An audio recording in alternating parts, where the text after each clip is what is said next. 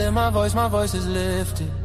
Gifted, I foresaw the end, I ripped it. The whole enchilada with a side of avocado. I came down from my fences, desperados. My flow should be sold at low. Next to the 2x4s, an electric range stove. The bolts and screws, home and approved. Gentiles and Jews, penning on views. Broken for you, my moment approaching. The coaching, the ocean is waving. The money I'm saving, the arrest I'm evading. The models I'm dating, this cup of mine keep cascading. God has engraved me into the palm of his hand. I'm in the best hands. I be washing Jeezy's dishes, pots and pans. I beat the law of the land. I speak because I can. Legalize blacks, legislate that. Hurry up, please, because a brother can't breathe. Kaepernick kneel, the world stood still. The level of hate was so unreal. I foresaw the end right before the hook. Hating is not a good look. I took from the good book. I feel like a tree planted by a river brook. Let me cook them surgically with this sword. Will put my vocal cord itching to release the source of my peace.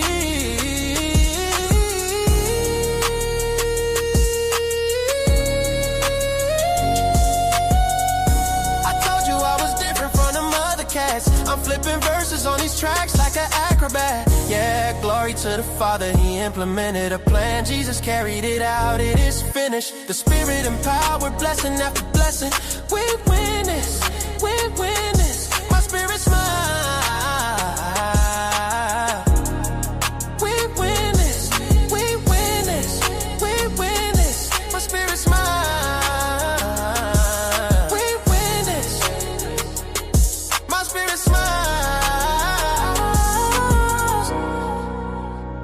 My spirit smile, my spirit smiles. Do y'all hear what I'm saying? Think about it, think about it. Man, Jesus did that. We win this, we win this. My spirit get it. We win this. Do you hear what I'm saying? We win this. My knees buckle, my spirit chuckle. We win this, we win this.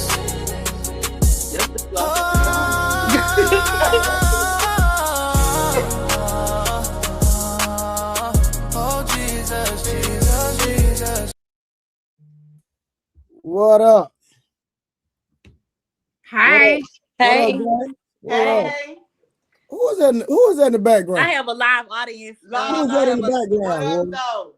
Who is that, Roy? I have a live studio audience. I'm asking, who the hell is that? You don't know. D tuned in. Talking about my dog D? Yeah. Daenerys? Yeah. What up, Daenerys? What's going down? Say hey. Ready. Karen, what's up? Hey. Why it's so late? What is this? Baby, these the newbies hours? Don't do that. Rory, don't do that. I be sleep, rubbing my feet together. Well, get what? Take your butt to sleep then. But it's bedtime, baby. Well, this is the 40 and over crowd. Be on this late.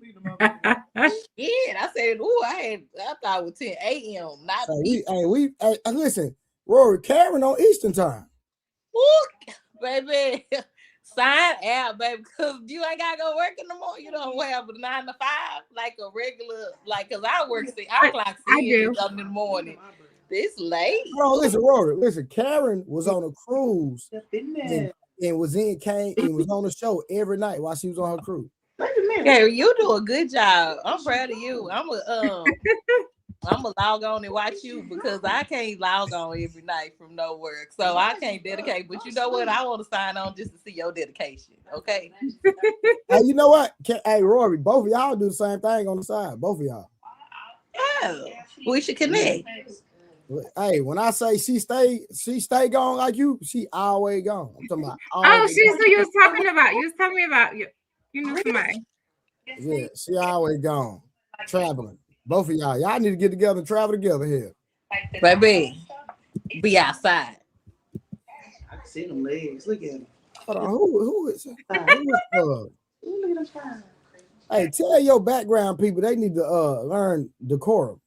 Oh, they too loud. I'm sorry. We can hear them. They know that. Audience. You supposed to hear them right when they start clapping if I say something good. See? Pay it. have a Look at live Rose. studio Got audience. to a live studio. Yeah. Look at Rose.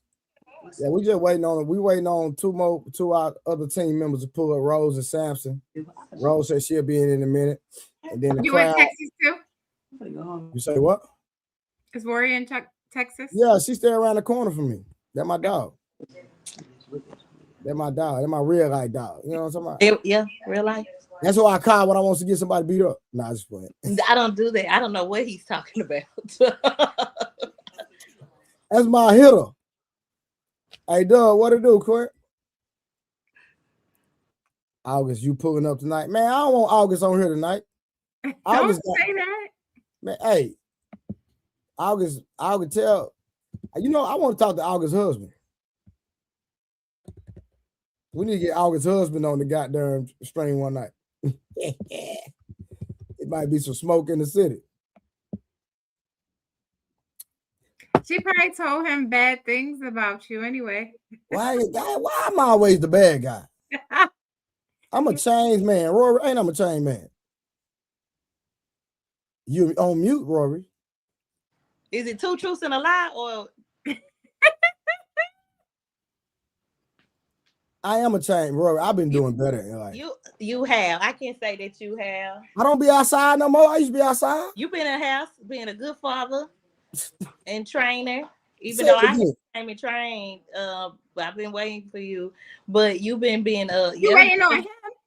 Well, I get over there sometimes. He'll just buzz me in. He don't even beat her. I just get in there and do something by myself. Karen, she cap. Boy, she up here doing all the cap. Boy, I tell you. Let me drop the link in the chat. See who I'm gonna pull up today. August, you gonna pull up? Let me see if August. Hey man, what to do? You say what? She doing her daughter hair. Oh, she said she's doing daughter hair. Mm-hmm. She said if we still on when she finished, but we ain't gonna be on all night, right, Trey? I'm not. I'm not. Listen, anytime y'all want to get out, bye, go to sleep. I don't care. No, I am, because this ain't the 40 and up crowd. Is it? Who be on here? It be all time. It be people all over the goddamn world. Oh, Yeah, they do. Hey, last night was crunk. When I say I went back and listened to it last night. I went back and listened to it. Last night was a whole vibe. I ain't gonna lie. So we never know who's gonna pop up. I just dropped the link and people out just wherever they just pull up and we just had a conversation. We get to it. You know what I'm saying? So you know I'm the new Jimmy Kimmel. You know what I'm talking about? Let's do it, baby. Hey, but I'm the hood nigga Jimmy Kimmel. You did. Listen, sometimes they on when I go to sleep. They on when I wake back up for work. Yeah, I don't stream for like 10 hours before, bro. So when you sent that link and it said 4 hours, I said, who gonna be on there for 4 hours? Because baby, I'm gonna be asleep. I'll be gone. But Rory, listen, anytime you want to go, be like, Trey, bye y'all. Okay, I'm not gonna tell nobody you held me hostage, baby. I know I'm free to leave when I feel like just free to leave, but we ain't doing no tripping, man. Hey, shout out to everybody pulling up. They tapping in. You know, it take time for people to come in. Then in a minute, when we get the vibing, it's gonna get crazy. Let me check Samson, see where the hell he at.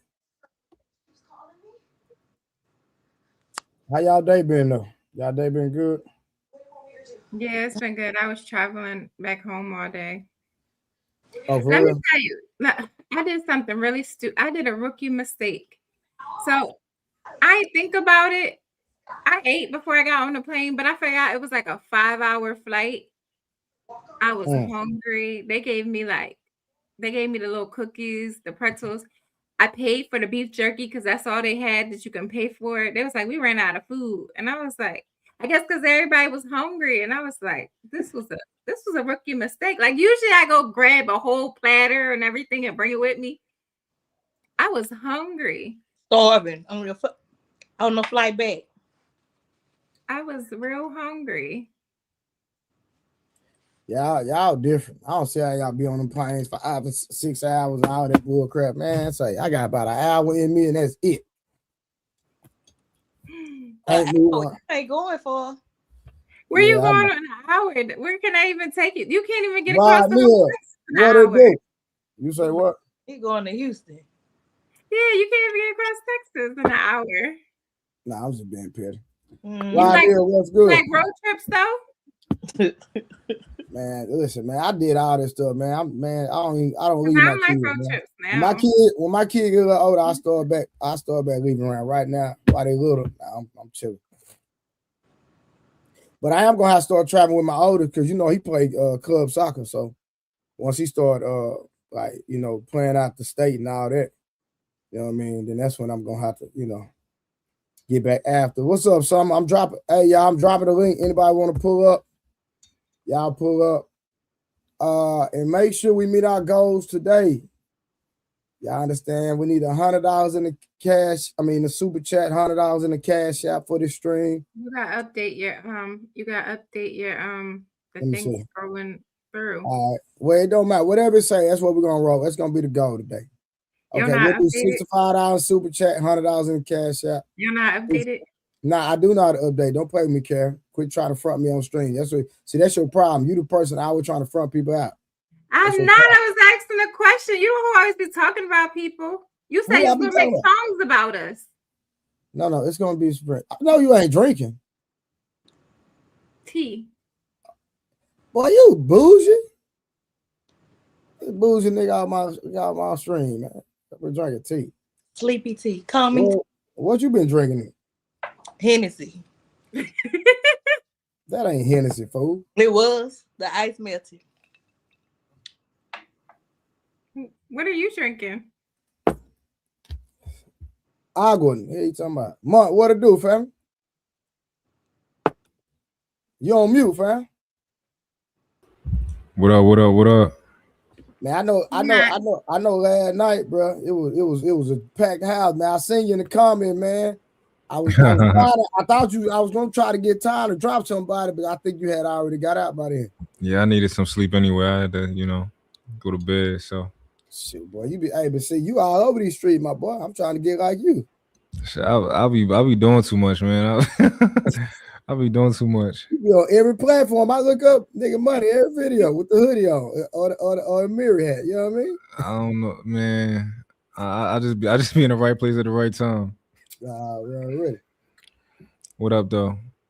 Nah, man, we cool, man. We cool. We just waiting on the people to tap in, and then we gonna get active, man. What's on your mind, fam? You said what? I said we just waiting on the people to tap in, man. See what I'm gonna pull up, man. I just said, what's on? Hey, that's my homegirl, Rory. That's my homegirl in real life. So shout out to her. What up, Rory? She's a thug. If you didn't know. No, I'm not. Does this face give thug? Yeah, shit, gangster. No. He's a reform. I see that ring on your finger. Look at you, Rory. Hold on.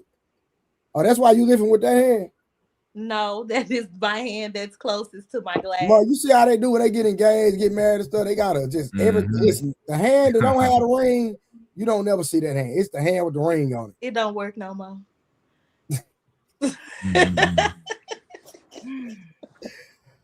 Oh man. Let me see. Let's light this chat up. Now, I don't like the chat up, nigga. August. Yeah. Light it up with them super chats while you talking about like chat up, nigga. That's what you do. While you playing game. Let me see. Ivor Dreams. Shout out Ivor Dreams. I think Rose finna pull up. Shout out Summer. How you doing, Summer? Yeah, so tonight, man, we're gonna have a continuation of what we had last night about be his peace or his expense. If a man provides 100%, what does he receive? Yeah, that's gonna be the subject for tonight. But the first hour, we just gonna vibe, chill. We're gonna let Monk start it off, man. So let's go and get it started, man, while we here. Oh, you want Rory to start since she the guest? No, I would like the gentleman to start. How we this is my first time being on this early. How this work? Nah, we just vibe for the first hour, then we get into the topic. Okay. So I'm normally tardy for the party, but let me see some. I be having a lot of shit I want to talk about. Let me see. I'll be saving stuff. Well, you got two women you can bounce ideas off of right here. We waiting on some more women to pull up. Okay. What y'all want to talk about? Cause I'm an open book. Y'all need some game. What's up? I got some questions. Let me see. You know what? I started off because in Karen, I love you. But I got another woman. You know what? I'm gonna let you ask Rory, Karen. Ask Rory. No, I'm done talking about that. I'm off that. Dang, you and your feelings? No, I'm just off it. I still want to know from another one's perspective. You can ask. I'm off of it though. I'm not answering questions about it. I'm not asking anybody about it. I'm off You it. mad? You just mad because we've been roasting you. I'm What off it. happened? Y'all gotta catch me up. What happened? He explained it to you on one of them because he makes about if a man touch your girl booty, you gonna handle that, right? Or you just gonna pray about it and keep going? Oh no, I gotta do something. It just is what it is. I gotta put my hands on it. Yeah, Rory. Karen said that, and I think she's kind of budging off of it. But initially, she said I'm not. that if she, oh, you're not. So you're going back to Miss Proper. Yeah, after last night's conversation, I thought about it again. And when T was like, she's actually been in that instance, like she been through it, and her husband did not go to jail or get shot at. Nah, I'm standing my ground. Okay, Rory. So if you out on a date, because you newly engaged, right? So you engaged. Let's say it's hypothetical. Let's get hypothetical. Hypothetically, you out, dude touch your butt in front of your fiance, right? So how would you want your fiance to handle that? How would I know he gonna do? How would you want him to handle it? He gonna say something. Okay. I'm not necessarily going straight to like fighting, you know what I'm saying? But something is going to be addressed. Okay, what if the dude stood up and match his energy? Then we all match your energy because we finna whip his ass together. And then, we could just go after that. But no, you're not gonna. Oh, so you gonna help your man fight? Yes, every time. Hold on. Don't do that. Don't do that. Carrie, you gonna help your man get busy? Absolutely not. So that's she said. That's not what I'm supposed to do. Hold on. So she said that if her man was to fight and go to jail, and let's say he beat the guy real bad, got 2 years in jail, because he was protecting her, that she would break up with him and not support him, but he was protecting her. How you feel about that? Well, I told the same thing. I don't care if you go to jail for me. I'm not staying. I'm gonna break up with you too if you go to jail. Wait, what? Hold on. You just said you'll fight with him. Yeah, but if you go to jail and I don't, I'm gonna break up with you because I've never claimed to be a ride or die. If you make this decision to, he's protecting you.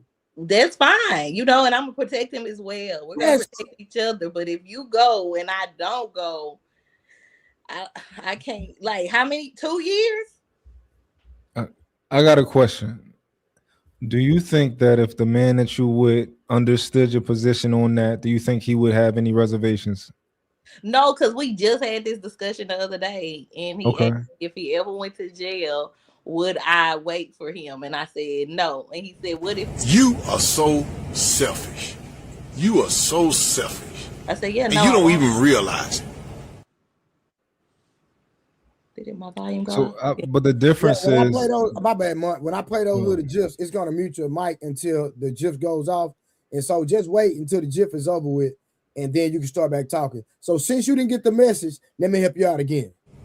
You are so selfish. You are so selfish, and you don't even realize it. And I still ain't gonna wait. Yeah, but the difference is, wait. Different. I didn't want him to even fight.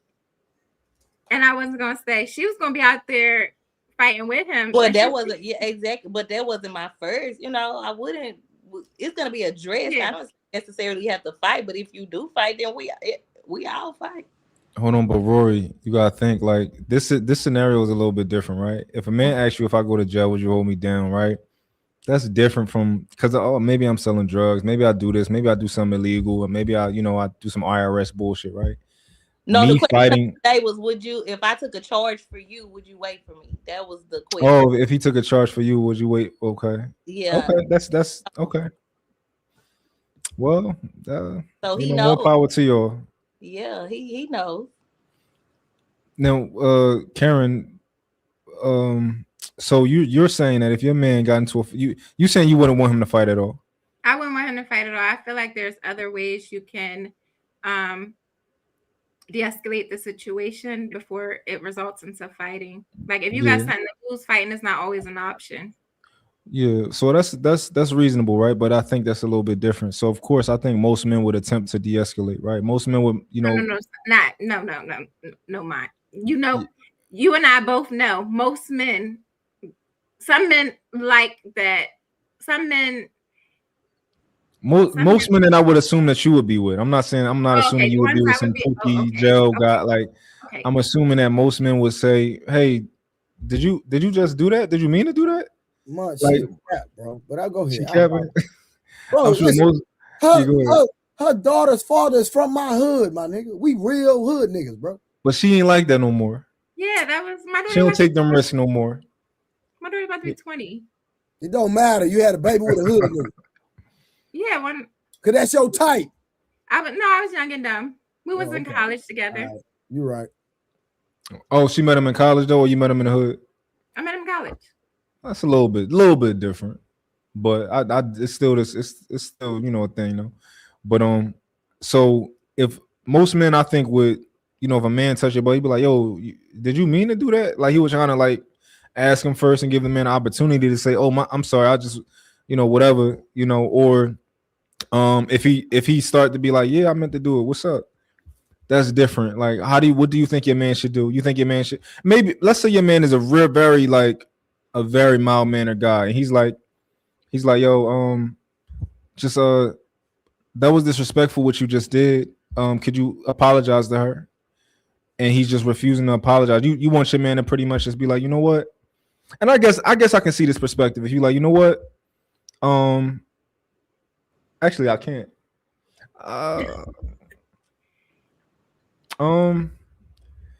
So I don't. It's a part of being a man, right? Even if a man is like a educated man, and he's, you know, he's level headed. To some degree, he's still a man, right? And it's like we got certain rules, and it's just certain things about being a man that as hard as you try, at a certain point, we don't like disrespect at all. We don't like it from our woman. We don't like it from other people. So, of course, I think he should try to de-escalate. But at a certain point, you gotta get your hands dirty, you know. It just is what it is. But you saying that you don't even want a man who ever gonna get his hands dirty. I mean, of course, if it's self-defense, that's a little different. But I believe, you know, I just rather you not. Yeah. Do you feel the same? Do you feel the same about if a man like walk by and he like smacked you a little bit? You want your man to kind of just de-escalate? Yes. Okay. Because I just know like situations can turn deadly really quickly. Yeah. Of course, Rose would say that. But that's not what Rose said when she answered the question You don't even know what Rose said, Karen. What you talking about? She said, "I know that's right, Rory." She was talking to Rory. What are you talking about? Oh, I thought she was talking about what her answer was. No. She was talking about. Well, I'm pretty sure she was, but I'm just letting you know. She was talking You about. like just starting stuff. I know. That's what I do best. No, where her comment said. I know how to read. Oh, okay. My bad. I'm sorry. I apologize. I don't want no smoke. I'm sorry, Ma. I apologize. No, you're good. You're good. I see you have a do you have high anxiety at all when it comes to like danger and stuff like that? No. I mean, I used to be in a lot of dangerous situations. I'm just not at that point in my life anymore. Are you afraid of do you operate like afraid of death at all? Afraid of like? No. Because it's interesting because from what I take away is that no matter the cost, you just want to avoid danger. Like, so even if like you know you can potentially die, you can like these things that can happen, but it's like even if you feel disrespected, even if a man put his hands on me, avoid danger at all costs. Well, I'm sorry. That should try to be the first course of action. Sometimes I understand it's not possible. I do understand that. Mm-hmm. But even if it is possible, right? Let's say he can like just simply... I don't want a guy who just gonna let every time we go out somebody punch him in the face and he like, "Come on, babe, let's go." Okay. Like I don't want that either. So what do you want? But like I said, if She don't know. Self-defense, like self-defense is fine because even if he go to jail, you gonna leave him. If it's self-defense, you can get off on it. Like people got families. Okay, so what if it's self-defense, he still go to jail, then what? What you gonna do? How long you going to jail, Trey? Hey, 2 years. Come on, man. 2 years. If it was self-defense, bro, and he wasn't in the wrong, I probably would heavily consider waiting. No, heavily consider. Yeah, she. No, I don't believe you. But waiting, like I'm not doing nothing with nobody else the whole time he gone, or waiting is like so, 2 years over. Okay, so we getting down to the meat of it, right? So you guys, I'm not gonna say you guys, Rory, for you, one of the biggest parts is your sexual appetite. Not sexual appetite, you know. I like to go out to dinner. You know, is that not holding you but down? You can go out to dinner with your friends. You can go out to dinner with yourself. What is the actual core of this? Male companionship. You know, you like to go out. You don't want to always go out with your homegirls. You want masculinity around you, some testosterone. Yeah. You know. So it's not that you want like to go out to eat. It's that you want male companionship, right? So we can throw the food out off the table. No, food always has to be involved. Never throw the food off the table. Do both. I'm just okay. So it's male companion.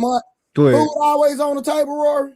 I always want to eat when I go out. Like food always needs to be involved. The reason I highlighted her because me and her have I train her, so we have a love-hate relationship. So and she's never consistent. I love her to death. They're my dog, but you know. That's why I say food is always on the table. I'm trying he knows it. It's no he. You know me, so I've never hid it. You know he's on my social media. I tag him in my post about drinking and eating, so it's never hidden. So yeah. Hey, Mom, she can't get right. Nope. I own up to my. I take ownership. Can you highlight that comment by Why I Fear Freedom? Never expect a woman away from me if I go to prison. We both single till I get back because I ain't around and you in. So you single while you in? So you want to be single in prison, huh? That's his opinion. That don't mean he right. That's interesting. Like, no, that's interesting. Of like, I'm in prison. I want to be single. Like, that just sounds crazy to me. Like, we both single. I don't know. It's crazy, bro. He might get a thing for this one of the COs or whatever. Oh, Jesus. Maybe y'all different. I swear to God, y'all different. Okay, but how about this? If y'all could have male companionship while you're out there, and he approved it, would you guys wait for him? I don't care about the male companionship part. I just don't want like my life to be on hold. So your life will be on hold. Mud, why this girl got a new hairstyle every God? That nigga look like a third grader. Going to school. I be working out like before work, so being a natural hair girl in the gym is hard, and I don't really wear weave a lot, so I gotta make it work. Ma, you see her weaving her head, but okay, we gonna let her make it. Go ahead. Ma asking questions right now. Ma got the flow. What was I saying?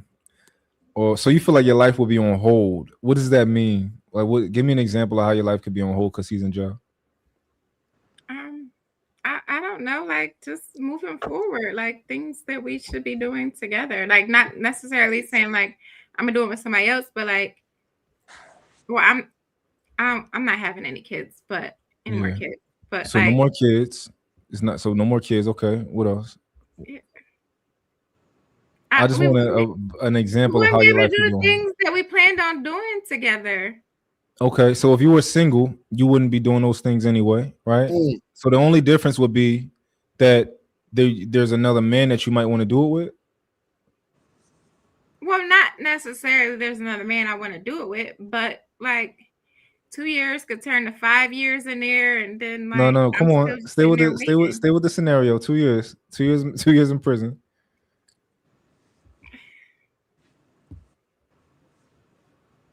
I guess there's nothing really that I would be missing out on. Okay, so other than having him around and yeah. Okay, so yeah. are you kind of coming to a realization of are we processing? Yeah. Okay. Mhm. Okay. Because yeah, I don't think you would be really missing much unless you plan on being with somebody else. Then that makes sense of like, I want to be spending this time with another human being, building a life together. But 2 years is actually not that long. I Um, know time goes by quickly, especially the older you get. yeah. And you could be doing things out here while he's, like I said, you don't want no more kids. So the only other option is like I want to be with somebody else. I think you So got to ask Rory the same thing because she's on the same time that Karen is on. oh Just no, we're on a different time. Rory wants some she want a warm body. She want a warm body to be next to. She don't want to get cold at night. I like to cuddle and eat and not Wait, you keep saying eat though, like as in because it's food. probably more the Food cuddle is part because always you can definitely involved. you can go out to eat with your girlfriends. Yeah, but I like to not. I don't want to always pay. so for a man protecting you, Rory, because I mean you never had this conversation, so I'm really baffled right now. What? That About you a gonna man leave the man while he in jail? No, call me when you get out. We gonna see if I'm still outside when you get out. Let's pick up where we left off. Listen, But- she's just said she just We had must. this conversation with her Mark, fiance. listen, you already right, know- and he know. I told him it's not even. He would like to move forward with the Well, man. listen, hold on, Rory, because he just talked to Karen, and Karen, he just made Karen realize that what she's saying is a bunch of bull crap because if she was by herself, she wouldn't be doing nothing anyway. So you might well wait for the man, right? Because you've been celibate already for I don't know how many years, right, Karen? Who said that? Oh, I thought you was like your cousin. We related. We not the Oh, same. my bad. That's Rose. That's Rose in Becca. My bad. I'm tripping. So you in these streets, Karen? Hold on. No, Come from don't do that. Don't do that. I'm not currently. Big screen. I'm not currently sexually active with anyone. okay. But I'm not celibate either. Okay, but you'll give a man some, right? My man. So he got to be in a relationship with you. Absolutely. Or what if he finesse you, just get a relationship, just to get some? Then what? I'm not easy to finesse. When's the last time you got finessed? I'm not easy to finesse. Listen, the last He person. asked you a the last direct person question. who When no, finessed no, me no, was no, in a no, relationship no. for 3 years. Karen, So he was stop. finessing Karen, for 3 stop. years. Karen, when was the last time you got finessed? You can be honest. You can be honest. So when was the last time that you dating a guy and you liked him and he ended up smooth talking you and you just were like, damn it, I gave him to him, but I ain't gonna do that again. No, never. We was in a relationship. You never got finessed in your life. You've only had with your I thought boyfriends. that's easy to finesse. Yeah, but you didn't say it was impossible to finesse you. You said it's not easy. No, okay. I haven't been finessed. Interesting. So every encounter you've had been in the context of a relationship. Mm-hmm. Okay, cool. Okay, I respect that. Now, Mark, you got to work on this one right here. Let me bring up. Oh yeah, we on her now. We on it. So I'm just curious. Like, what are you gonna? How these wedding vows gonna go? Like, what are y'all gonna make your own vows? What you gonna say? Like, what are y'all? Well, we just got engaged, so I haven't practiced them yet. But something like to be here, to death do you part. What happened? Before you go to jail. Death. Ma, have you asked your fiance what's happening if you go to jail? Oh, I'm about to ask her.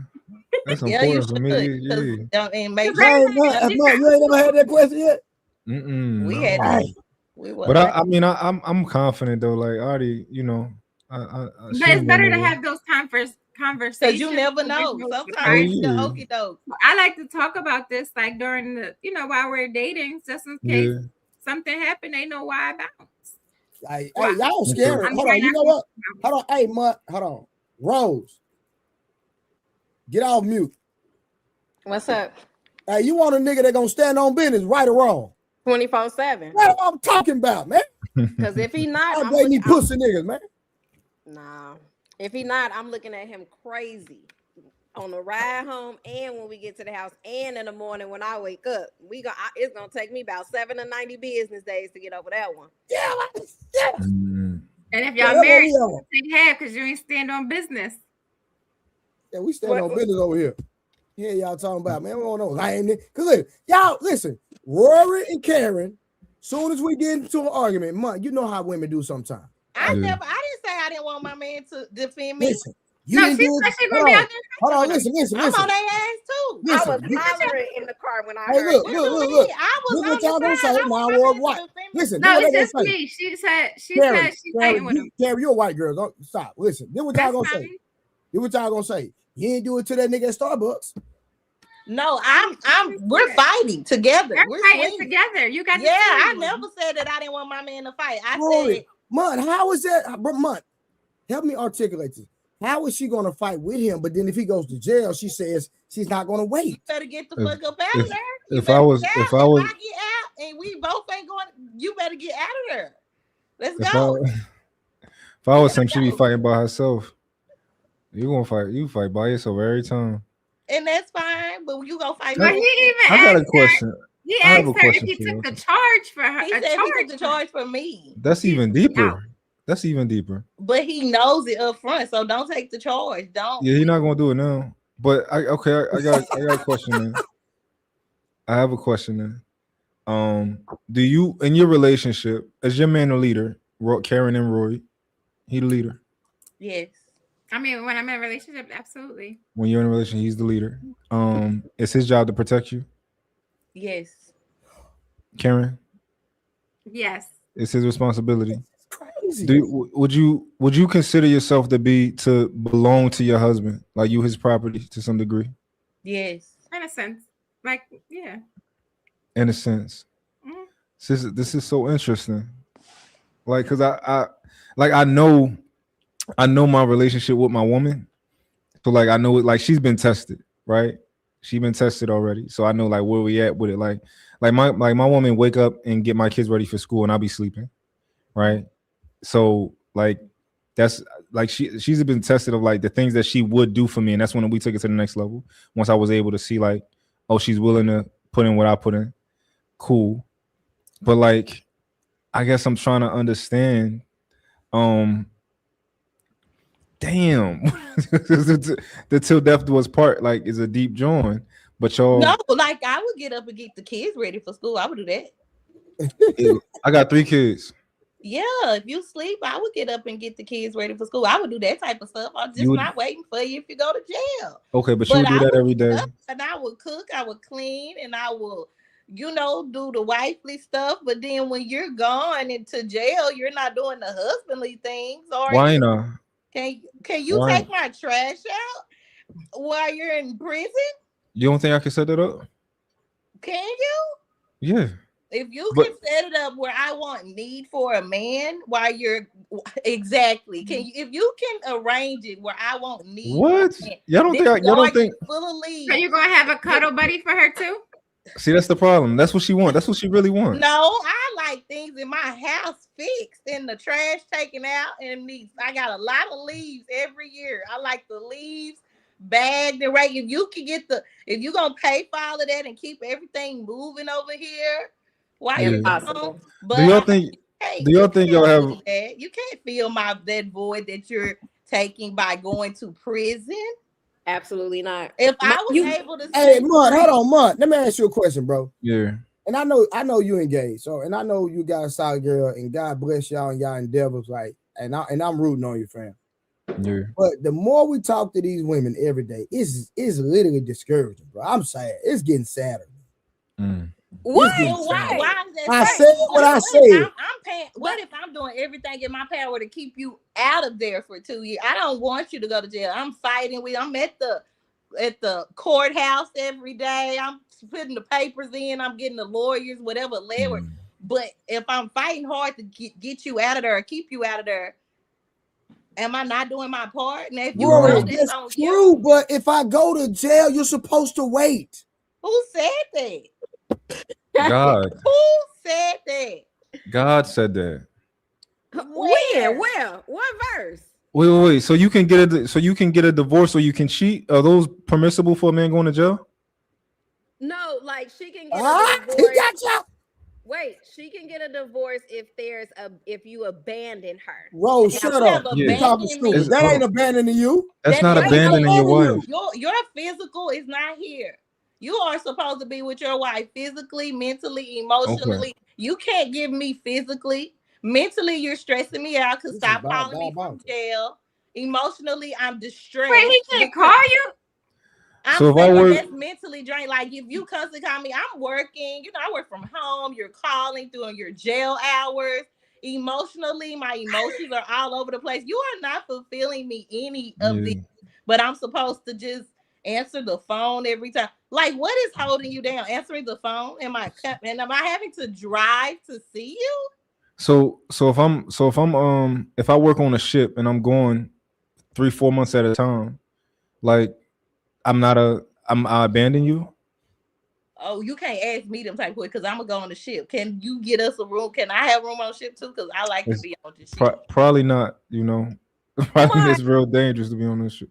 You know But that ain't the same thing, Ma. Don't try to Hold on. defend me. So you saying that he abandoned her? You said because 3 months at a time. That's different than 2 years. okay, let's say I gotta go to I'm in the military and they pull me and they say, yo, you gotta go here, you gotta go fight. That's different too. But that I feel like yes, that's different. Now, either way, you're gone, but you're going to actually provide for the family because they're getting paid, right? They get paid. That's something that they have. They don't to get do. paid a lot, but they get paid something. Right, but that's still a way that he's providing for his family. Now, if you're in jail, For protecting you. I've never seen a guy that can properly lead a house from prison. You're telling me that's possible? Have you ever seen a guy be able to financially support a house from prison? No, I've never seen that. That's the problem. Hold on. First of all, I have. hold on, Rose. Hold on. Watch this. One of my mans that's part of the situation I was part of went to jail 13 years, didn't miss a beat, paid every mortgage, paid every bill from prison for 13 years straight. But that's only providing financially. Providing looks more than just giving money to somebody. That's why I asked a specific question, and I said, "Have you seen a man provide financially?" And I was gonna go to that next, but you said no to that. But just to get that out the way, plenty of men can provide financially in jail, and I know that you know that. I'm pretty sure you can see how amazing some of us are that we can provide financially from jail. You wouldn't agree that that's amazing? It's interesting. I'll say that. Very. You didn't even think it was possible. You're right. I didn't. That's crazy. Hey, Rose, 13 years. My partner paid the mortgage and every bill. Still got all his companies. Didn't lose a thing. And was in prison for 13 years. Didn't miss a beat. Got back out. Hold on. Got back out. Hopped in another Rolls Royce after 13 years of prison. Damn. Now, of course, this depends. This depends on the type of guys that you deal with, for sure, right? Because the average man can't do that. It's not a thing that average men do. But if you do have a special guy, he does stuff like that. If I went to jail, I'm not missing a beat. I'm not, right? It's not gonna work. That like if I ever go broke, I'm gonna have money again. I'm gonna have money again. Like it's just I'm one of those people. So that's going to be a unicorn. You gotta be able to indicate that, bro. Literally, it's going to be a couple of guys that's going to do that. I have seen guys pay the bills from prison. However, they were trapping in there too. That's the way I saw it. I know I got a lot of homies that went to the big house. Well, that's the game, Blanco. Yeah. But the thing is, and I want to say that, right? I think that question asking the girls if they're gonna stay down if a nigga go to jail, bro. That is not expected, bro. If you're doing more than 1 year, bro, it's a wrap. Blanco, no, stay right there. The context was he went to jail because he was protecting her. Yes, that's the context. Hold on, no. It ain't like he was in the streets, none of that. No, I was protecting my woman and I went to jail. Yes, and that sounds good and everything. Oh, hold on. So you saying, hold on. I got you. I'm rocking with you. So you're saying if I'm protecting my woman, that she should wait for me. I want Blanco. I want you to answer that for me. No, she should wait. However, the outcome is gonna be completely different. Home girl, you doing anything over 12 months, home girl is gone. Now we're gonna have our exceptions to the rules. We know that. I'm talking what's more probable to happen. You got a 7-piece across your head, 10 years across your head, buddy. Home girl is going to be gone, more likely than not. It's going to happen. Let's ask this question real quick, right? Rose, what was the longest period of time you've been celibate you didn't have sex for? 30 days. The longest time, about 2.5 years. 2.5 years. Okay, Karen, what's the longest time you've been without sex? 30 days, real quick line.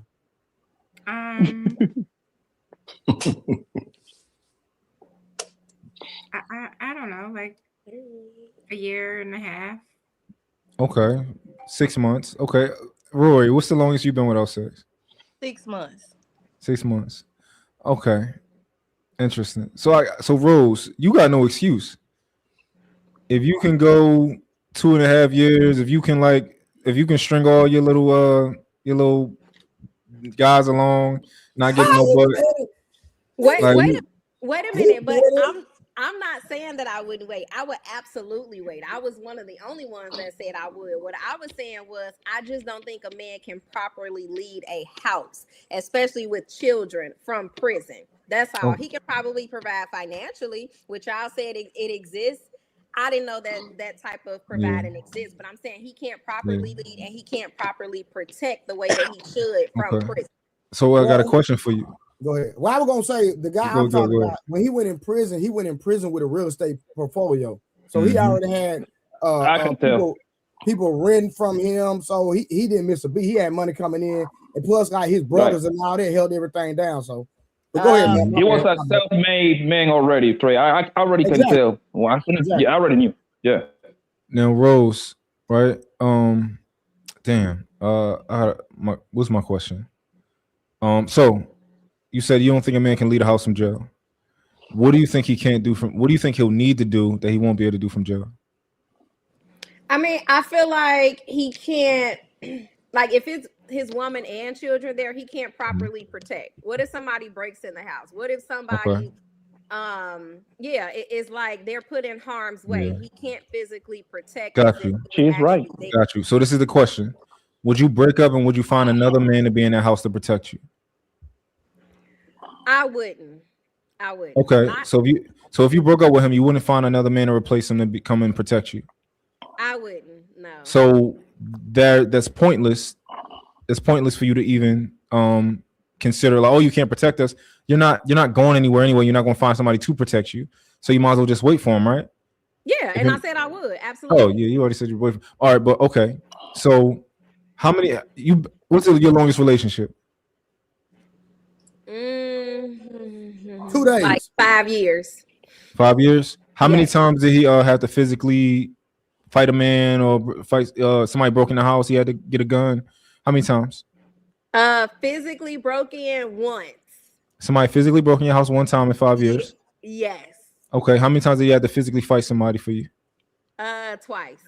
He had to fight somebody twice. Was that because he had to protect you, or that was more like a don't play with me type of thing? Once because he had to protect me. A guy touched me and I came to the house and told.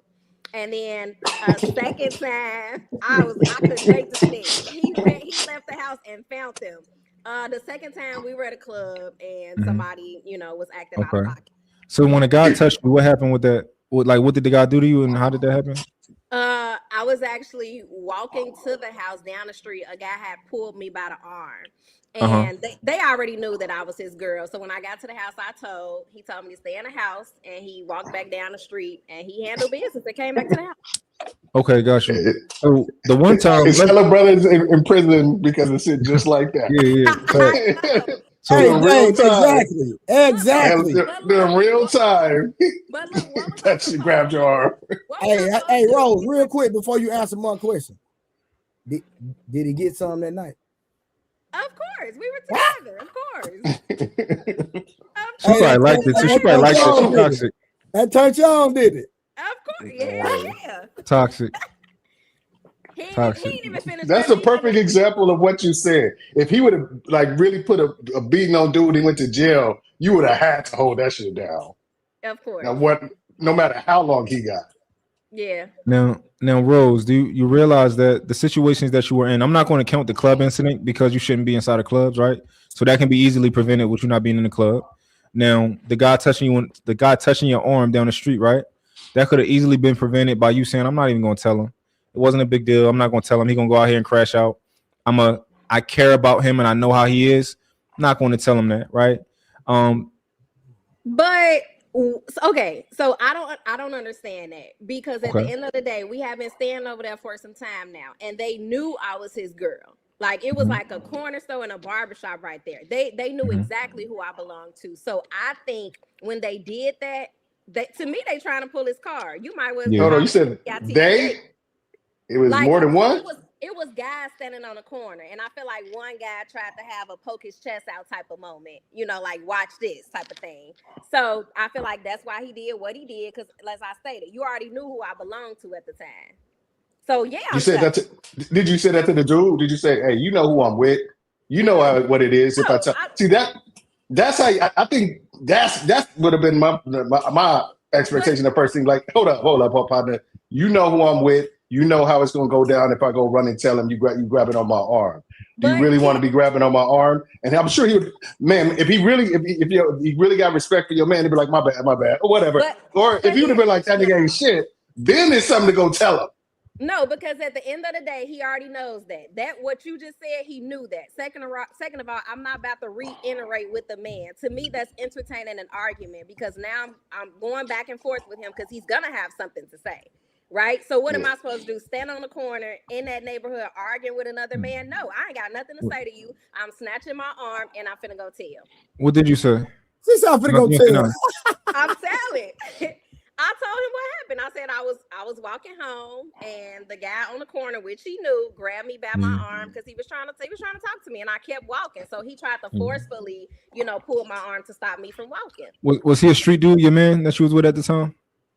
No, I wouldn't consider him a street dude, but I would consider him. We were like high school sweethearts, right? So he did know a lot of people, and a lot of people, in the neighborhood. Okay. Well, I think most women, that situation can be easily prevented by you just saying like, "Yo, you know better. Don't do that. Don't play with me, and just keep it moving." Right? You could have. No, you could tell him if you want to. He could be in jail. He could be dead right now, because. You told him. I'm not saying don't tell him. I'm just being honest about what could have happened. And I think you're right. But at the same time, if I didn't tell him and he found out from somebody else, then I feel like he would have been mad. Hold on, but the thing you could have did was like you could have really check that dude's temperature, see what business he was on. Was he on some? I don't give a fuck your nigga. He ain't shit. I'm trying to holler at you. Dang. I know it's your first time over. I appreciate I love your prison, but no profanity, please. Oh, my bad. My bad. Thank you for letting me know. Let me know. You good, friend. I just okay. Like after your dude, he ain't nothing. I'm trying to holler at you. Then you could have been like, then you go tell your man, it's the dude out there that's really about disrespecting you. That's really on that type of time.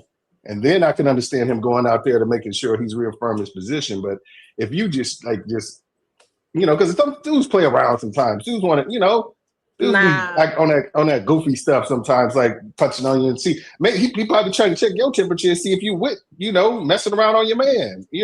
So you gotta see where to do that before you go and put your dude in a life or death situation. Well, he put his own self in that type of situation. The guy he wasn't there. Like I no, said, he said, hold on, watch this, y'all. Watch this. Let me call her Cap. Rose, let me ask you a question. What?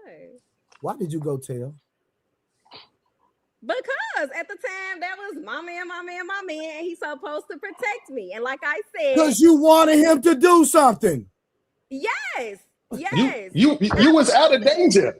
There was no danger. Now look, whether he would have went down there and just hollered at a man to reiterate for me, I'm not about to reiterate with another grown man, because to me that's entertaining a potential argument. If you want to go down there and reiterate, cool. But like I said, guys down there knew him. He had been staying over there for years, and I was over there back and forth for years. So at the end of the day, you already know what's going on. What were you reiterating for? So Rose, you do understand that that's not really protection.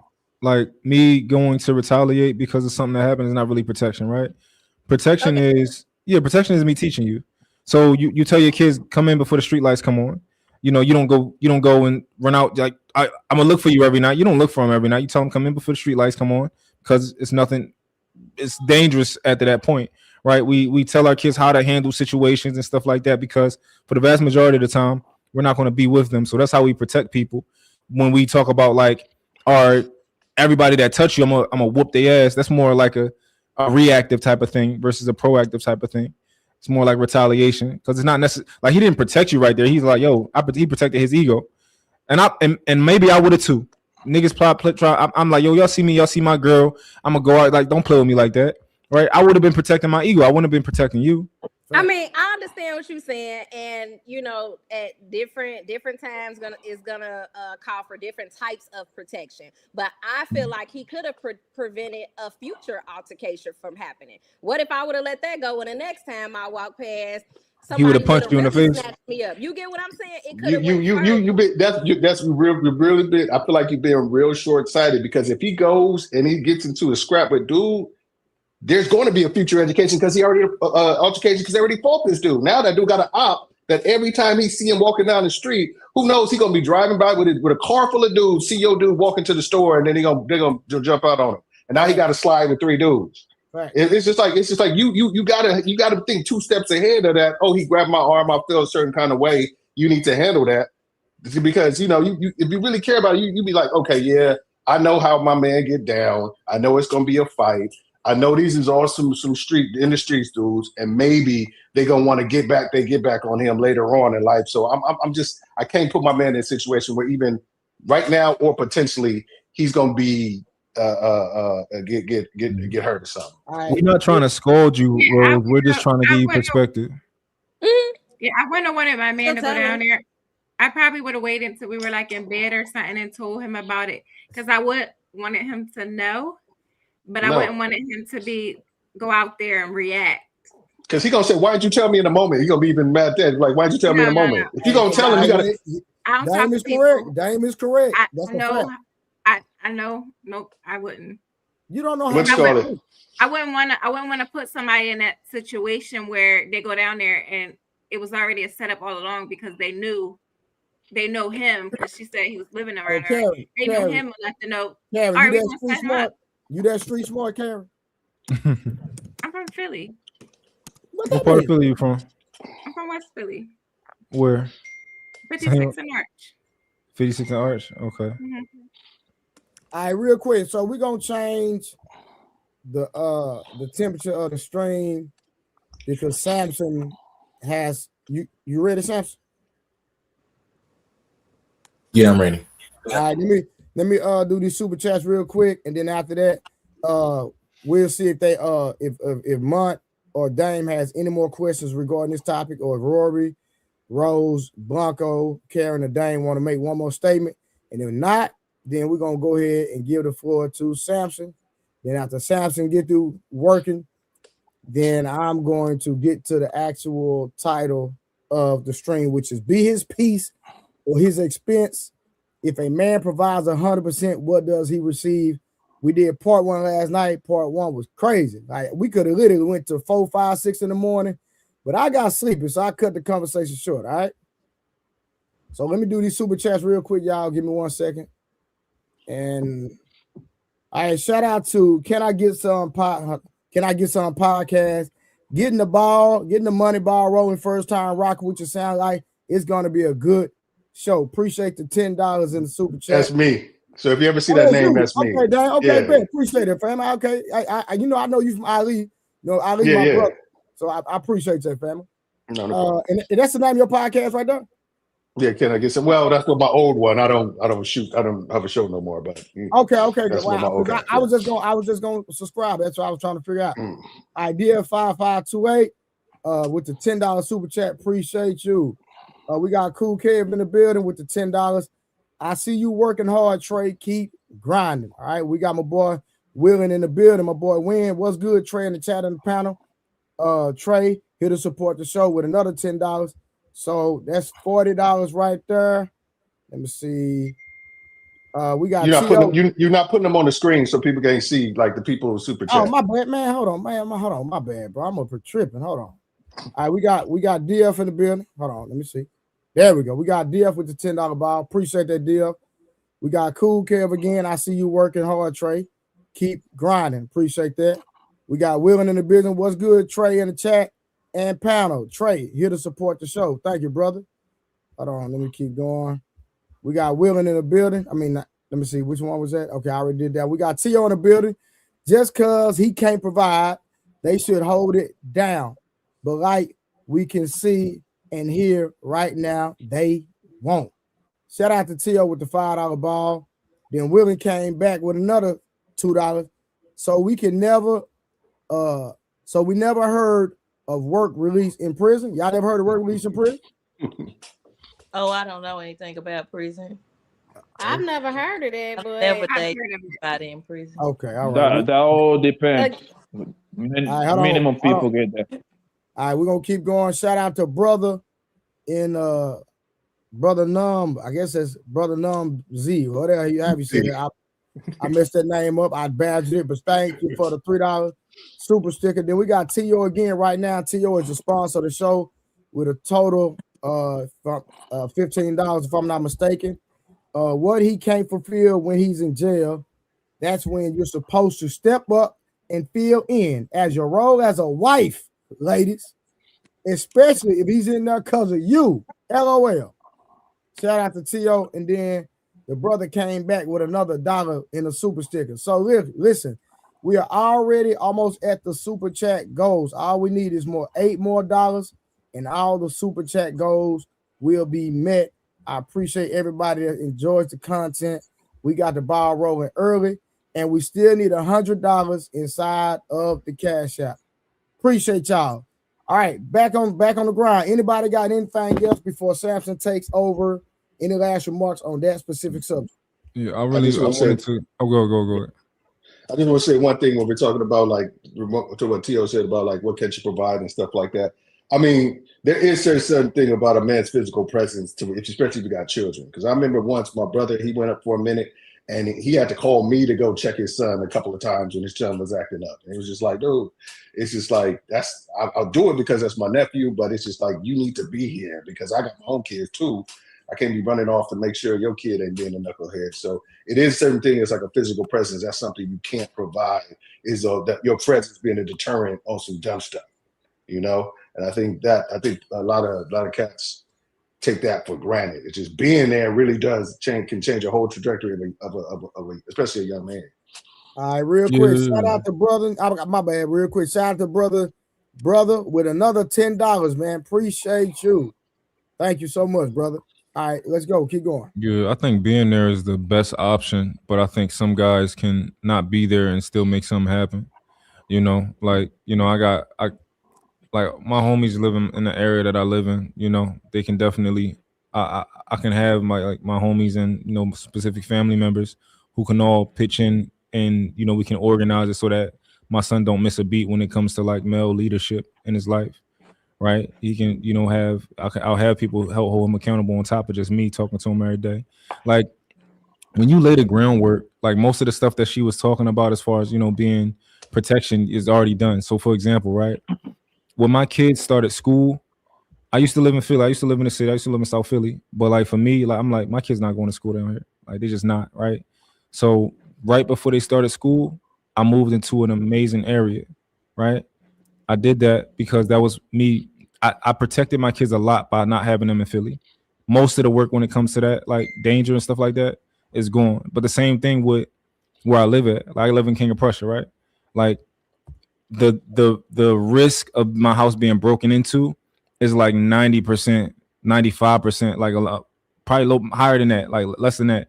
Like the chances are drastically lower based on that groundwork that I already did, right? So like if I lived in Philly and I'm there, that's worse than me be living in King of Prussia and not being there, if that makes sense. Because motherfuckers still going to break in my house, like even if I'm there, you know, if my house going to get broken into, it's just a higher chance, right? So I'm just saying, like, most of the groundwork is you can do as far as protection, you know, beforehand, if that makes sense. Like even my voice when it comes to like my kids, right? I don't have to do all this rah-rah stuff when it comes to my kids. They don't play with me. I get on the phone and talk to my son, and he's straighten up, you know. So, but I do understand it would be hard, a little bit more difficult if I'm in jail. You know, I dig it, but I think that you can, if your man goes to jail for something, for risking his life for y'all, he can make something happen. You know, in those several years. Yeah. The question is, the man goes to jail because buddy is smacking on the ass, and you happen to be there, and you have to send that man to meet God, right? Right? No, we didn't say you had to unalive him. We just said you stand on business. He potentially can go there. Like, what you gonna do? Like, put the nigga in the coma? Nah, I feel you. Right? He potentially can go there. Aggravated assault, bro, you're gonna be gone easily 5+, brother. You know what I mean? I mean, if you manslaughter a guy, that's at least 7, right? I think some of you Negroes sometimes are more delusional than these queens, right? Talk about my man, like he gonna create this protection from, bro. If you getting +2, gang, right? You got a better chance to get you another queen with these dating apps that keeping yours, homie. That's just what it is. I've seen that movie plenty of times, bro. I'm not telling you some shit that I saw in the movie. I don't tell you some shit that the homies told me. I got plenty of homies that go in and out for some heavy duty shit, bro. As soon as you go there and you got this this crazy amount of years over your head, 5+, 7+, 10+, that woman is going to walk 9 out of 10. It doesn't matter you protecting her or not, brother. I don't agree with you, Blanco. I think a lot of these guys. I think a lot of these guys are not good at vetting, and we think they are. A lot of them. Here we go with the bullshit. I'm just keeping it a buck, right? A lot of these guys are not good at vetting a woman. A lot of these guys don't test their woman the right way. Like I know women who are faithful to men that they never met, and they met those men in jail. They met those men while I think it's crazy. I think it's crazy, bro. Somebody who's very close to me met a man while he's in jail. I think she's crazy. Whatever, it is what it is. She keep that pussy to herself. She arguing. They always arguing too. Always arguing, like always arguing. But she not getting that pussy up. How much she weigh? How much she weigh? Like 140. Man, you really gonna she's slim. Man, you gonna do that? They don't know people like they don't know girls who. That's a real question, bro. Trey, tell me that ain't a real question. Listen, I understand where you're going with that, but bro, there's an entire community to validate what Mutt is saying. Like with the pen pal, there are a lot of women that actually meet men in jail, support them, get out and marry these men. That's a fact, bro. Yeah. Yeah, and Trey, I clearly say that like literally 3 minutes ago, you got a better chance going in there, hit these apps, getting you a new bro that you keeping the one that you already got, bro. All right, that's what I say. Oh, because Rose not staying, right? One thing they say, bro. One thing they say. Hold on, Rose is not staying, right? We can't hear you. You're on mute, darling. Oh. You can read my lips? No. Terrible. Yeah. No. You not staying, Miss right? Morris. In certain circumstances, might convince me I'll definitely probably stay. Oh my God. Definitely, probably. No, listen. Maybe possibly. Okay, maybe I can wait a year. I actually respect Miss. I forgot. I couldn't even say her name. What's her name? The lady with the. Rory. I actually respect Rory and Miss Morris' answer that when they say they're not going to stay. I actually take that instead of Miss Rose talk about, yeah, I'm gonna stay down. I'm a ride or die bitch. Yes, bro. Come on, gang. Listen, listen.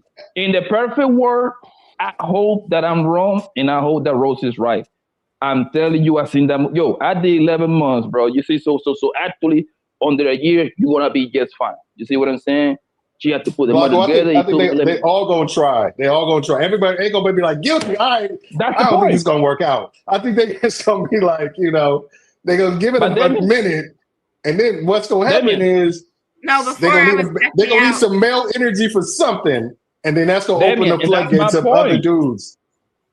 And Damien, Yeah, that's my point. No, nobody agree. hasn't been tested. Nobody's having been tested like that. Yeah, I say Miss Morris answer more serious when she say no. I'm gonna stay. You know what? Because I know that's what usually happens. Yes, we know unicorn situation. Yeah, this man has to sit down for 10 years. This man has to sit down for 7 years. Hunger didn't do nothing. We all know those situations.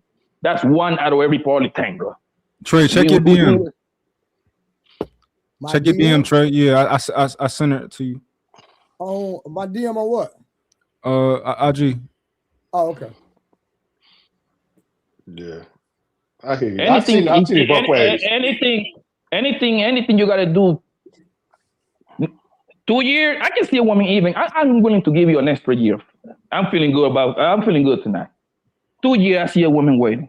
Anything past that, buddy, focus on yourself. Hunger is gonna get stretched out.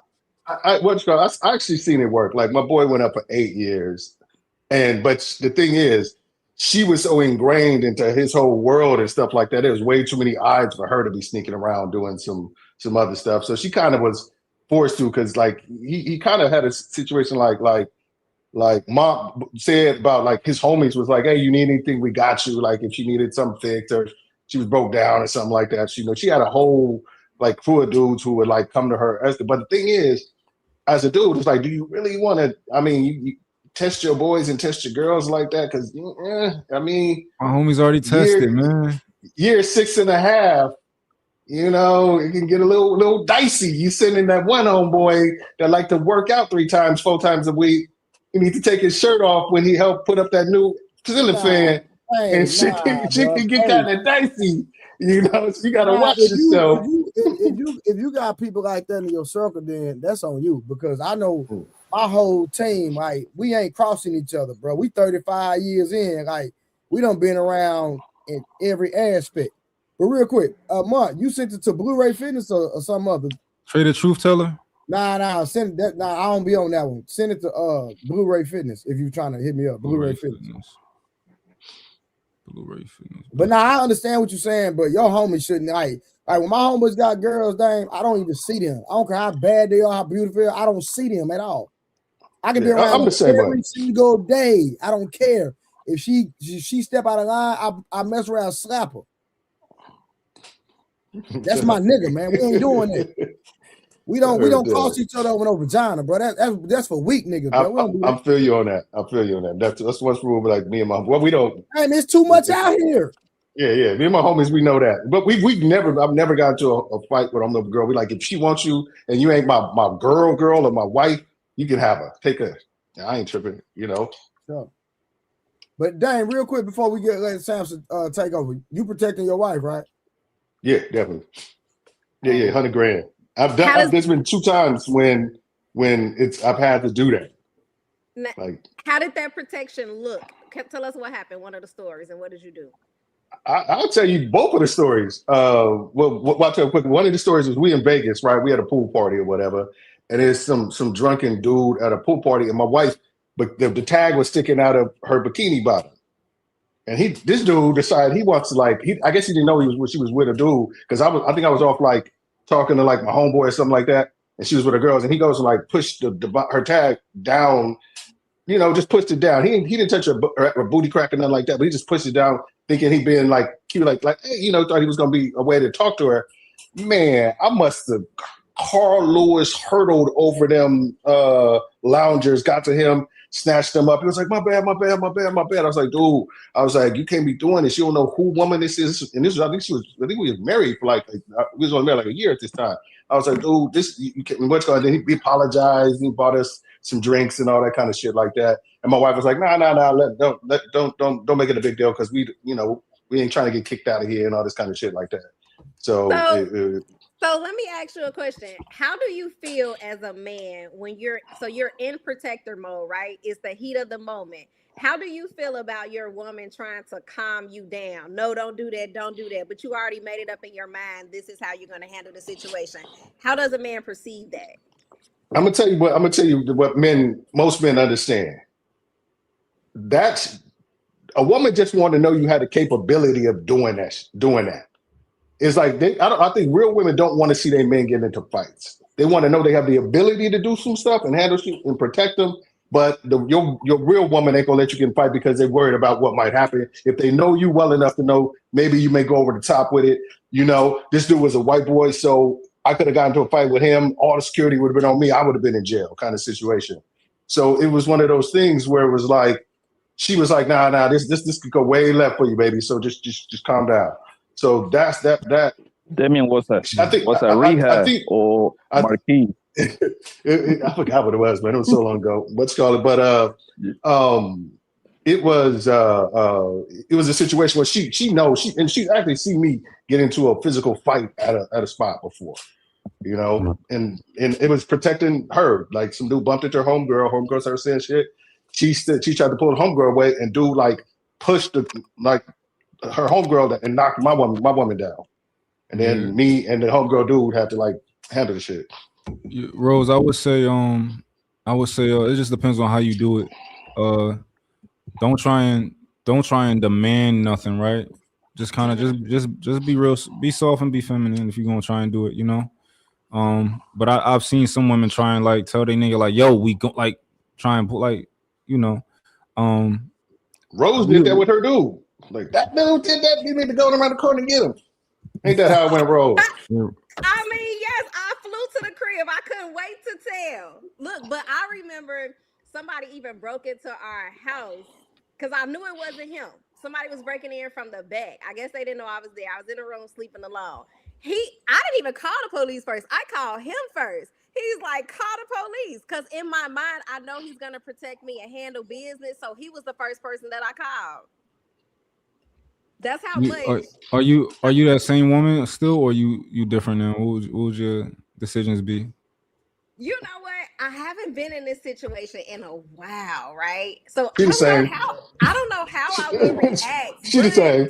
If a man, if you knew you was different, you knew if you changed. Oh, I grown from them. I'm older now. No, you're like you'll do it again.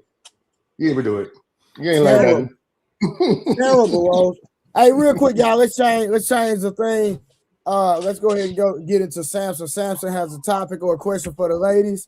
I can't wait to hear this. I already know the question, so I can't wait to hear it. All right. I'm gonna start with Karen. Start with the guest. Start with Rory. Start with Rory. Okay, I'm gonna start with Rory. Yeah. All right. I'm gonna ask you a few questions, Rory. We just gonna walk it all the way down. Okay. Okay. All right, here's the first one. Let's just say, well, are you married or you have a boyfriend right now? I'm engaged. You're engaged. Okay, cool. Let's just say your fiance isn't pleasing you the best sexually. Is there a way for you to positively critique his sex game?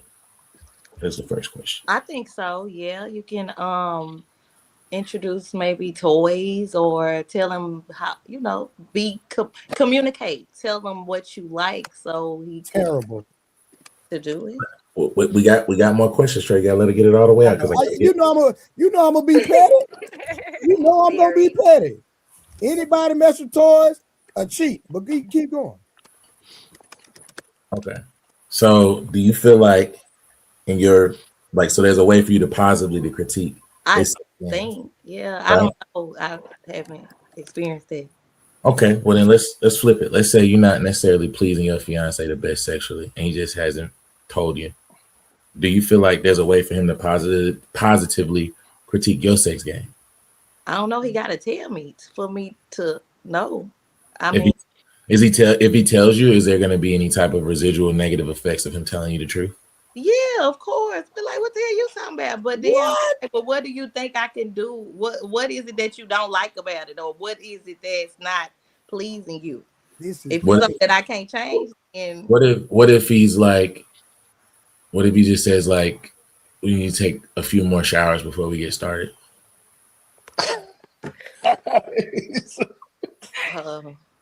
How would you feel? Like, how would you feel? Like, how would you respond? Me? Yes, you specifically. How would you feel? Me, I would be like, so you saying I stink? Like, tell me what you're saying. That's how was. Bitch ass nigga, who you talking to, nigga? Yeah, like, he said it's a little. That I stink. Like you said, it's a little tart. It's a little ripe. Right, Like, that's what I would say. I'm telling you exactly what I would say. So you said I stink, and you say it's a little ripe. What's ripe? Like when you going down, and do you smell something? Like what exactly is the it's like problem? it's What like do you- it's like a little. It's a distinct odor. Oh, Distinct. How are you taking that? How are you responding? I need to make a doctor's appointment pronto. But how are you responding to him telling you the truth? Oh, I'm not. I mean, would I feel a kind of way? Yeah, Yes. but also like, thank you, because something ain't right. If it stinks, something ain't right. Okay. That's a condition. So thank you Are for there gonna letting me be know like- that I need to go get checked because something is wrong. Because But- I would hate for you to let it keep going on, and I don't know, and I'm dying on the inside. I smell like death on the inside, you know. So is there not going to be any like situations where, let's just say, the ratio of you and your fiance is about 3 to 4 times a week? After he tells you the truth, is that ratio going to decrease because you and your feelings? Oh no, because I might. If you still willing to do it after you done told me I stink, then shit, just keep going in there. I ain't finna stop giving it to you because I want it too. But like, why I'm gonna feel a certain way if you still trying to get it? It must not stink or be too tart. You still trying to get it. Okay, I appreciate that, Karen. Okay, what was the first question? Let me ask you the first question. Okay, so can you positively critique your man about his sex game if it's not the best? Can you do that? Yeah, absolutely. So I mean, I would pose it in a good way, like, you know, this is what I like because everybody is different. So I wouldn't come at him as like, yeah, I ain't get off that. I wouldn't be like that. I would just say in a positive way, like, I know you might be used to doing this, but what works best for me, and so that he know he can fix it and we can have better sex. Because me telling him is only going to make it better for both of us. So yeah, I would say it in a positive way, and so that the next time he show up, now he not overthinking it and he can't get it up. So I would just, this is what I like. Okay. Can your man positively critique your sex game if it's not the best? I would hope he do. But like, can he? Can he do that? Absolutely. I would want him to. Because I want us both to be able to enjoy the moment. Are there going to be any negative effects? You gonna react No. negatively? Not if we plan on, like, if we building a life together, he better tell me. You're not gonna act different at all? Not at all. Rory line and Caroline. All right. Don't ask questions if you don't want the answer. We accept your line. Look, I'm just asking the questions, y'all. Why we gotta be lying though, Blue? Hey, I'm gonna deal with y'all in a minute. Don't worry about yeah, it. we gonna get there. All right. Hey, Rose. We're not fighting today. I'm just asking questions, okay? You gotta come off mute. Hey, Sam, I'm ready. she got that cafeteria lady shirt on. You see that? You know. She served pizza that's cut in squares. Y'all so shady. Now put the forehead up because y'all been on me for the last 2 weeks. Hey, shout out to the swoop bang, man. All right, Rose. Please don't lie to me, okay? I always got to preface that. All right, let's just start off good, okay? Can your partner positively critique your sex game if it's not the best? Positively. Yes, absolutely. How can he do that? How do you need to be critiqued, if you will? He has to gently deliver this information. We have to sit down and have a serious conversation, and he got to lay it on me. Give me an example how to gently deliver news that your pH balance is off. Give me He has to. Nigga, it's your fault. Okay, he has to sit me down and be like, "Hey, babe, like I need to talk to you about something." He got to ease into it. He got to soften me up a little bit because I'm very emotional and my feelings are easily hurt. So he sit me down and Something say, "Hey, smell. baby, got to talk about something. I just want to bring something to your attention. Please don't be upset. I'm doing this. This is for us. I'm doing it for the betterment of our relationship. Hey, fatty." I Rose. Are you lying? Is she breathing? She lying. He said, That's "Are you my lying?" quote. He said, "Are you lying?" Out the gate. Because she Betty be knows talking for that. like 3 minutes. I'm like, just a lot of stories. Echo, stop. I got company in the chat Echo, stop. tonight, and y'all, it's cool. It's cool. I'm gonna get y'all back. But yes, I feel like that if he delivers it that way, it's the outcome gonna be positive. So essentially, sits you down, seriously, he hits you with some words of affirmation. I love you, all that good stuff, and then proceeds to tell you that you're a little ripe downstairs and you're good. Yeah. You're okay. Yeah. And you're not reacting negatively. The quota doesn't go down. You're not putting the little barrier in between the bed at night. You're not acting different. No, I'm not, because like at the end of the day, I still want him to be pleased. I want to be pleased. Like if I'm not giving nothing, I ain't giving nothing. So I can't hurt him because it's gonna hurt me. So, but don't get me wrong, my feelings are gonna be a little hurt because now you're bringing something to my attention that I'm probably unaware of. So it's gonna catch me off guard. But I feel like in the end, it'll have a positive outcome if he relays the message. I can tell you guys the best way to do that. If you got a problem, just make it seem like it's not something that's been going on for a while. Because a woman be like, "You've been thinking my coochie stank this whole time, and you ain't saying nothing. You just been sitting here." You got to make me like, "Dang, baby, did you do something different? Did you like use some new like fabric softener or something? Because it's different than what it used to be. You got to make it seem like it's something brand new. You can't make it seem like you've been sitting up there with swamp coochie the whole 10 months you've been with her and stuff like that." Hold on. I gotta get through the rest of the question, Marco. Hold on. All right. Rose, can you positively critique your man's sex game if it's not the best? You specifically, can you be positive and positively I think Samson, the better question for Rose is, what did she actually do with Roku? Uh-oh. I wasn't gonna bring up your experience. He did that. That's not me. He did that. I wasn't gonna bring that into this. I was just asking. So hold on. So for everybody, so y'all get the inside. Damn, not for everybody, Trey. Oh, okay, my bad. Okay. Rose, let's just stick to the question, okay? Can you positively critique your man's sex game if he doesn't quite measure up? So I have to strategically answer this because I know where Trey going, right? I can, and I will if it's something I know he can change. So if it's an equipment problem, can he change this? I probably no. That's what I'm saying. If it's an equipment problem, I'm probably not gonna say anything. If it's a performance problem, absolutely, because it's something he can change. Well, then let's break both of those down. If it's an equipment thing, you're not gonna say anything at all. I don't think so. I just can't tell him that. That'll hurt his whole manhood. I can't. We're gonna leave him though. Are you gonna leave him? So here. Thank you, Karen. Are you gonna leave him, Rose? Answer the question. No, because that's not a deal breaker for me. Oh, okay. God. It was over the line.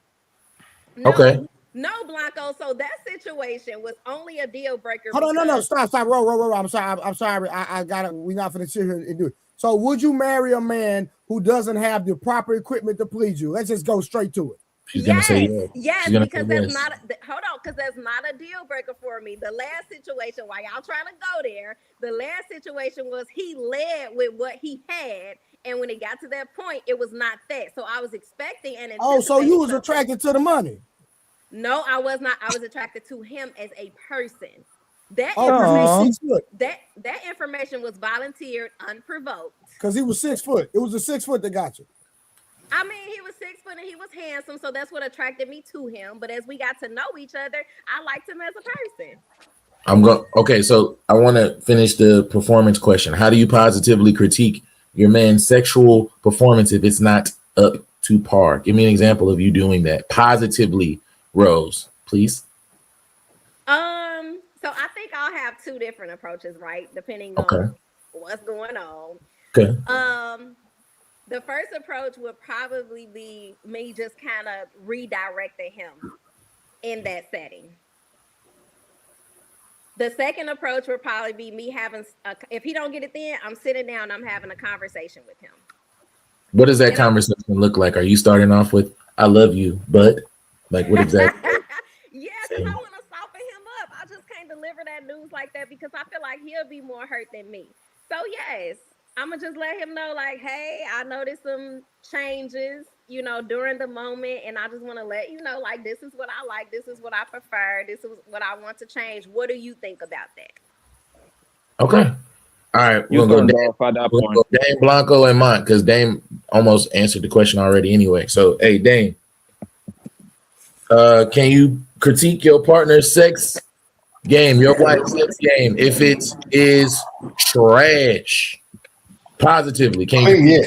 Yeah, I've been smashing my wife for almost 20 years, so yeah, I can say whatever the fuck I want, So it's not like I can say whatever. We make a joke about it, we laugh about it, and something like that. So it's not like nobody's gonna get offended. They're gonna be like fuck you too, But Diane, what you say at this time in the game with you and your wife that you've already trained her to know how to please you? Is that safe to say?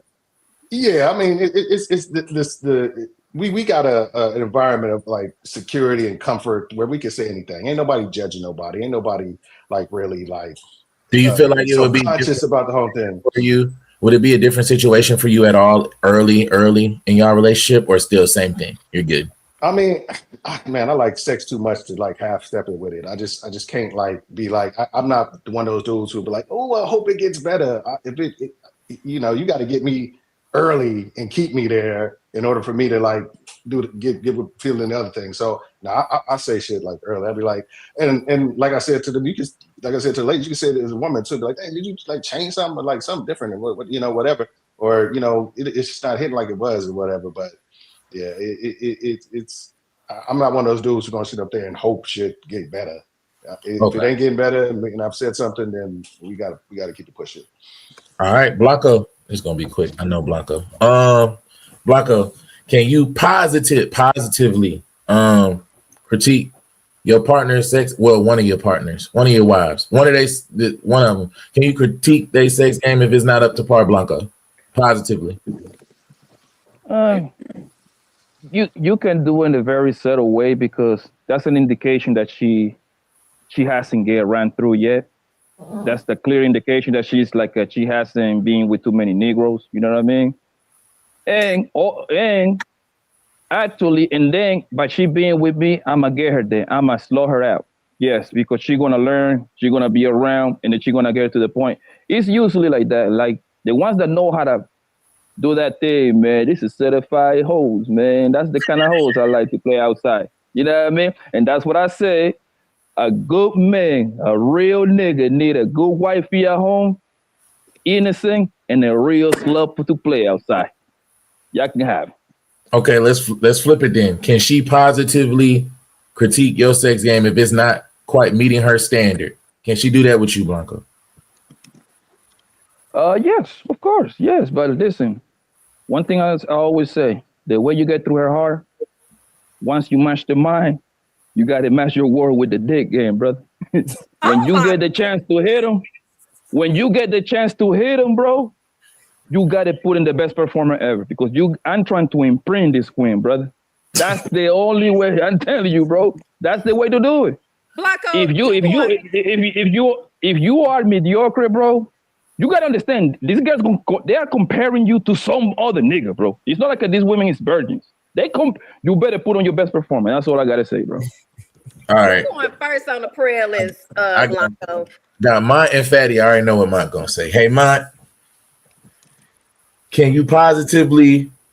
Ooh, I should have switched it up for you because it's too easy. You about to be married in 2027. We're just gonna make it easy. We're gonna keep it easy for now. Can you positively critique your lady if her sex isn't quite up to par, or if she's smelling a little wet? Can you positively do that, and how? And give me an example of how.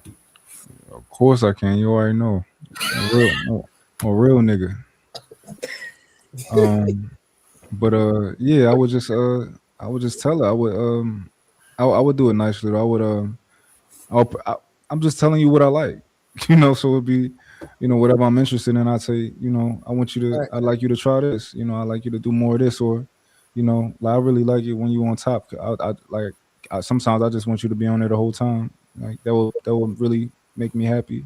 So positive reinforcement of the thing that you would prefer. Yeah. Now, can we flip it? Can she positively critique your sex game if it's not up to par?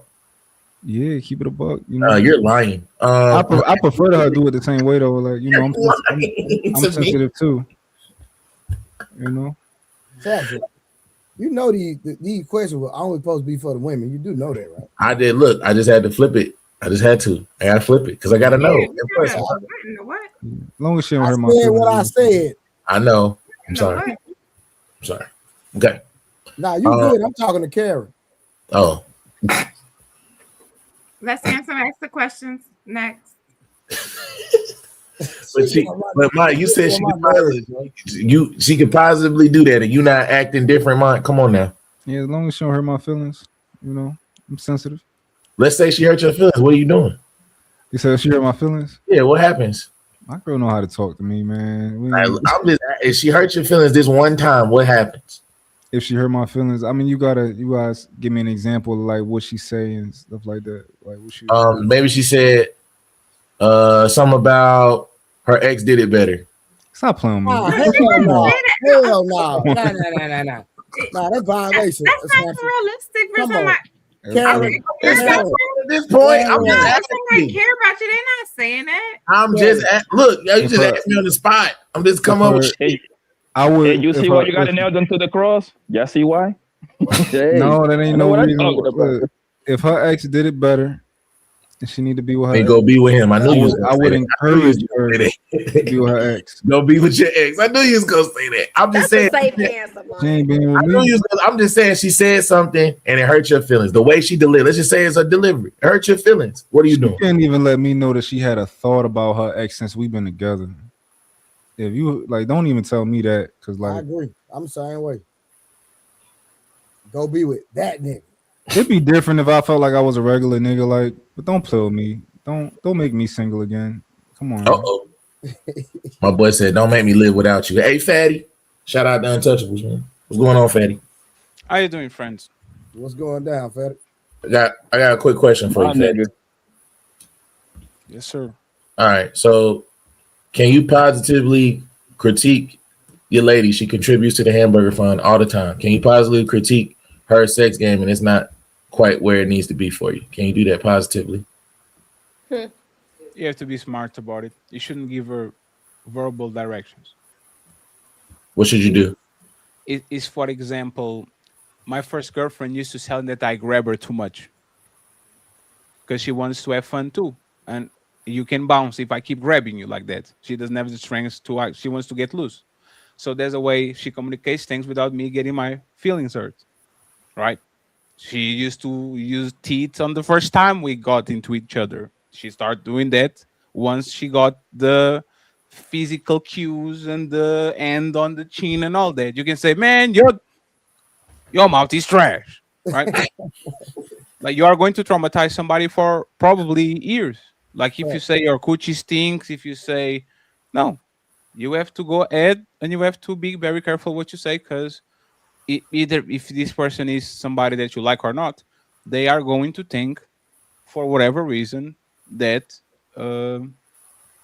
like you need to be careful. Other than everything can be fixed other than everything can be communicated other than looseness. Looseness is one that I never knew how to communicate well. So if she is loose, is that not something that you can, with proper delivery, you can't? Oh no, you're not my girl. I don't know you. I never saw you. It was my fault. If somebody ever brings up I was too small, I will never, ever, ever. I be with two girls that was literally, what the fuck? Like there's nothing. Like it's like castle walls. You get inside of that shit, and there's like the ceiling is 7,000 feet high, and the wall the ocean there. Yeah. And you know what I did? I took the L.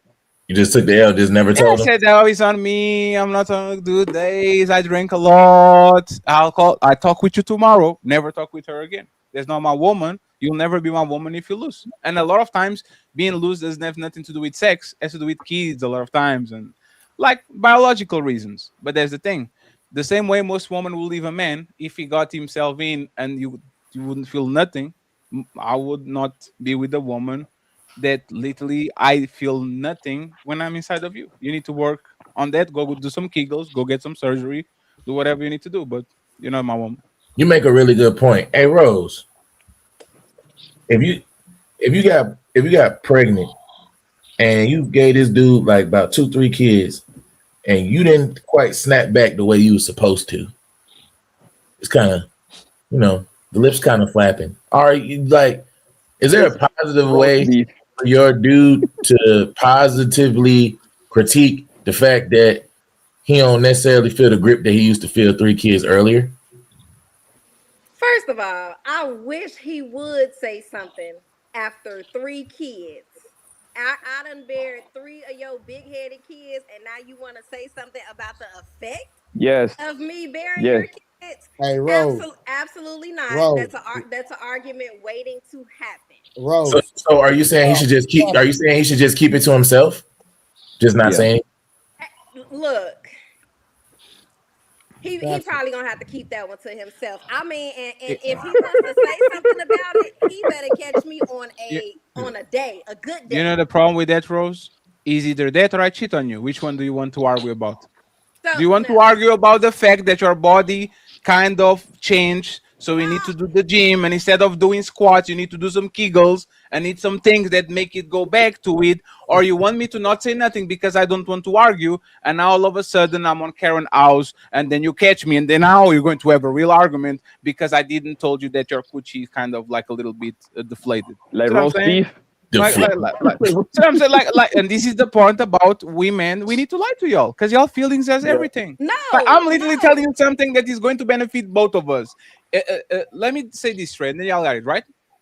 It's like I am afraid of saying that you have a booger on your nose because if I do and I care about you, you are going to say, man, I'll never talk with Freddie again because he told me I had the booger on my nose. And all the other hundreds of people that were on our business didn't tell you nothing because they didn't want to get the burden, right? I'm telling you something that is for your own good. If I don't tell you something, I don't love you because the point that you go to the restroom and see that is a booger on your nose, you are going to understand that those people didn't like you and I didn't either. So do I get the uncomfortable conversation about you having a booger on your nose so you can fix it? Or I'm going to pretend I don't see it and then you're going to fight me because I didn't told you and I should tell you because I love you. Look, I'm standing firm on what I just said. See? Go cheat, fellas. At that point, no, he will have to catch me on a very good day to deliver something like So that. with a situation like that, are you saying it's okay to lie to you? Is in a situation is that okay? Like just not tell you? Is that all right? Good question. Well, if he don't say anything, he's not lying. He's never Omission of the truth is a lie because he's smashing you and he feels that way, or in that case, he doesn't feel any, and then he's not telling you. Dude, is that okay? Look, like I said, if he gonna tell, it's not. That's just a sticky situation. I just feel like he just had to catch me on a really good day and have a very interesting way to deliver that type of news. Hey Samson, Because if you're smelly, my feelings are gonna be hurt. I am gonna be in defense mode, and I am going to want to I'm gonna feel some type of way every time we're intimate with each other. hey It's not Samson, if your bread was stinking bad, would you want your woman to say, "Hey, brother, come on, man, get some Listerine and some watch your mouth," or would you want her to just leave you out, going in and doing everything, and every time she's be around you, like what would you rather do? I would definitely want her to tell me. Would your feelings be broken about it? No, it Would wouldn't. you be sad about it that she has to practice the delivery or catch you in a very good day to say, "Mother, go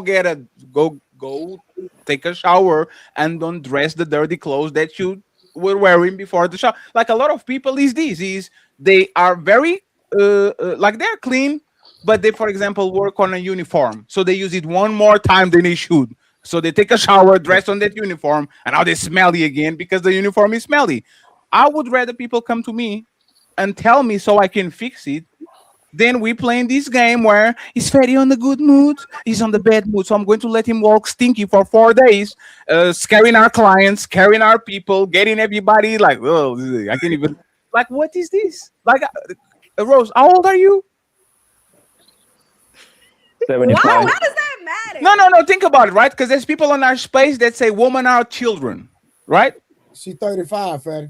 If I get and like, hey, Trey, what do they say? We love good communicators. We love men that communicate and tell us what it is, so we can fix it Emotional and get intelligence. along and all that. And now I am the good communicator. I will go to you, communicate. You get on your feelings and subconscious, like you feel some conscious now about me, because I detected that thing. And now the liar can come in and swoop you and says, no, you smell beautiful. You give great head. You are the best in bed. Your walls are the tightest I ever got. Hey, and this is what you deserve. And by the way, Trey, are you more of a Ali show or more of a Fetty show in terms of cussing? I try to keep it. I don't mind it, but just not. Okay, let's keep it to the minimum, right? This is what you deserve. Your coochie is for peeing only now. This is what you actually deserve. I'll come to you and I'll say, I'll go from the back. I'll never touch the parties today. I'm not saying why, but every time you meet me and I try to pull it in one hole, it's going to always be on the back to the point where you're going to start to doubt, wait, what the hell is going on here? Right? When this guy became freaky, I wasn't freaky. You just didn't want correction. So I go to the back doors. If the bouncer doesn't allow me to go to the front door, I will go to the back and talk with the other bouncer. Hey man, what's up? I'm new here. Can I get in? That's what we do. When we were kids, Rose, when we were kids, we used to go to nightclubs that had 2 doors. So if we get barred on the front door, we go on the back door and we try again because he's a different bouncer. So this is what I'm going to do. And then you are going to be mad because once again, I wasn't a good communicator. So either y'all can accept it and we move along and we actually get better, or we are going to lie and going to manipulate and going to do what's best for us, which is always the back door, never the front door, to the point where you are going to actually try to give that shit to somebody to see if it works or not. I just want to say something. I would think you would want him to tell you this, because if that's your husband, you don't want to please him. Like, you want him to suffer. Is not that right? That's why I said you just have to catch me on a good day with that, because if it's coming, the reasoning is I done had 3 kids, right? So obviously I'm thinking about the experience. I've bared your kids. You're pregnant for 9 months, so 3 kids, that's a lot of months, being pregnant. So if it's coming from that, I'm automatically going to get in defense mode, because it's like you probably knew that this could happen from 3 kids, right? So that's not the point. My bad is that you want to have your cake and eat it too, because you know what can come from having 3 kids. You know that this could be a possible effect on me. What happens when men do about it? If he tells you about it, there's something that can be done so that y'all both can now still have pleasure. Yes. What happens when men get told, Rose? What happens when men get old? Do they are all waking up and ready to go? When men get old, we are going to change this too. And it will be nice, since you are my woman, to tell me, hey, brother, maybe we need to get a pill a little bit. Maybe we have to do this. Maybe we shouldn't do drinking and fun afterwards because your blood flow doesn't stand the drinking. I'm going to cry. You tell me that. And Rose, I think putting that caveat on it that it's got to be the perfect situation. It's never going to be the perfect situation. So you just basically telling them, don't never tell me. One of those situations. So hold on, but let me finish. But I think, if y'all really about it and really know each other and stuff like that, he could just say, hey, you know what? Or he could try different positions, like different, some chicks with looser stuff, some, lay on their stomach, put the legs together. Yeah, sideways. There's different positions, there's different things you can try to get inventive and stuff like that. And to him, he's just like, oh, you thinking, oh man, he really switching it up. He really wants us to make this something. But he's just like, I'm trying to find a position where it's tight again, So it's just like, I think that's that he can come to you with that. He can't be like, he can just say, look. So understand you have 3 kids. So you're saying, I just want to make sure I'm confirmed, Dame. Don't say the actual thing to her, but like try other things, like other things? No. I'm saying in addition to that, I'm just saying Oh, like in that. addition It's like, to telling? yeah. Okay. I'm saying, see, look, say, baby, I understand. Like you just had 3 kids. I'm realistic and knowing things ain't gonna be exactly the same. So how about we switch it up a little bit? Just try to make sure things are we both getting what we want out of this, because you gonna be able to tell if he's not really like into it like he was. You ain't gonna be able to get what you want out of it either. So it's just one of those situations. This is why a giant percentage of women never orgasm on their relationships. They don't want to tell you nothing. They don't want to tell you how to eat from the back, from the front, what ends to use. If you need toys, tell me. If you need a lightsaber for you to have fun, I'll go to a smack store. I'll get the biggest Star Wars thing, and while I'm stroking it, I'm that's what we need. It is what it is. But y'all don't want to do that. Y'all don't tell people the uncomfortable things that they need to hear, and now all of a sudden now you're contemplating cheating because you've been with me for 7 years and I never made you come. You never told me my mouth was trash. That the guy that used to actually make you do that before, he used to stroke you from the side and he used to eat you like you were like you was eating ice cream. Like y'all have a mouth too. Y'all know a lot. Y'all know what he works. Y'all will tell your friends all the details about how the sex was, but when it comes to the dude in front of you, you can tell him to stroke it from the side and to use his hand too. Like you can tell him that he has to guess. No, The thing is that Rose, hold on one second. The thing is that a lot of girls, right? A lot of women that have babies. It's the majority, actually. The majority of women that have babies. Once they pat that baby or those babies, they become very self-conscious of their body, bro. That's one thing I know for sure, right? Even if you're the baby daddy / husband, I mean, I've never been married, so I'm the father of her kids, right? Now they become a little conscious now. You know what I'm saying? They don't want to hump you with the lights on. Now everything becomes like you have to plan for it. It's because of their bodies. The booty drop a little bit, the titties start sagging a little bit. You see what I'm saying? So when a guy comes to them, tell them something like that, that literally will crush their goddamn soul, bro. Yep. They're already conscious. I don't mean to I heard something Rose said, and I don't mean to derail, but it's a pet peeve of mine. So you said you gave him kids, or you had his kids? I know what mine's about to do. Well, Yeah, 3 kids. no, that was the hypothetical that 3 kids later that this is Yeah. happening. That's not And you said, hypothetical. you said I had your kids, right? So are they his kids? Or are they his kids when you hear something you don't like, they his kids all of a sudden? I think you're trying to reach, Mike. I'm not. What I meant was, I meant exactly what I said. I gave you 3 children. I made you a father. I gave you 3 children that will continue your legacy. Yes, I gave you that. Okay. So that's my thing. Like, cause I hold your feet to the fire. Like, my kids is mine. They mine. Right? You had a baby for me? I hear you. They mine. So like, if you end up leaving that guy, if something happens, right, he gets to determine what's going on, right? If I leave, Whoever, it don't matter. They his, right? at the end of the day, there are children, right? Oh, okay. But like I said what I said. If I'm in the heat of that moment, yes, I'm thinking about I gave you children that you wanted. You're able to your legacy is able to live on because I birthed your children. So you're telling me that your intimacy is not where it's going. Of course, that's a given. That's gonna happen after. No, there's not a delivers given. baby. No, there's not a given. Hey, every fella on this panel can tell you. There's woman with 3 kids that have the juiciest, tightest. It's like nothing. Like the number. 1 second, Rose.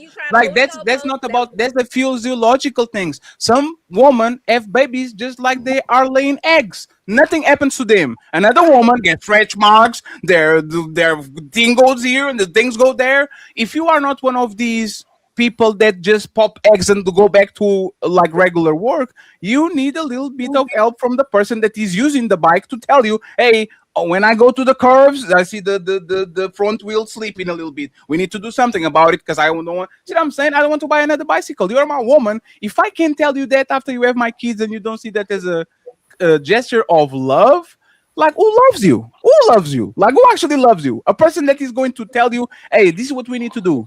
Who actually loves you? Hey, ladies and fellas, if I was a speed runner, right? And I was going always too fast because I'm used to. So it's 23 pumps and I'm out. Wouldn't you actually tell them, hey, let's figure this out? Let's figure this out. Like, I guarantee you there's some things we can do to get these to 50 pumps and out to 100 pumps. Like, let's figure this out. Like, why can't we talk about schmecks when we literally do that every day when we meet each other 4 times a week on the 3rd year? Like, why can't we talk about the things that we do? I just want to make sure I get some clarification, Rose. You're not saying that he should lie or not tell you. You're saying that he just has to really, really, really watch his delivery when he delivers this news to you. Is that what you're saying? Absolutely. And I feel Tell us like how. any human with some No, teachers. decency would. No, Rose, teachers. Teachers, Rose, teachers. You are the man. Samson is the woman. Teach us how you go tell Samson that is coochie loose. Go ahead. No. If I have to learn, you have to teach me. You are the woman. You have to teach me. So you are going to tell Samson, how do you communicate? What is the appropriate time? First of all, first of the months, the 15. Like, you are going to explain Samson. How does he go to Rose and says, hey, Rose, your coochie loose. I love you, but we need to do something about it. How does he tell you? How does he tell you that you would accept? Go ahead. Hi, Rose. Look, no. We ain't about to role play that shit. What I'm saying is, that's crazy. Have to be a great day. The communicator Look, queen. we on vacation. You sweet. That's crazy. Bro, see, and you're just I'm gonna tell you something. I'm gonna tell you something. What you call it? What you doing right now? What you saying now is a very toxic thing in relationships. You're putting up a barrier to him being able to express himself to you. You're like, you got to meet these criteria in order to tell me something that you feeling about me that's really on your mind that you want to you feel might better our relationship. I mean, like that is detrimental when it comes to good communication. It's putting up these barriers. No, it should be like, I think look, she don't want the truth. No, hold on. What's called or she's one of those situations. It could be if you really got a solid relationship, you could come home from work 12 hours, you got a bad customer, your boss yelled at you, and it's still a safe place for him to share his feelings with you, as long as he does it in a respectful way, or he's not like just yelling at you or whatever like that. I get that. But you shouldn't be like, well, I need to be in a good mood for you to express how you feel about something that affects our relationship. That's some toxic shit. I'm telling you, Rose. It's not, because at the end of the day, y'all are not women. You don't know what carrying a baby feels like. You don't know what we go through. You don't know the emotional effects that come with. Here you go with this postpartum bullshit. Here you go with this postpartum bullshit. That's not what I'm saying. Because it's true. So of course, if you're talking about something that has the effect of me carrying our child for so I can understand where I'm coming from, our child, then you have to. That's not an easy conversation to have. Well, I didn't expect him to have this conversation with you right after you had a baby. Yeah. Like, I mean, of course, that's not the appropriate time. You got to give your body time to heal. But I mean, I've had a baby, and I would still want a man to come to me and tell me and not hold it off. I would want to know. Is she in a good mood today? How would you want that now information? He's suffering in silence. How would you want that information delivered to you, Maury? Are you gonna take half? Just the truth, like just say it. I wouldn't. I'm gonna feel a type of way regardless. It's probably gonna hurt my feelings regardless, but I would want you to directly tell me, like, don't beat around the bush. Yeah, you lose. Yeah, but I'm not saying that he can't tell me. There's just really has to be a creative way. You gotta have the perfect day. It's got to be the perfect situation. You know what this shows? You know what this shows? This is not just about her coochie. This is about everything. How do I say? How do I say that you? How do I say that your cooking is not up to par, and I need a little more salt and more this and more that? Oh, you don't like my food, so go get it from. Like you see what I'm saying? How do I say that you gain a little bit of weight and you need to go to the gym? How do I say that you're running your mouth a little bit too much and you need to shut the fuck up? You see what I'm saying? It's going to be for everything. If I can tell you, if literally I can tell you the reason we are together, which is having sex with each other and put kids on this planet. If I can tell you that the bare minimum, like we are with each other because we like each other sexually and we are literally pleasuring each other and building from that, I can tell you nothing, Rose. And this is the problem with the good communicator. Y'all will preach this to everybody. I need a good communicator. And the guy that you like the most is the liar. Doesn't tell you nothing. Lets you go ahead and do what you need to do. As long as his eating is right, he can leave it and he can get away with everything. Like, do you want truth tellers or you want liars? Just tell us, bro. And we legally go and choose what we need to choose. Watch this, Fatty, just to prove your point. And I'm gonna see if Rose gonna switch it up. Rose, can your man tell you no? Oh shit. Look. Answer the question. Hold on, this is the last question. Answer the question. He can, but I prefer him not to. There we go. He can, but I prefer not to. So what are the consequences of me telling you the truth? So here, if he has a logically good reason why he needs to tell me no. God damn. I'm Insane. understanding to that. And I say this because a lot of guys, they power trip. They don't know how to be a good leader and have that power and not abuse it. Some men just say no just because they can. Sure. So why don't you lead? Go ahead. If you know better than me and nothing that you do it. I will literally fall back and says, you know what? I'm going to be a pillow princess. Jump on me. I'm going to be sitting on that chair with the fork and a knife, and I'm not going to do nothing other than yum yum yum yum yum. Go clean this plate. Like y'all don't want to be led, and y'all don't want to be leaders. Y'all don't want nothing. Y'all are mad because I'm telling you to do something, and y'all get mad if you have to tell me everything. We are not understanding what y'all want. Do you want to be led or you want to lead us? Just go ahead and do it. Hold on, Fatty, I'm gonna help you out. Hold on, Rose. I'm gonna help Fatty out. To make a man happy, respect him. Bam. To make a woman happy, respect her. Buy her flowers. Okay. Wash her clothes. Take her shopping. Give her money. Surprise her. Assist her in the kitchen. Pray with her. Be her therapist. Jesus. Be her playmate. Quarrel with her once in a while. Finally, when you can no longer make her happy, introduce her to a man that will make her happy.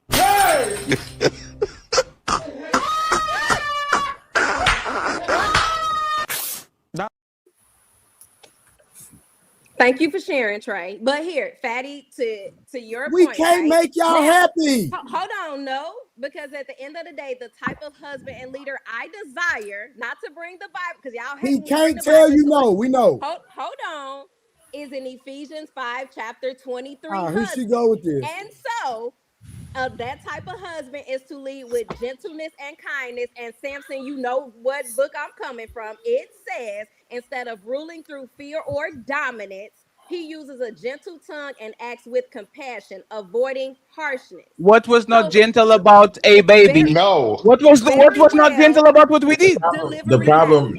No, that's fine. No, that's fine. 1 second. So show me that gentleness. You know what it is. You read the scripture. Tell me how you would tell Samson gently how he would go about doing it so we can learn and we do it to our women. Tell him. But I don't know the words. No, explain to him. But the Bible is telling him how to deliver those words. No. The Bible says the Bible says be gentle. Okay, we understand what the word gentle is, right? I need to rub your back while I'm talking to you, give you sweet tea, and whisper in your ear so you don't feel upset. You are going to tell me exactly what are the words, the gentle words, that is going to make Rose actually react on Samson is being a biblical man and he's leading me gently by telling me what I need to do. What are these words? I don't know the words that he needs to Oh use man, per hey, se, bro. but the Bible instructs him, since he's the leader, on how to deliver those words. Okay, And so does the And I'm Bible? standing Hold on, on quick that. question. Does the Bible tell you how to receive those words? I don't know. We can look.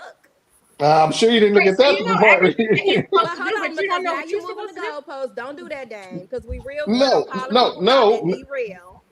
no. I didn't. That is exactly in line with what your sentiment you're putting. Like you saying, the Bible is telling you how to deliver the words. I got it. If I say, but there needs to be something that tells you how to receive that word. Like for Okay. example, So if he since says, there like is, I you said, look it up. let's just say you want. I'll give you an example. Let's role play. You want to go to eat.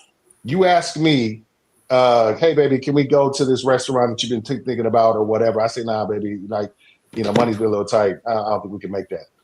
How you gonna receive that? Are you ready to receive that? If he just said, or if he not even get what's going to say, nah, baby, I don't think that's a good idea. Are you gonna be like, okay, my husband has made the decision based on things that I trust, not him being cheap or him not wanting to go out or being lazy. He's my husband, so inherently I'm supposed to trust him, his decision making. I trust it. If he's saying no, there's a reason behind it. Are you gonna be, well, can't we go? Why do this? Why we don't? They get to go. How are you gonna receive that no? Are you gonna receive it with respect or are you gonna fight him because it's a no? No, there's no fight there. He came to me and he said something and he gave me reasoning behind it. I understand. What if he didn't? I'm not saying I have to agree with the reasoning. He told me what the reasoning was, and I respect that because he's making a logical decision for our household. And I'm saying, okay, there's no fight there. So let me just ask this because I just want to make sure it's completely resolved.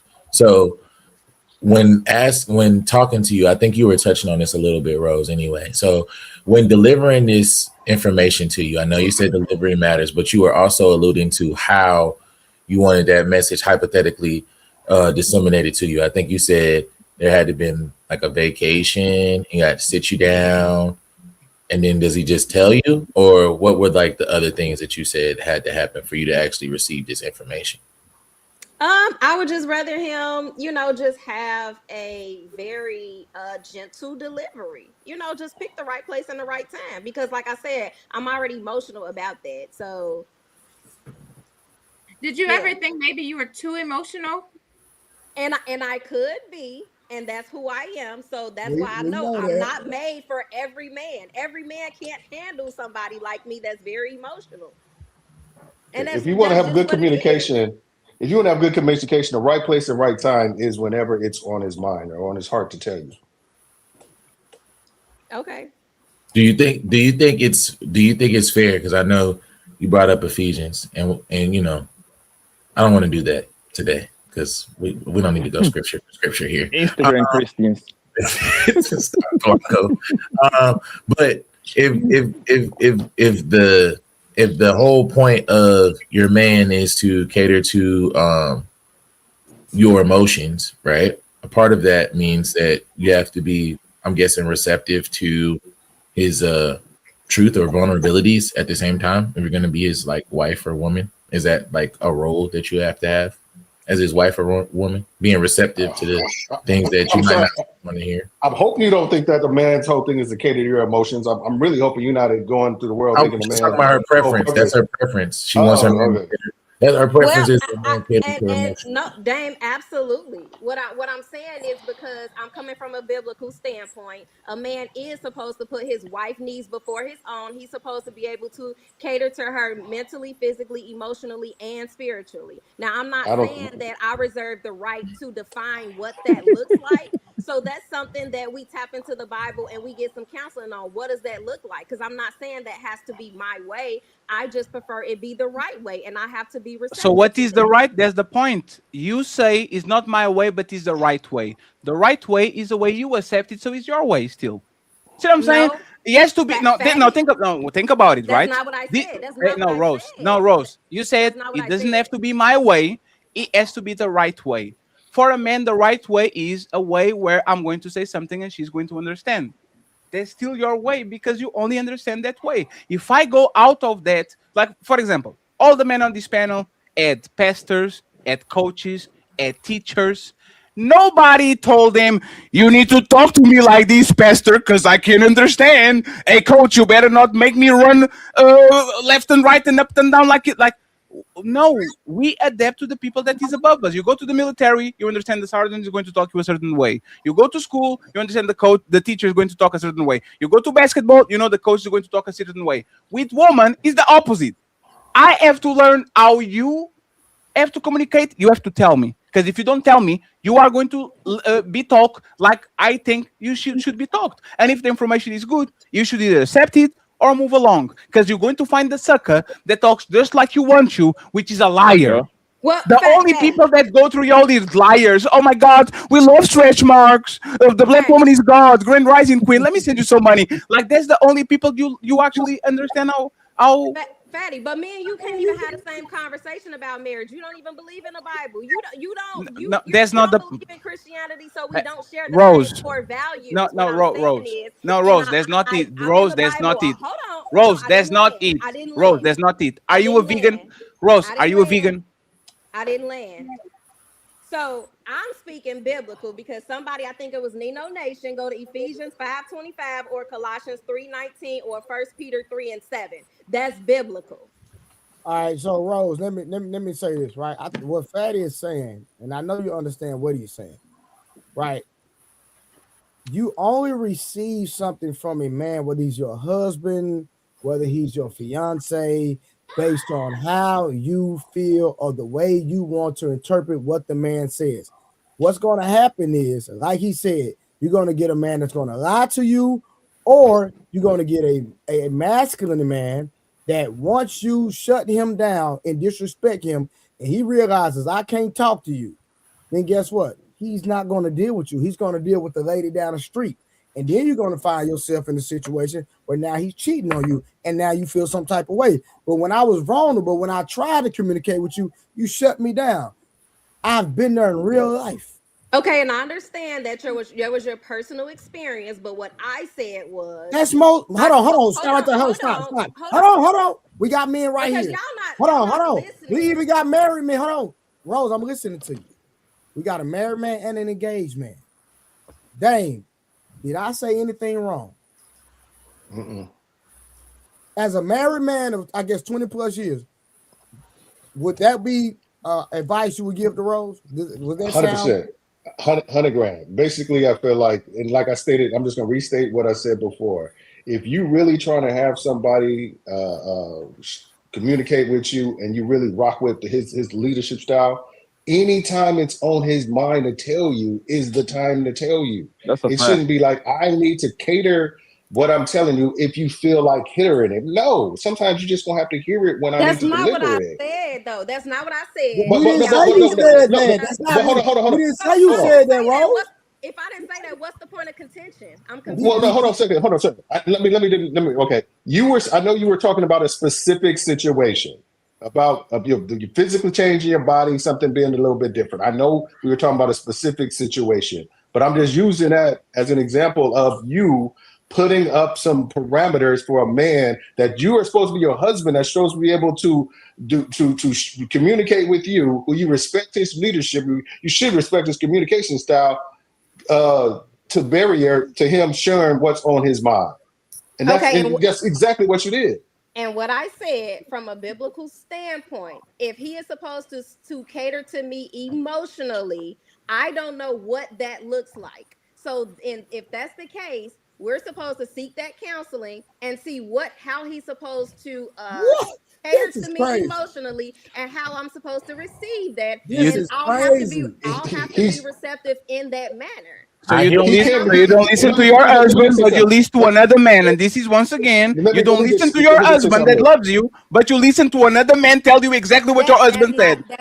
Rose, hold on. If the therapist agrees with me, he's going to say exactly like I'm saying. And Rose, this happens all the time. You don't listen from me, but your best friend tells you, oh yeah, I kind of fucked up there. If I'm telling you something and I'm being gentle, like the Bible says, and then I need to talk with the therapist so he can say the same thing I say, and now you listen. What's the point? That's not what I said. And the whole thing is about I think you're using a very different word than what the context that you're reading from the Well, Bible is. I no. don't think you're supposed Hold to. on, let me just Say this. Cater is different than consider. I can understand you saying I want my man to consider my emotions and my feelings when he's about to deliver something to me. That's cool. Cater to is something totally different. When you cater to somebody's emotions, number one, you supposed to, the marriage is supposed to be before your individual emotions that people are supposed to cater to. You're supposed to say what is in best for our relationship in the marriage and in the family, not be, oh, my wife feels like this, so I got to move like this. So cater, I think, is a word that you shouldn't be using to what he needs to do when it's consider your emotions. I understand, but cater to, I think, like, just like Fatty said, if a guy that's catering to your emotion, you got some ulterior motive. He's either soft or he's lying in you. Okay, well, thank you for sharing. What was you gonna say? Oh my God! And all this miss if you were right now. Thank you for sharing. This is what we get. The therapist, you never talk with him like that. Thank you for sharing, therapist. But the person that is in front of you trying to save you thousands of dollars of therapy is dismissed. Again, there's Same no woman, win. 20 years, 18 There's years of no, marriage. and remember, hey Damien, and remember, me is because I'm an atheist. Blanco is because he's not married. You are married, so you don't work. You go to Kemi Samuels, he's too rough. You go to Trey, he's too kind. You go to Mont, he's too soft. You go to Blanco, his hair is too long. This is what it is. Y'all are not okay with nothing. You will never be okay with nothing, because if you don't want to hear it, nobody can tell you nothing. No matter who comes from, Mother Teresa, Brittany Renner, y'all are not going to listen to nobody. So Rose, respectfully, man, let's go with this. You do it. I think your relationship will be so good. Like, you give the car keys to the drunk driver and you let him smash that car into a wall so bad that you have no recourse to go to the man and says, you know what? I don't want to drive anymore. You got it. Because after this conversation, we kind of understand that Rose doesn't even know what Rose wants. She can't even explain or verbalize how a person talks with her without losing her. You don't know yourself. So once again, you do it, you ruin it, and then you buy it, right? Breaks it, buys it. Go ahead and buy it. You got it. Hey, Samson, go ahead, and then we're going to get into the main topic. Okay. All I was going to say, clarification. You are exactly right what you're saying as far as the scripture goes. But all I was going to say was literally earlier in that verse, it's like Ephesians 5:22. It talks about the wife submitting to the husband. So if we're going to talk about what that looks like as far as him coming to his woman and treating his woman like Christ loved the church, also has to be said that also in that same chapter, it talks about the wife submitting to the husband. Now, submission is going to look a little bit different for everyone else, but submission in totality is you being open and receptive to what your husband has to say. And I mean, that might be uncomfortable conversations. That might be things that you might not be, wanting to hear at the moment, right? But as part of that submission that you have as a wife is having that open ear to, even though it might not be exactly the way you want it, or the delivery might not be exactly the way you want it, but him being honest enough and you having that submission enough to actually submit to him to hear his emotions and creating that safe space so that he can be, vulnerable in that moment. Because, if he's your husband, it's not going to be a comfortable conversation for him to have with you anyway. It's going to take a lot for him to come to you, right? So that's all I was going to say. All right, shout out to Uncle B Streaming. Jesus can't tell a black woman something she don't want to hear. She would tell him his long hair and sandals are sassy, and he gets no 305s. That is hilarious. All right, so real quick, the topic of the stream. Appreciate everybody. Shout out to everybody that's pulled up, man. Appreciate y'all. Rose, we still working on it, baby. We ain't gonna give up on you. We still love you. Look, at the end of the day, we have 1, 2, 3, 4. What's wrong with us, Rose? What's wrong with us? What's wrong with us? Single men on the panel one divorce, two probably that don't ever want to be married. God, So dang, at Rose, the end of the day, what are y'all gonna leave? What are y'all gonna leave me to? Damien got that for us covered, and Damien got that for us covered. And instead of you saying, Mr. 20-year-old marriage man, I'm going to listen to you, you got sass and you says, thank you for your opinion, thank you for your advice, thank you for caring. So once again, Rose, you can deflect all you want for the single man, divorced man, baby daddies. The man that did it right was talking to you for 2 minutes and you dismissed him like the motherfucker never had a relationship in his life. So once again, you are just proving that you are just that. It's nothing about us, it's about you.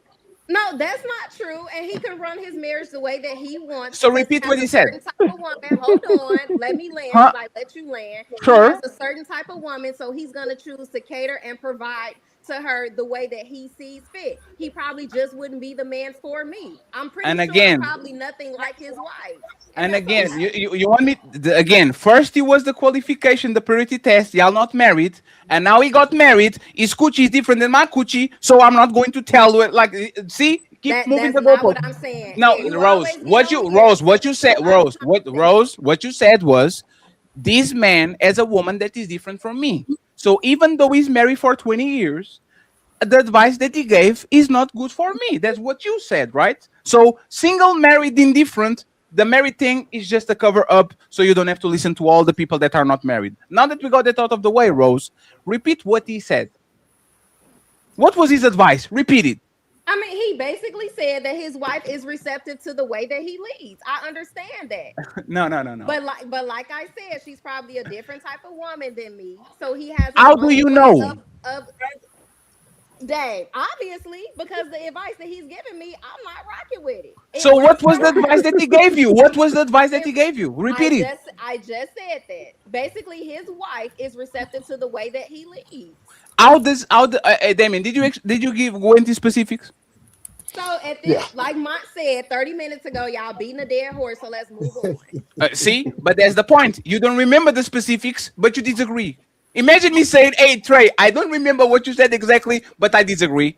You just disagree because you like to disagree with people. And that's the thing. You are going to find a man, he's going to know you for 3 years, and then you're going to switch on him, and all of a sudden, we are on the therapist, not because I don't know how to deal with you, but because you figure it out that you don't want to listen to it either.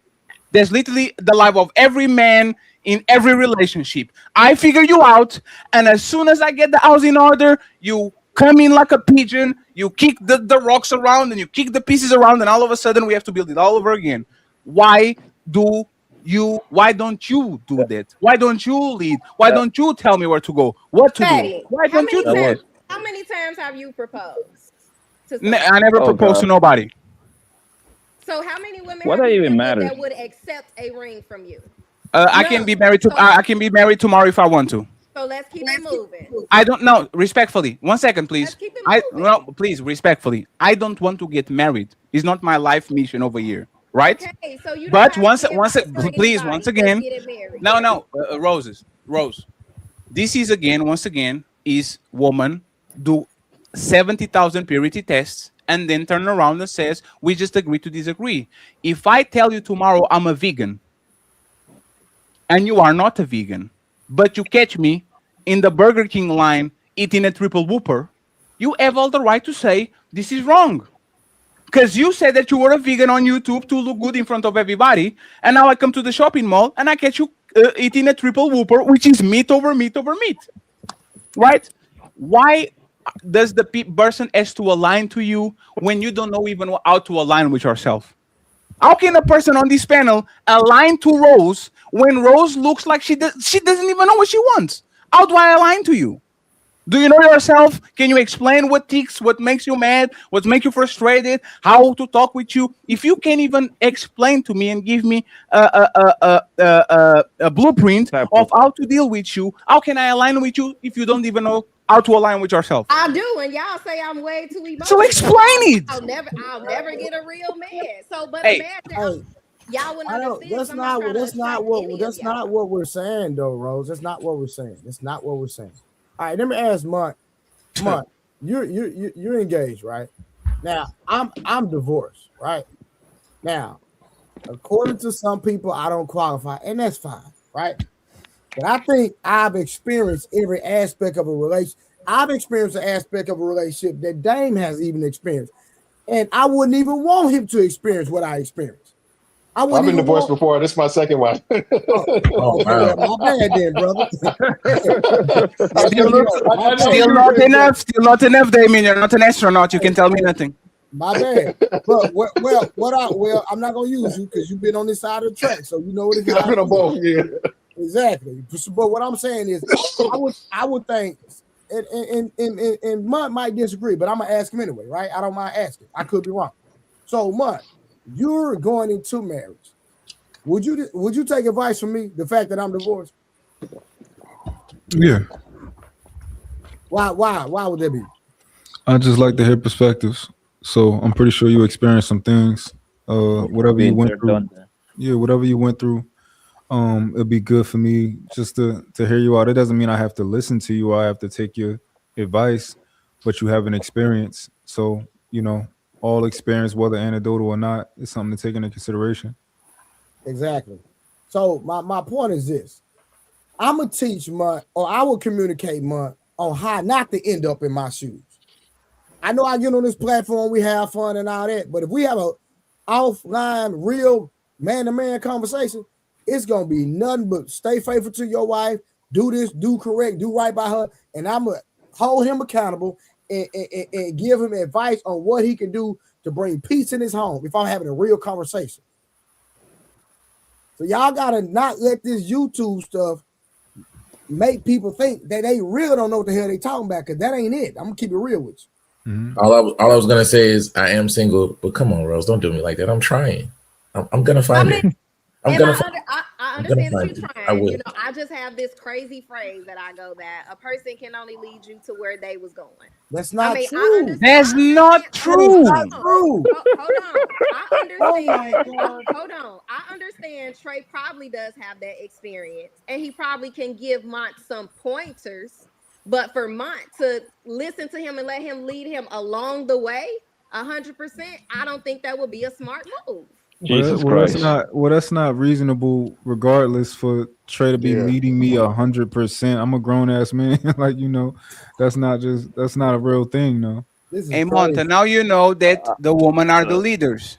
You are going to take me where I want you to take me, like an Uber driver. I'm in charge. I put on that app the destination, and you are going to teach me how to get there. If you don't get there, I'll up off and get another Uber to take me there. They are the de facto leaders because they only going to listen to the people that agree with where they want to go. Who is the leader then? We're just donkeys. It's just workhorses. I want to go. True. That's not true at all. A woman and a man, you get to get. Your core values have to align. Where you want to go have to align. They're gonna change.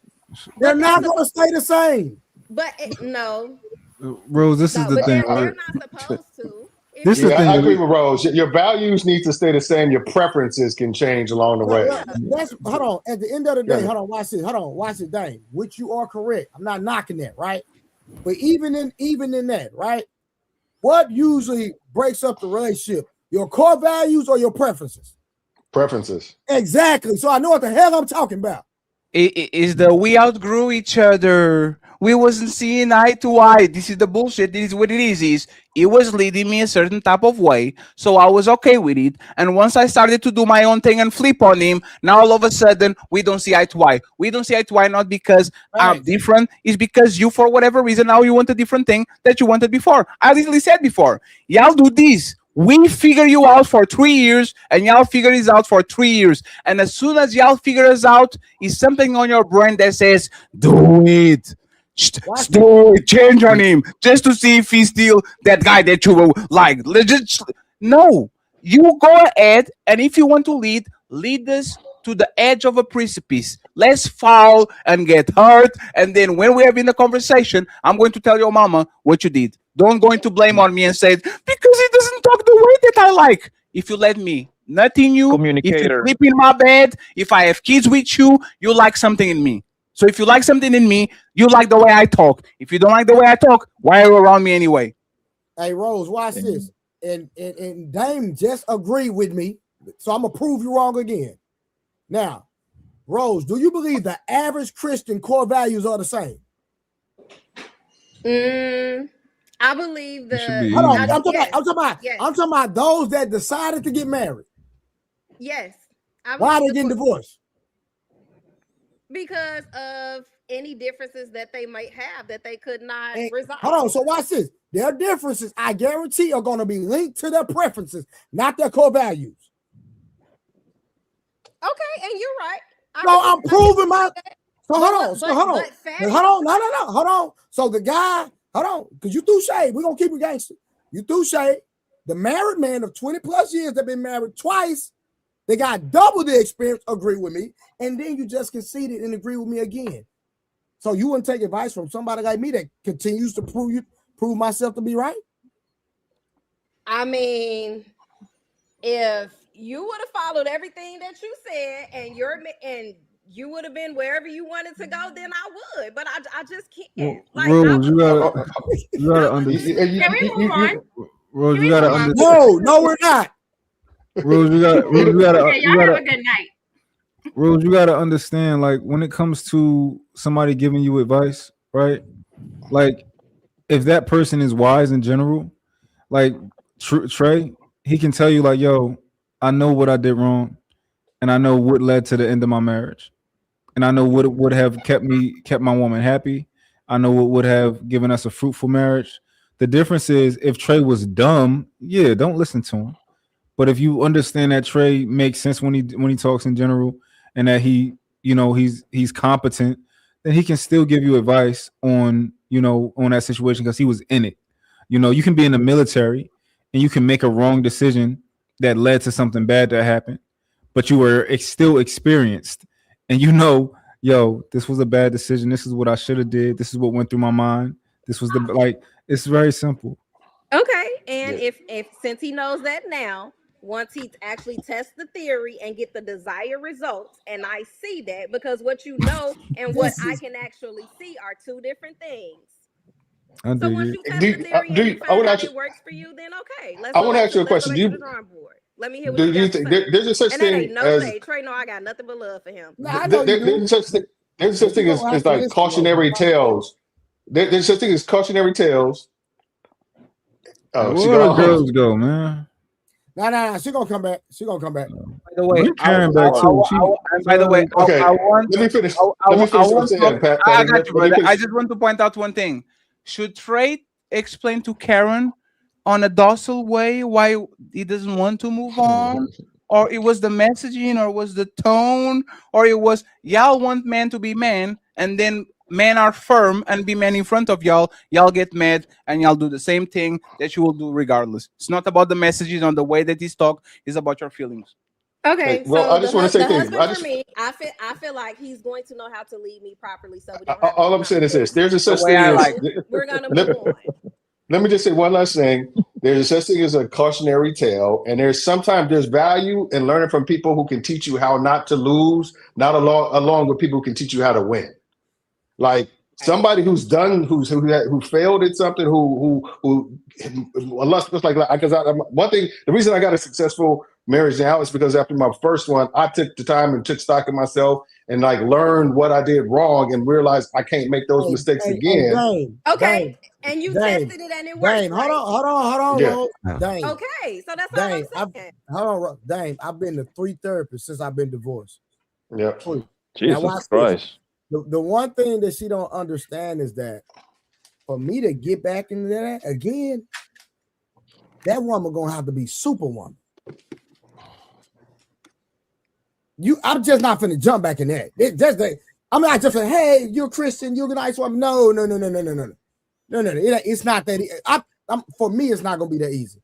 So for me to get married again and have to go through what I went through, it's gonna take God Himself to bring that woman down and put her right in front of me. She is the one. I got to bounce. It was good hanging with y'all. I got to go. I got to get up. All right, brother. Question, Rose, how long do somebody have to be married for you to take their advice? Grandpa age. I would say I would at least want to hear from a person that had a healthy marriage for at least a few years. My Okay, first of all, so hold I'd on. like a number. I apologize. Like Tom Brady, for example, is 16 years enough? What happened to him?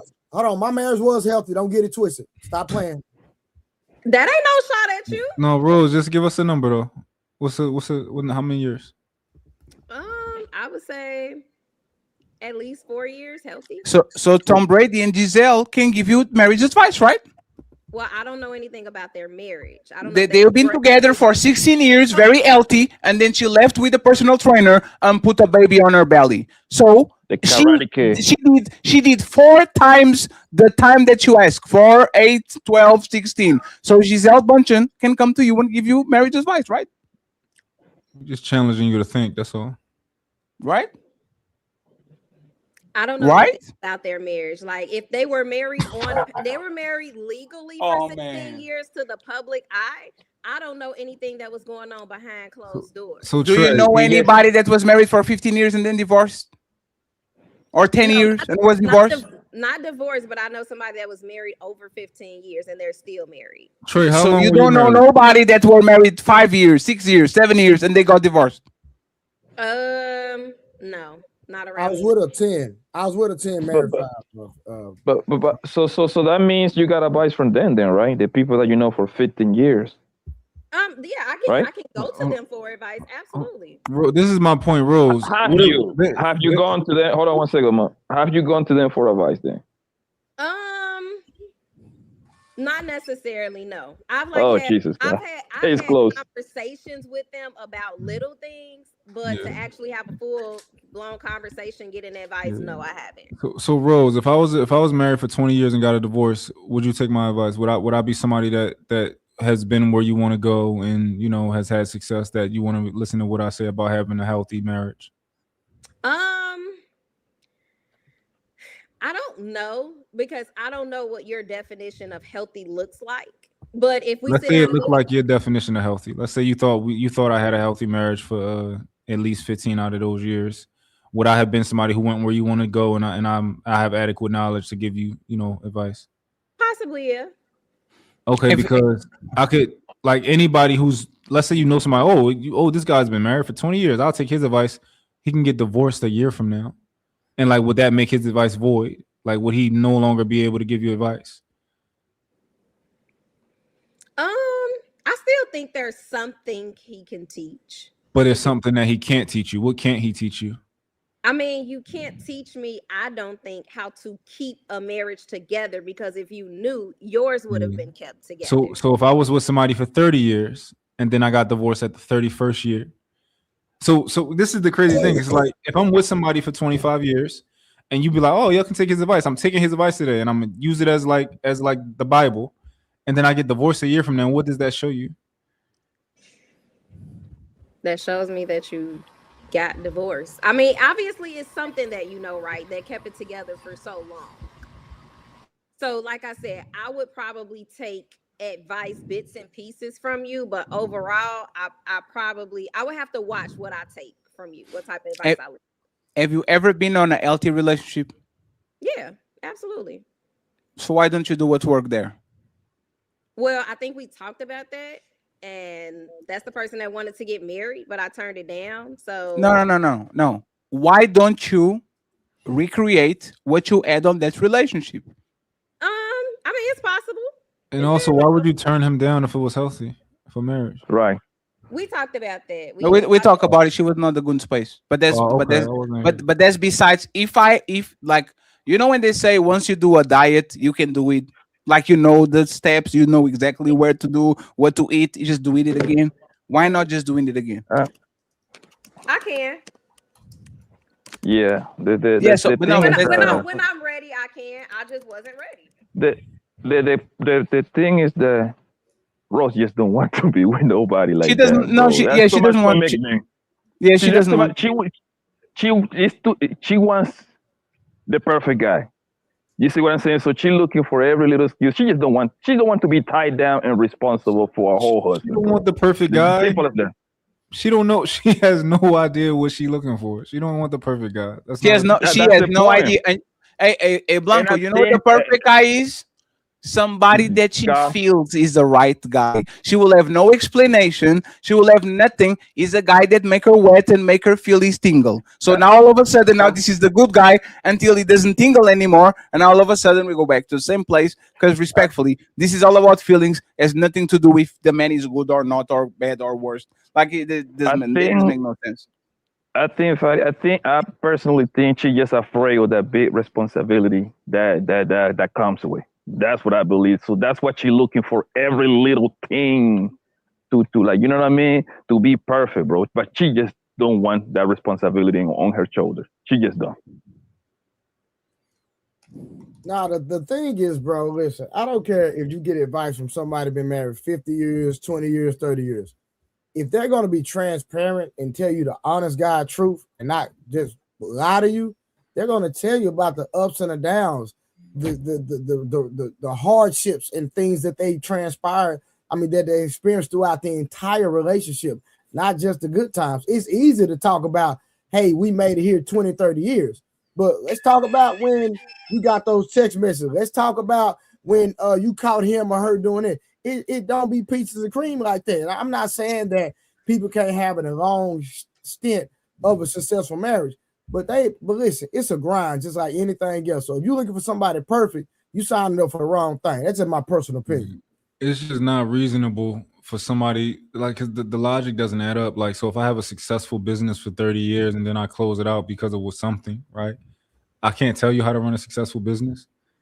You know, if I had, what do I need to have it for 40 years, 50 years, 60 years? Like, Blockbuster had a successful business for a long time. Like, so it's like, what? I don't know. It just doesn't make sense. Hey, Glenn, what's going on, man? How you doing? I'm doing well. What's your insight? I'm just listening in. Like, I find it interesting because, like, you know, when if your marriage is just right and everything's just moving good, right, and you've never had to endure any like serious like obstacles that could lead to the destruction of a relationship, then you don't really know what it's like. Like, I mean, I think you can learn more from people that have failed because they could give you insight of, this is how I dropped the ball. This is where I failed. But if somebody doesn't know, like, if you talk to a couple that's been married and like, so how do you guys make it? Shit, I don't know. Like, they don't know how they made it. They just getting by. But somebody that has failed, you could learn a lot from them because they have a lot more time to, you know, self-reflect, get to look back on things, see where they could have done things differently. There's a lot of wisdom from, you know, learning from failing that you could get from somebody that has failed than you would get from somebody who has never failed. You know, I think this is where we kind of lead the women astray or lead them down the wrong direction. Because I do hear a lot of guys kind of had that talking point of, this person's not in a relationship, this person's not married, we can't listen to them. And I hear Rose just kind of, you know, I'm not gonna say she's parroting it, but let's say it right now. Let's say she's parroting that. It's like, now we finding out like, yo, it's nuance to this. You know, like it's absolutely nuance to this. You can still listen to people who you know, aren't in the ideal situation because they have experience. Now you have to discern, because there's a lot of people who just want to talk because everybody got an opinion, everybody a coach, you know. But it takes discernment. But just the idea that like, oh, this person got a divorce, I can't listen to them. I don't think that's. I think a lot. I hear that a lot from the guys, and I don't necessarily believe it. Yeah, because like the truth is the truth. It doesn't matter where it comes from or who it comes from. The truth is the truth. Now, if you choose to reject the truth because of the person that is giving you the truth, well, that's a you problem. But the truth is still going to be the truth, regardless of where it comes from. I think the best thing you can do is just discern: is this person a reasonable person? Like, is this person a wise person? Does this person make sense when they generally talk? Like, does this sound like this person just has a jaded opinion?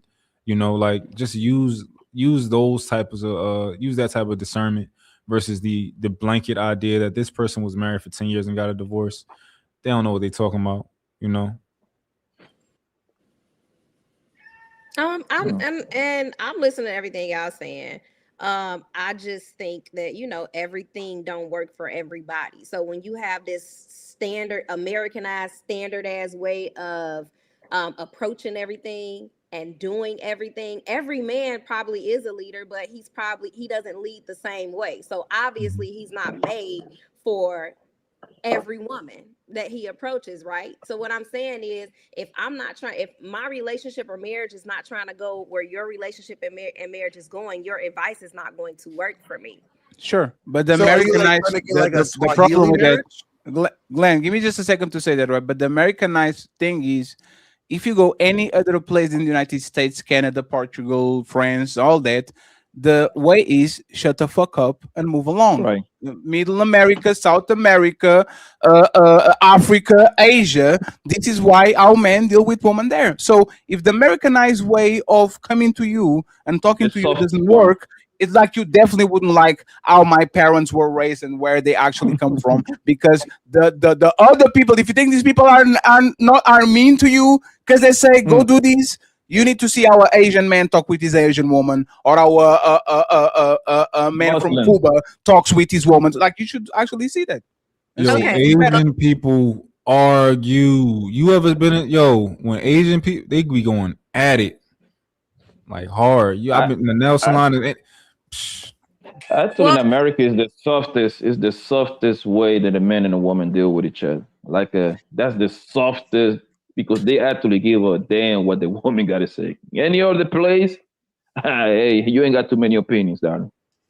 Oh, and I understand what y'all saying. When I say Americanized, right? Society, social media in itself has given everything, including marriage, just a whole new definition of how you should go about it, how you should how you should maintain it. And so I think when everybody tries to base their marriage and their relationship off of that, then that's where it goes wrong. But what is that? What's this generic way to have a marriage that you're talking about? It could be anything, because a lot of marriages aren't. I don't even think some marriages that I know of, they don't even share the same core values. Like, they don't even have the same, they don't even value the same thing, right? So you got people that get together based off, oh, I like you, you like me, we both got a favorite color, but it probably ain't the same favorite color. We're compatible. Yeah. To me, it goes way deeper. Like, you really have to get to know your personnel to see if you even align in like things as far as having kids. What does a healthy parenting role look like? What does a healthy spouse role look like? Yeah. But y'all don't do it. Y'all don't do it for sex. Y'all don't do it for kids. Y'all only do that for marriage. Think about it, right? Woman will literally have sex with anybody that makes them wet. They will have kids with anybody they see there's a benefit or an advantage to have kids, either because the dude is genetically up there, or he has a bunch of money, something like that. And then when it comes to marriage, we need to make sure that we align in the word of God and the vertical tree and why? Like, marriage should be the most easiest thing of the three, because sex is something very intimate. Having a kid is the hardest decision of our life. Getting married should be, this person has the things that I want, and I have the things that they want. Let's be together, because my life is going to be easier with this person, and his life is going to be easier with me. No, for whatever reason. Why are you not married, Fadi? If it's because of women like you, Rose. I've been dealing with women like you for years, and you know what? Is white woman, is black woman, is every fucking woman on this planet that is single by 30. She's single for a reason. Y'all can be reasoned with, no matter who comes on. See if he's the playboy, the soft dude, the jerk, the nerd. Nobody can get through you. Why would I sign up to be with a person like you? You have no idea what you're doing. So are you saying just put mile on that pussy? That's all. You can only attract a certain type? Is that what you're saying? No. I can attract. This is what happens. While you're single. No, lady, this is what happens. No, I'm not a leader. No, I'm not a leader. This is what happens. But that explains why you're single. It doesn't explain nothing. This is just pot shots. What happens is this: you are going to get a woman, and you are him to her until you're not. It might take a year. It might take 5 years. It might take 10 years. But that woman, sooner or later, is going to turn on you. And now you have to understand, as a rider, if you're going to keep that horse, or if you're going to take him outside, behind the barn, and do what you need to do. That's all. I don't want to go through none of those things. I don't want to. I have nephews. I can have sex with y'all. I can have the good parts of being with a woman without getting the shitty parts of doing it. So why would I pick a headache when I can get the best part of you and not have to deal with the worst? What stops me from putting a kid on you and just boom about business? What stops me? Oh, maybe you don't even qualify to put a kid on anybody. Lady, I have a vasectomy not because I wasn't fucking. Hey, you see, this is the pot shot that I'm talking again, right? I have a vasectomy because I didn't have a vasectomy because I wasn't fucking. I was fucking too much. And the reality, once again, is y'all claim y'all want respectful men and men that know what they mean and mean what they say and that they are responsible. But as soon as you get the man that is responsible, now you're going to try to clown me. If I had 7 kids, you would clown me. If I have no kids, you would clown me. If I was 7-time divorced, you would clown me. If what is this? Actually, matter of fact, why should I brag about being with you? See what I'm saying? Why should I brag about getting a woman just like you? Art edit, can't listen to nothing, always trying to be a little bit petty, a little bit sassy, trying to get why should I brag about being with a woman like you?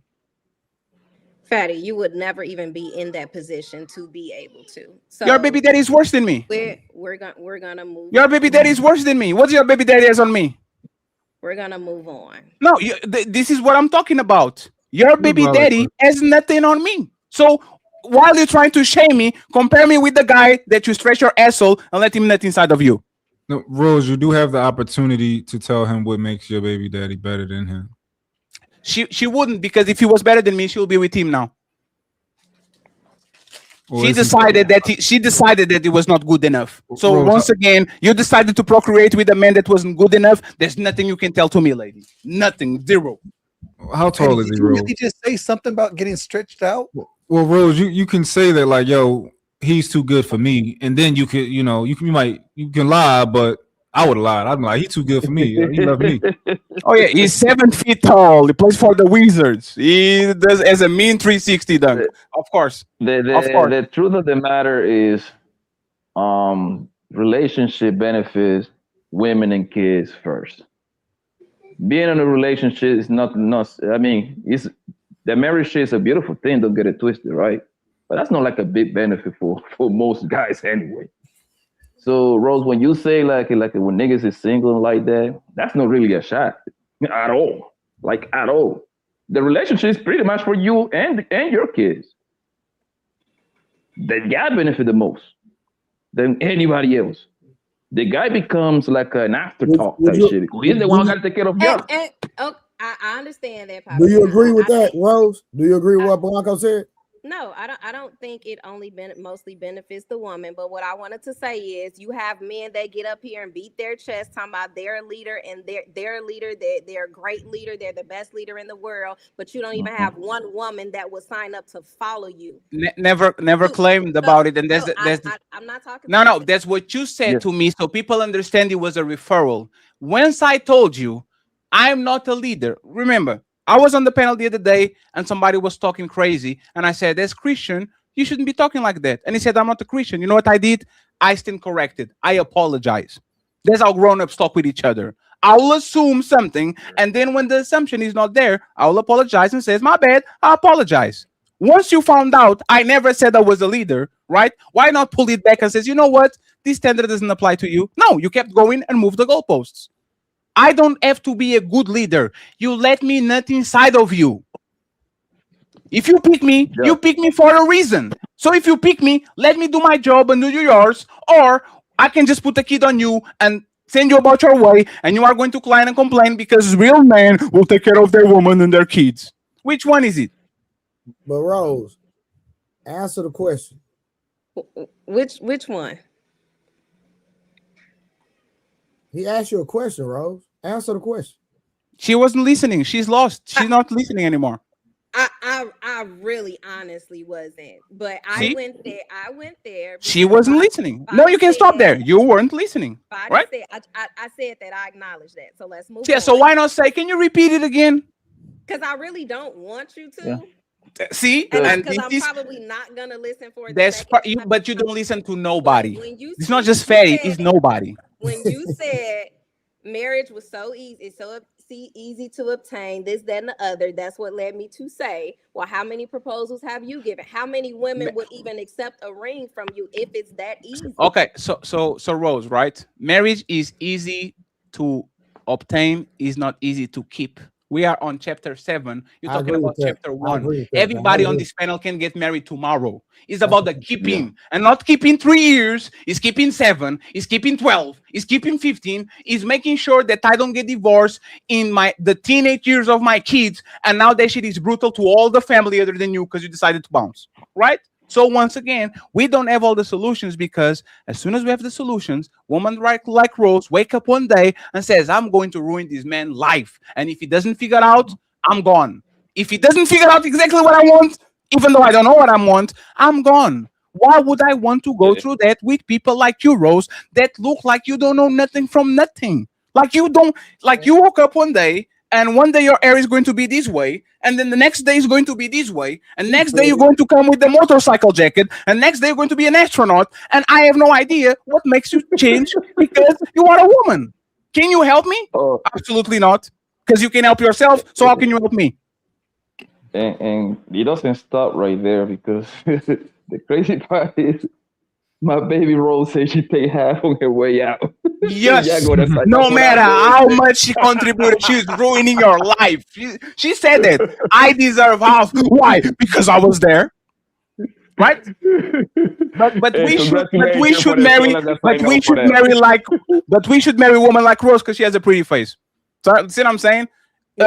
Everything. Yeah. Oh, make no mistake about it. Hold on, Fatty. Make no mistake about it. She will get a nigga. Make no mistake about it. So gonna get got. No. He gonna get got. No, Blanco. She would, but it's like she's me. pretty. Yeah, because she's pretty. But that's the thing, and this is why we're talking about these conversations. A lot of times for men. That's why she moves this way. Yeah.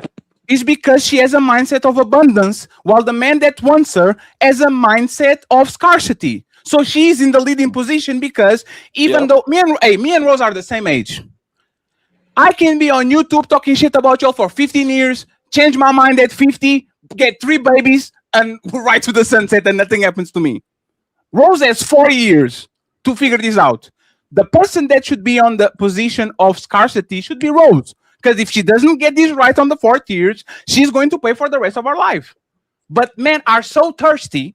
Men are so insecure. Men are so afraid of pissing Roses off that they will come around and say, no, of course, monogamy, baby, even though I'm trying to fuck Annabella 2 in 3 years. Oh, yes, me just and you together and 3 kids when I can only afford 1. Like, we are going to listen to y'all. And this is why you are so smug about your attitude, is because you know it. You know, man, you just don't get one because you didn't find a sucker yet to come around and to open his asshole and to say, yes, choose whatever stick you want. I will walk 1,000 miles with this shit up my ass. Nobody is going to sign for that actually respect themselves. But most men don't respect themselves. So Rose is going to pull up in 1 year, 2 years, 3 years, whatever, with a guy, and they're going to appear very happy until they don't.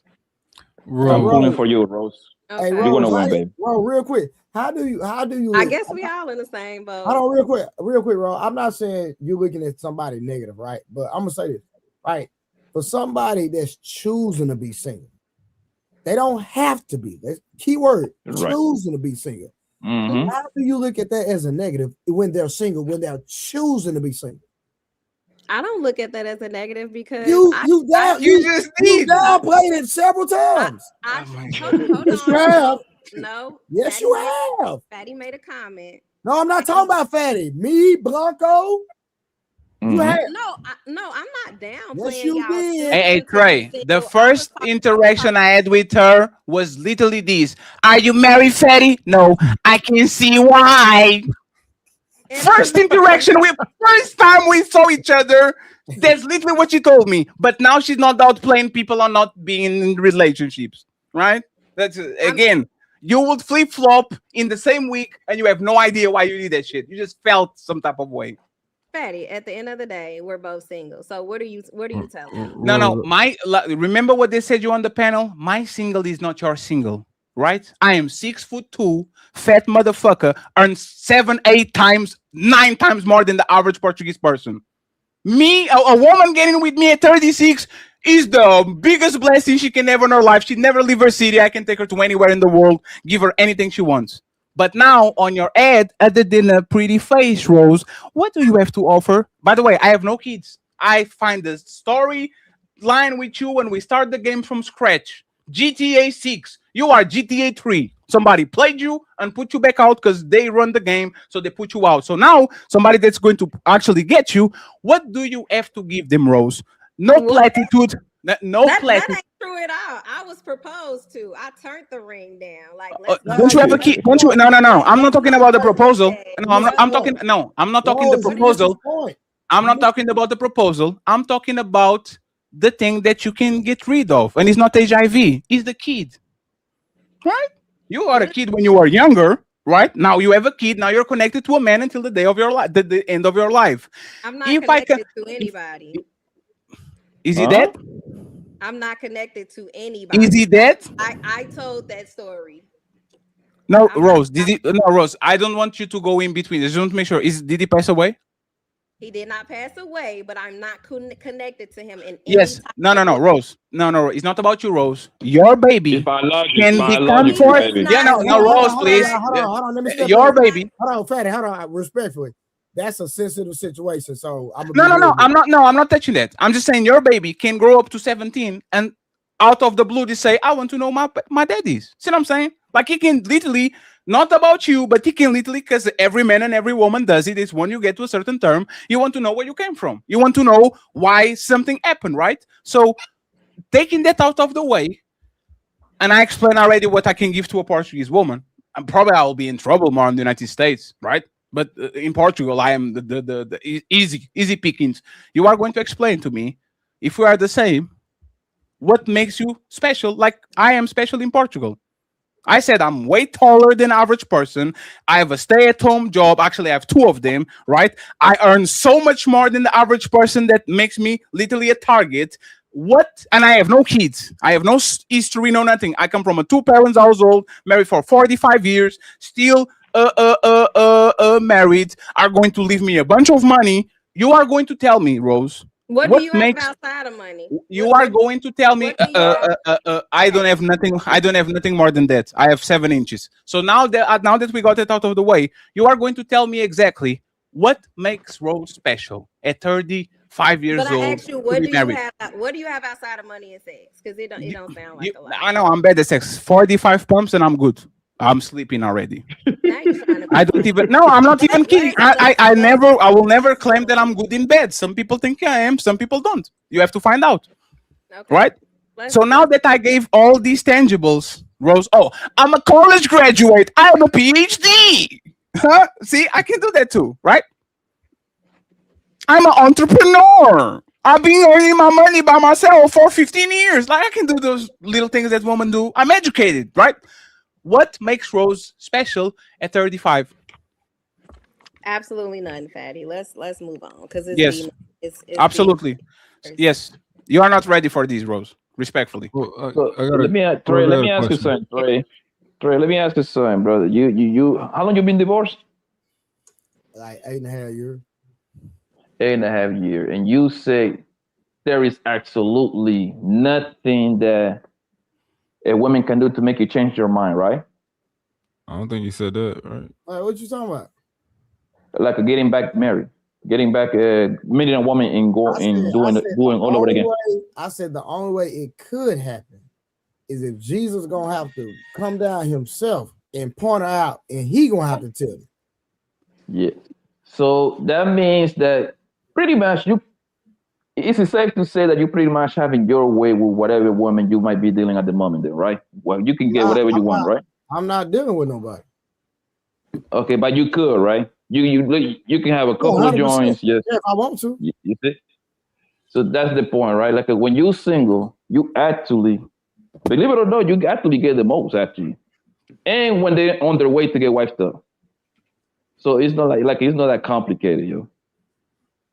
Once you get in a real tight relationship for the most part, that's when the game begins, man. That's when the attitude come, yo. Well, I got a question for you, Rose. Oh, go ahead, Blanco, if you had to finish. No, go ahead, boss. Go ahead.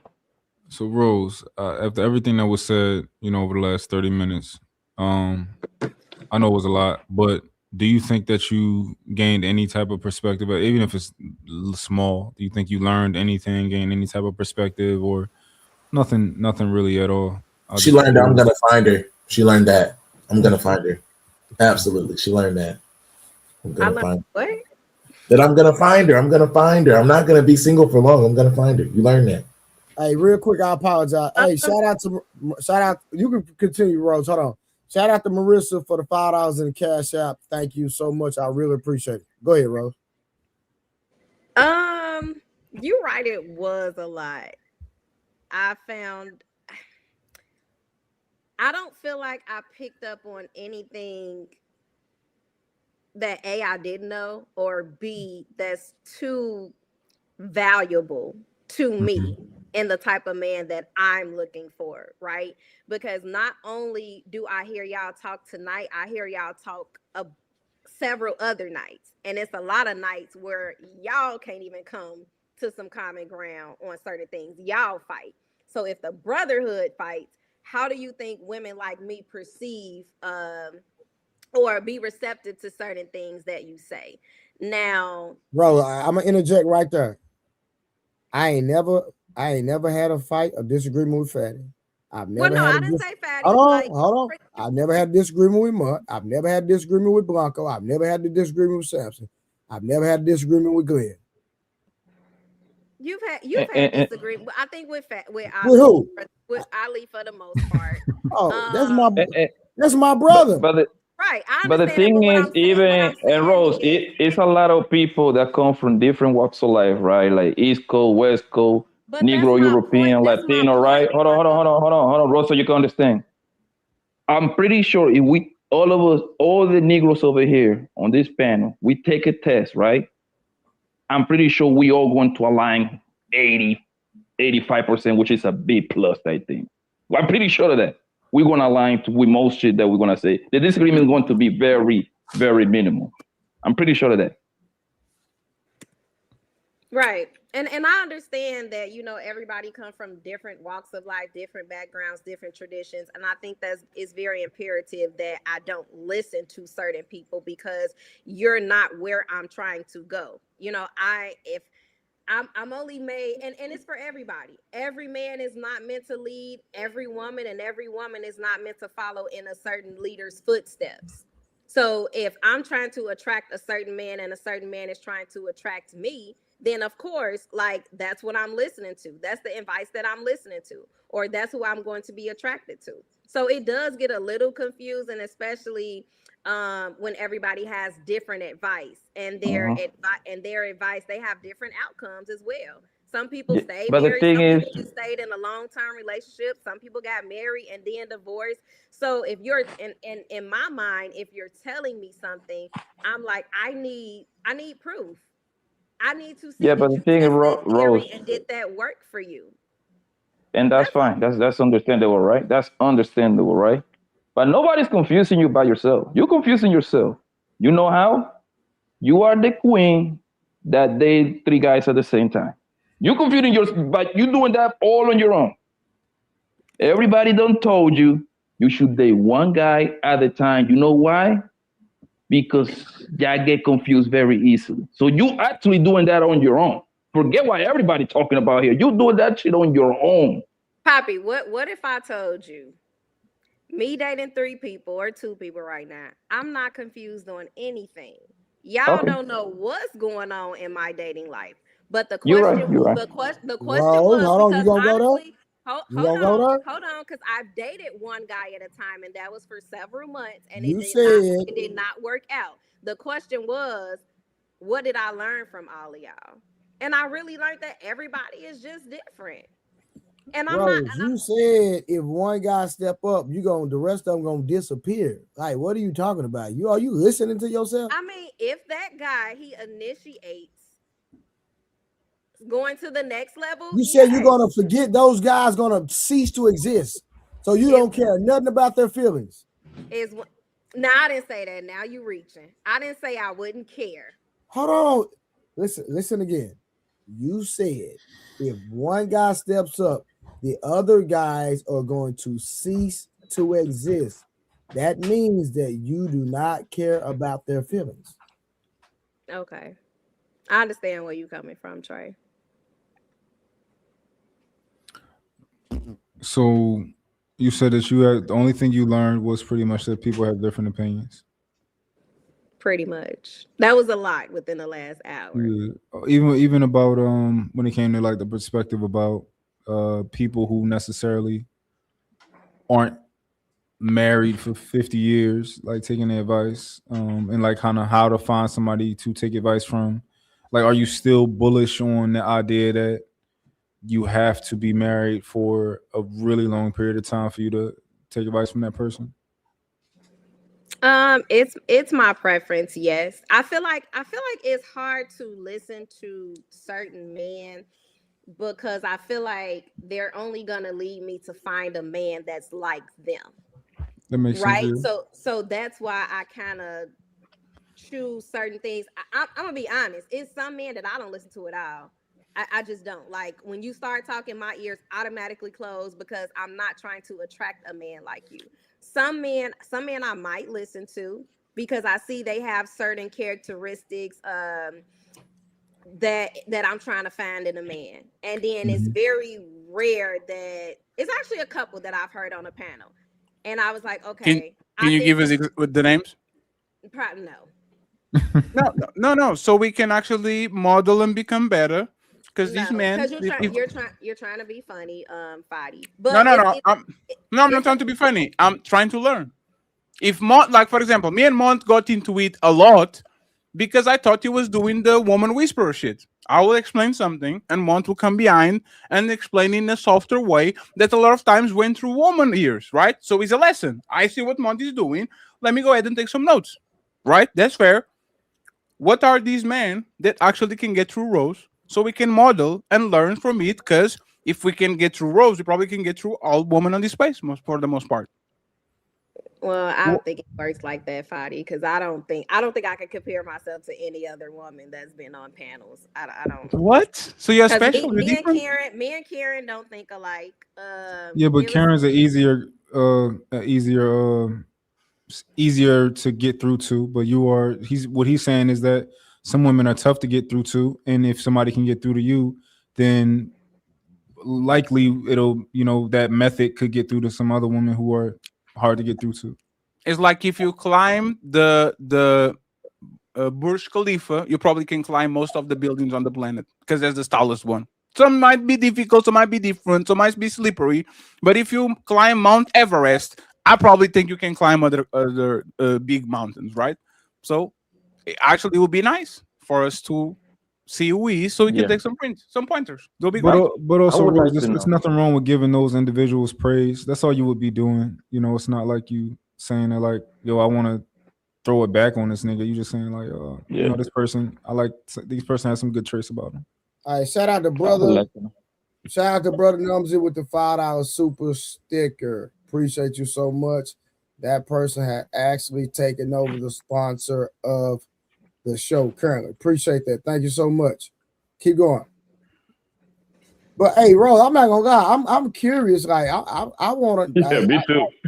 I want to know who this person is. Like, so me, Fatty, Mutt, all Mutt about to get married. So we need to learn who is, and Samson needs some guidance. So who is this guy? So we can study this man. We want to know. You know what? I will not say the names. All y'all gonna do is judge. No, we're not. Tell me why I shouldn't. We're being sincere. Or laugh if you don't agree with this. Rose, I promise you, nobody's going to tell you why you shouldn't listen. I guarantee you, I know one of them. I guarantee you. It's definitely a setup, but I feel like no. Hey, the only person that is mean spirit on this conversation is Fatty. I promise I don't say nothing. Now you got it out of the way. Go ahead. That's fair, Rose. I get it. I'll say this. Everybody that you're right, Ma. At the end of the day, there is something I can learn. I think OG said this the other day. Something you can learn from almost everybody, whether it's something that you do or you don't do. So when you all talk, I do listen, But like I said, it's harder to listen to some of you all because I think if I really take heed to what you're saying, I'll attract a guy just like you. And that's Okay. not the goal. You know, I'm not saying you, but you know, Yeah. just So, gen- who are the men who you've heard speak who you say, you know what, I wouldn't mind taking their advice or their perspective because I wouldn't mind ending up with somebody with their characteristics or some of their characteristics. I don't want to say names. So What? that's why I Yeah. generalized it. Yeah, it's interesting because I guess we're trying to figure out what would be damning about you kind of saying a name. Like, let's say you said, who's the guy that left? David, somebody with a D, somebody that guy was married. Oh, Dame. Let's say you said Dame, right? Let's say she told us Dame. I'm trying to think, like, what do you think our reaction would be? We'd be like, okay, cool. Like, what do you think? Dame's a cool ass nigga. Well, I think that was the first time I actually heard him talk. So much going on. I don't really remember too much about what he said. Yeah. So he It's just an example of like if you said Dame, we wouldn't feel, we just would be like, okay, cool. I think it's just a curiosity thing. I don't think people trying to like Fadi, if Eddie already told you, he's not gonna say nothing. Fatty But be I don't lying. think maybe. I don't know. I like literally 7 a.m. in my country. I'm not trying to It's be all love though, Fatty. Me and Fatty. No, I don't. We don't win Rose, at it a few times, y'all. No, it's not all Rose. love. You don't have to give a disclaimer because I understand what like is panel thing. After panel, we good. There's no problem. It's not personal, right? But that's the thing. You are the crystallization of the woman that we have on a day-to-day basis. We come here because we can understand things. So let me ask Mont or Samsung, hey man, my woman does this, does yours does this? Oh shit, I have the same notes. What's going on? You are not that different from other women. The thing is, for whatever reason, you are very comfortable showing exactly who you are. Some women only show that on the back. They're hiding. Right? So I don't have a problem with you because I don't trust none of these women on these panels. None of them. Not like literally none of them. You know what I trust them? I trust them to do kind things to me. And when I do kind things to them, I'm trust them to be professionals, to be compassionate, to say, oh, Fed has a panel, let me go there, let's have fun. But I'm expecting that. As soon as I put my dick inside of them, it's over. The conversation changes completely. I'm not talking with the same person. Every man on this panel can tell you the same thing. There was woman that was so dope to us when it was buddy, like professionalism. As soon as you went ahead and you put your shit inside of her, what are we? You were always talking like it goes down quickly. So that's the thing, right? Why keep it? Why not rent it? See what I'm saying? Why not just get it? We watch Game of Thrones simulcast so you can be happy and I can be happy, and I don't have to deal with you full time, and you don't have to be full time because you can't stand me and I can stand you. Like I still don't get like that's the great thing. Why buy the cow? Why buy the milk when the cow is for free? Right? This is what most women I've become. Most men only buy the cow because they're thirsty. There's a lot of cows giving milk now. It's kind of messed up, Rose, that you don't tell us the name, man. Yeah, we'll be fucking with you for the longest, man. I ain't rocking with you no more, girl. The Genius CEO is the Genius CEO is one of them. I know. Y'all don't rock with me like that. Come Hey on. Rose, Genius CEO is one of them. I guarantee you. Is the Genius CEO one of them, Rose? That's the Genius CEO. Oh, he said CEO. The guy. Oh, CEO. Is CEO one of them? CEO not even married. But yo, no, he definitely is. He is married. Yes, he is. Married. Yes, Yeah. he is. Yo, but the crazy part is that she just said that we don't rock with her, so easily, man. When people have blocked people just to cuss your ass out, man, that's messed up, Rose. That's messed up. We rock. Remember when we said hey, remember when we said we rock, like things change after we start to actually like each other romantically. We rock with you until that part. Rose, you probably can get money from us. You can help somebody to help you move. You can get somebody to sit you. Once we get into, oh, I like Rose and loves like me, that's when we kind of don't fuck with you. Because respectfully, that's the person that gets the worst of you. I'm not getting nothing worse. This is just banter. The person that has to sleep with you and wake up to your ass, that's the person that has to actually get the worst part of you. So we definitely fuck with you. We definitely do. And I guarantee you, if I wanted to or Trey wanted to, we can find you a man tomorrow. I'll go to my Discord. I'll go to my people. Hey man, anybody found like? Do you know how many men come in? Oh my God, Rose is so beautiful. She's so pretty. Oh, look at it. You think we can find you a man tomorrow? The thing is, I'm not sending none of my people to a burning building. Sorry. Nope. What guy that is married onto this panel? Give me a second, real quick. Shout out to L Nixon with the super chat, $10 super chat. Men value aesthetics, women value resources. The natural progress over this time and resources increase for men and aesthetics increase for women. Don't overthink your options when you have them. Shout out to L Nixon. Appreciate the support. Y'all don't fuck with me. Guilt on sign language by Kevin Samuel. Kevin Samuels took that out of the park. Sign language. Y'all don't fuck with me. This is shame and guilt, friends. Is a trap. just play along. And also shout out to Brandon in the Cash App. We still need $90 more to meet our goals. All the super chat goals have been met. All right. Shout out to my brother Ali. Shout out to Fatty for the training. All right. You're doing great. We following the blueprint, Fatty. Yep. And we still get mistreated by Rose, regardless. She won't even say a name, bro. That's messed up. Yo. I want to look, Month about to get married. What's the name? She hasn't the name is Derek Jackson and Ace Metaphor. Wait, what are you trying to get her to say, Month? We're trying to get her to tell us the guys who she thinks have the characteristics that some characteristics at least, that she would look for in a partner. Barack Obama. They got a new Derek Jackson out now. The guy was just on Cam Newton John. No, there's a bunch of that. There's like she will probably listen to Public Offender. She probably see what I'm saying. She probably listen to a bunch of people that come along and say what you want to hear. And you know what? Not Public Offender, Daddy. At this point, I don't even know why we try to be. At this point, I don't understand why we're not on the other side of the fence. Oh yeah, bro. They don't understand you. Hey Dub, I was gonna say Wolf Stacks to be funny, hey Dub, but I ain't gonna say that. I take it back, man. That's why I'm sorry. The best way to get a woman today is let the man talk and fuss and all that, and by the end of the show, go to the DMs and say, "Oh my God, Rose, they don't really like women. Are they gay?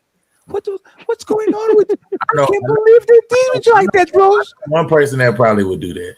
And you are beautiful. Like, what's going on with them? They don't see that. Like, what's going on? Like the funny dude with the funny accent, and Desmond looks like he's cold as fuck. I don't get it. Like he's like, I don't get what's going on with this hoodie. Like, it's so easy. It's so easy to just go behind man and sell you a dream and make you feel good and fuzzy. And then the next meetup, Dead Untouchables do ba ba ba ba ba, and then next day, hey bro, nah, we good.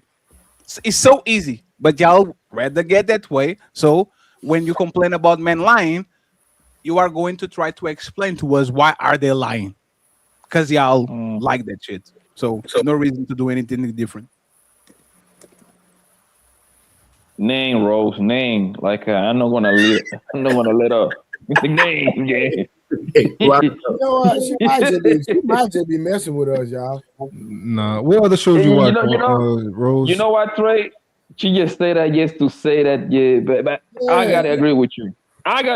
Bro. What about her? Rose is a Instagram queen. She probably consume all the reels all day long and then come tell us over here every day. I want a man that lead me this way, but he lead north, he live south, he live east, and then go west. He gotta go all the directions. I'm telling you, when I hear Rose talk, she sound like Instagram quotes, bro. I promise you. I know that's what you get them from. But Rose, like when Fatty asked you to give an example of how a man should lead you, like why couldn't you actually like give us a real illustration or communicate that? How a man should lead? Yeah, he asked a simple question and you never answered it. Well, I think I thought I did answer it. I was coming from a biblical standpoint. That's come on, Rose. You got Christian people getting divorced every day. That's not realistic. But they don't have nothing to do with me at the end of the day. So hold on. So that can't happen to you, right? That's what you're telling me. I'm not saying it can't. So I had 300 people at my wedding, spent all that money because I was like, you know what? I'm gonna get divorced one day. You think that's how it works? No, I don't think how that's work, but I don't want to base my situation from a futuristically based that off on what everybody else had going That's on. not What I'm saying is, I explained that I don't mind him leading. It's just I know I'm not made for every man that can lead. No. But he asked you, what does leading you look like? I don't think that was a hard question to answer.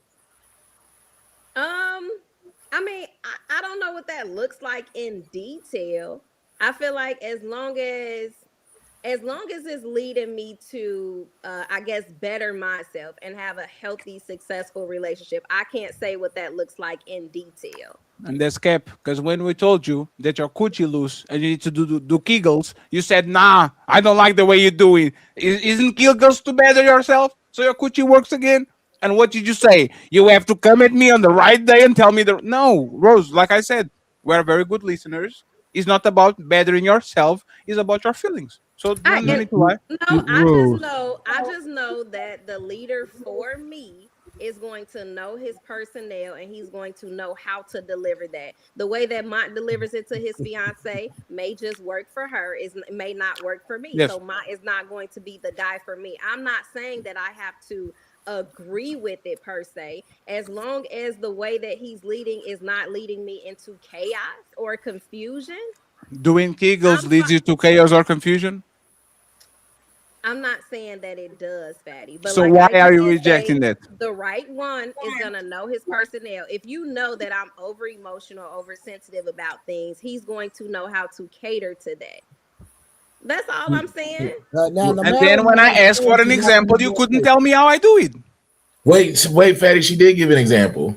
No. I said do a play-by-play of Samson and Rose, where you go to Samson, which is Rose, and say, baby, you're too loose. You need to do something about it. She said, I'm not going.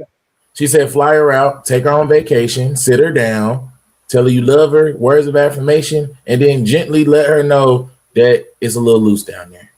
On Valentine's Day, on Christmas, on Thanksgiving, where do you want this is going to be terrible. Every man knows if I create a special moment just to drop that shit on you, it's like an ambush.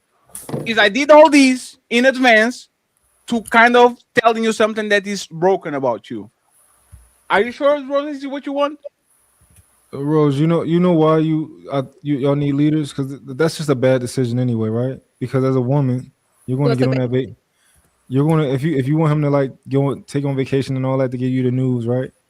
You're going to think that what you're going to do is you're going to go on that vacation and you're going to be like, wow, so I just was having this amazing trip and you decided to ruin my trip by telling me this? 1,000% facts. I mean, and that might be how you perceive that, or your woman would perceive it in that environment. How would your friends perceive it? Your friends are jealous because Rose was with her boyfriend in Paris and they were balling. They went to the Moulin Rouge. They were taking everything romantic. And by the last time of the trip, when Rose was the talk of the town, he said, baby, you're coochie loose. We have to do something about it. Now you go back and you tell it to your besties. What happens?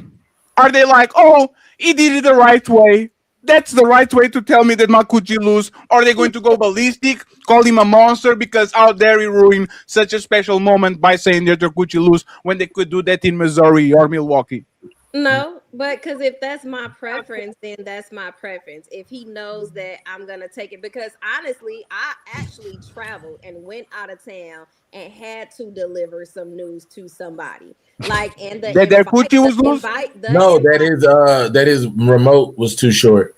That's not the same, Rose. That's you It's not doing the it to same. somebody else. That's not somebody doing it to you. But that person is similar to me.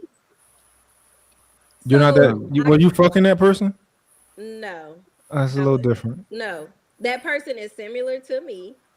So me being in that moment and sharing that moment with those people, it played out how it's supposed to play out. I don't understand why I gotta be in defense mode telling y'all that that's how I would perceive it if it was delivered to me like that.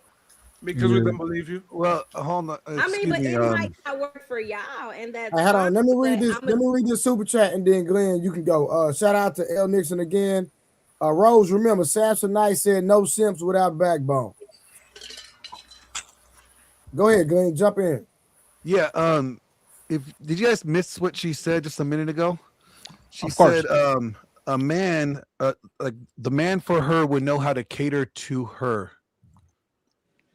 That means she's expecting to be catered to. I thought you were the helpmate. Aren't you supposed to be catering to him? Both in a Bible-based marriage should be focused on serving each other. That should be the focus, and that's Bible-based, right? I am his helpmate, but at the same time, So then, hold on. A husband is to love his wife as Christ loved the church. And so when as a husband, you're prioritizing your wife and kids' needs over your own. That's where I was coming from. Helpmate. you said cater to. Okay, I'm just going off of the is language that you use. So okay. I'm just not trying to like I feel misquote like you. about to reach, but go ahead.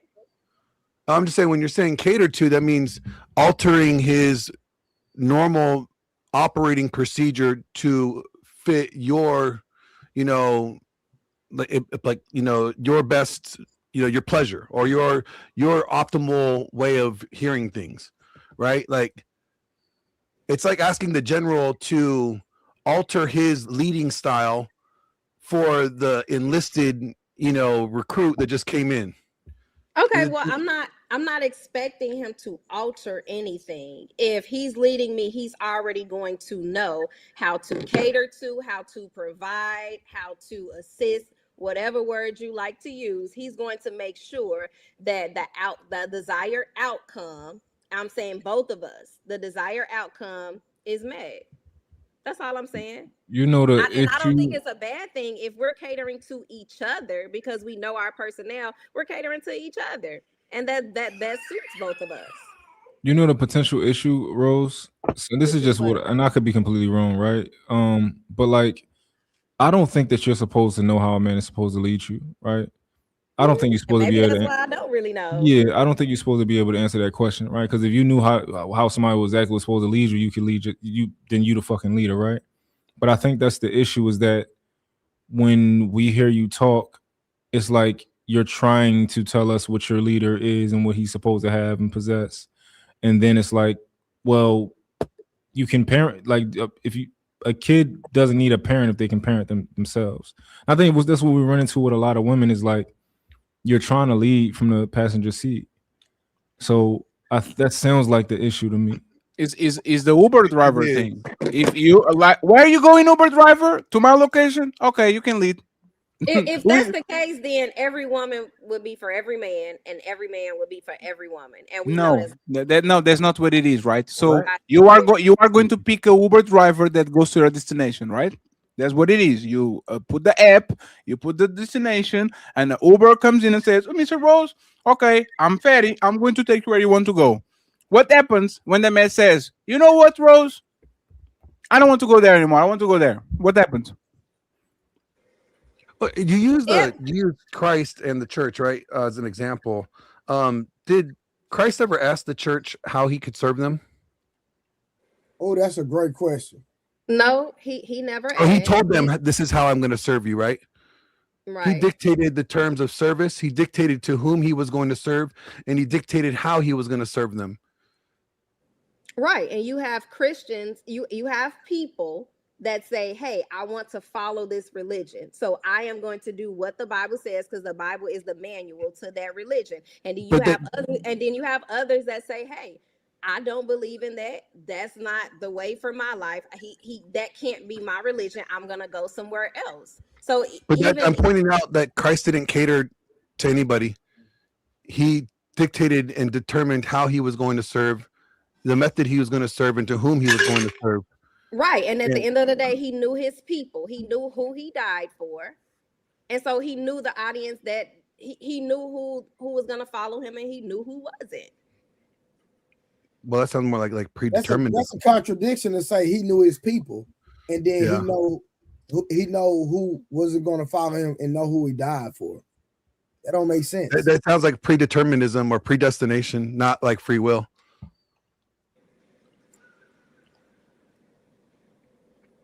Okay, but at the end of the day, yes, I did reference the Bible. I said a husband is going to know how to lead. He has to prioritize his wife's emotional, physical, support. He's gonna know what that looks like. Now, I'm not saying A husband is not going to prioritize his wife's emotions. No, he's not. What I'm pointing out is that like, how did Christ? That's what you just said. That's not. Well, He has to. He does have to I'm sorry. Let me prioritize his wife's well-being. let me help you out, Rose. No, don't take the word. You said emotions. Yes, he has to provide for her on different levels. He just can't provide financially or just physical. moved It's it emotional again. and spiritual. Let me help you out, Rose. I think it's your word choices. I think it's just your word choices. That's all. could be. You kind of loosely use certain words, but I think you mean like a husband is going to take into consideration how you feel. Is that is that a better word, do you think? Versus Now, taking into consideration how I feel like that only comes. I feel like that's that part of that helpmate, right? If there's a decision that needs to be made and I'm looking at something through a different lens, maybe seeing something that he don't see, then I feel like that's where that helpmate comes in and say, hey, I'm looking at it this way. Maybe you just could consider that. I'm not saying that you have to go left because I said go left. Yeah. Just consider that. That's all. When did the church ever do that to Christ? I'm not saying that, and I knew you was gonna start reading. Well, I'm just saying you're saying husbands are supposed to model themselves after Christ, and I could say yes and amen to that. He's the perfect, man to model in themselves. He's the only perfect man. So, if that's how husbands are supposed to model themselves after, then shouldn't the wives model themselves then after the church? And I don't recall any time the church telling Christ, well, I don't really think I like this idea, Lord Jesus, Savior of the world. I don't know how I feel about this. Jesus didn't come, like, he didn't care. He said, depart from me. Right? Either you abide in me or you depart from me. Like Peter was like, Lord, I don't wash my feet. I stepped in a bunch of cow shit and camel shit earlier. I don't want you to wash my feet. He said, depart from me then. Like he set the terms in the standard of how he was going to serve and whom he was going to serve and what it took for them to be under his service, right? So there was no negotiation. Is what I'm trying to get at in that leadership, and there wasn't like Jesus didn't alter his like his tone, for anybody. Like he came at the Pharisees very harshly, and those are his people too, right? Well, Rose, do you feel like based on what he said that some of your requirements may be a bit worldly? Like, I mean, I don't know, but based on what he said, it wasn't as much of a democracy as I mean, at the end of the day, right? The husband is being instructed to love his wife in a sacrificial and a selfless manner, right? So I might need to dig into that and actually see what that means. But like I said, as a virtuous woman, a virtuous wife, you are to be a helpmate to your husband. And that's why I said I'm not trying to come in and take over any type of decision or for him, I'm not trying to take over making a decision, right? My job is to assist when needed. So I have to pick and choose, those type of battles wisely, when to speak and when not to speak. So if I see fit, or if my opinion is welcomed by my husband, then I'll know that because I know him. So I'll offer that. And so even then, I still have to take the back seat and say, okay, well, I gave my little opinion that I thought we should go left. He's still trying to go right. Mm-hmm. So as a wife, I'm saying, okay, if he's saying go right, then that's where we're going. And then if we do end up in a situation where that wasn't, the right path to go down, I let him see that. You get what I'm saying?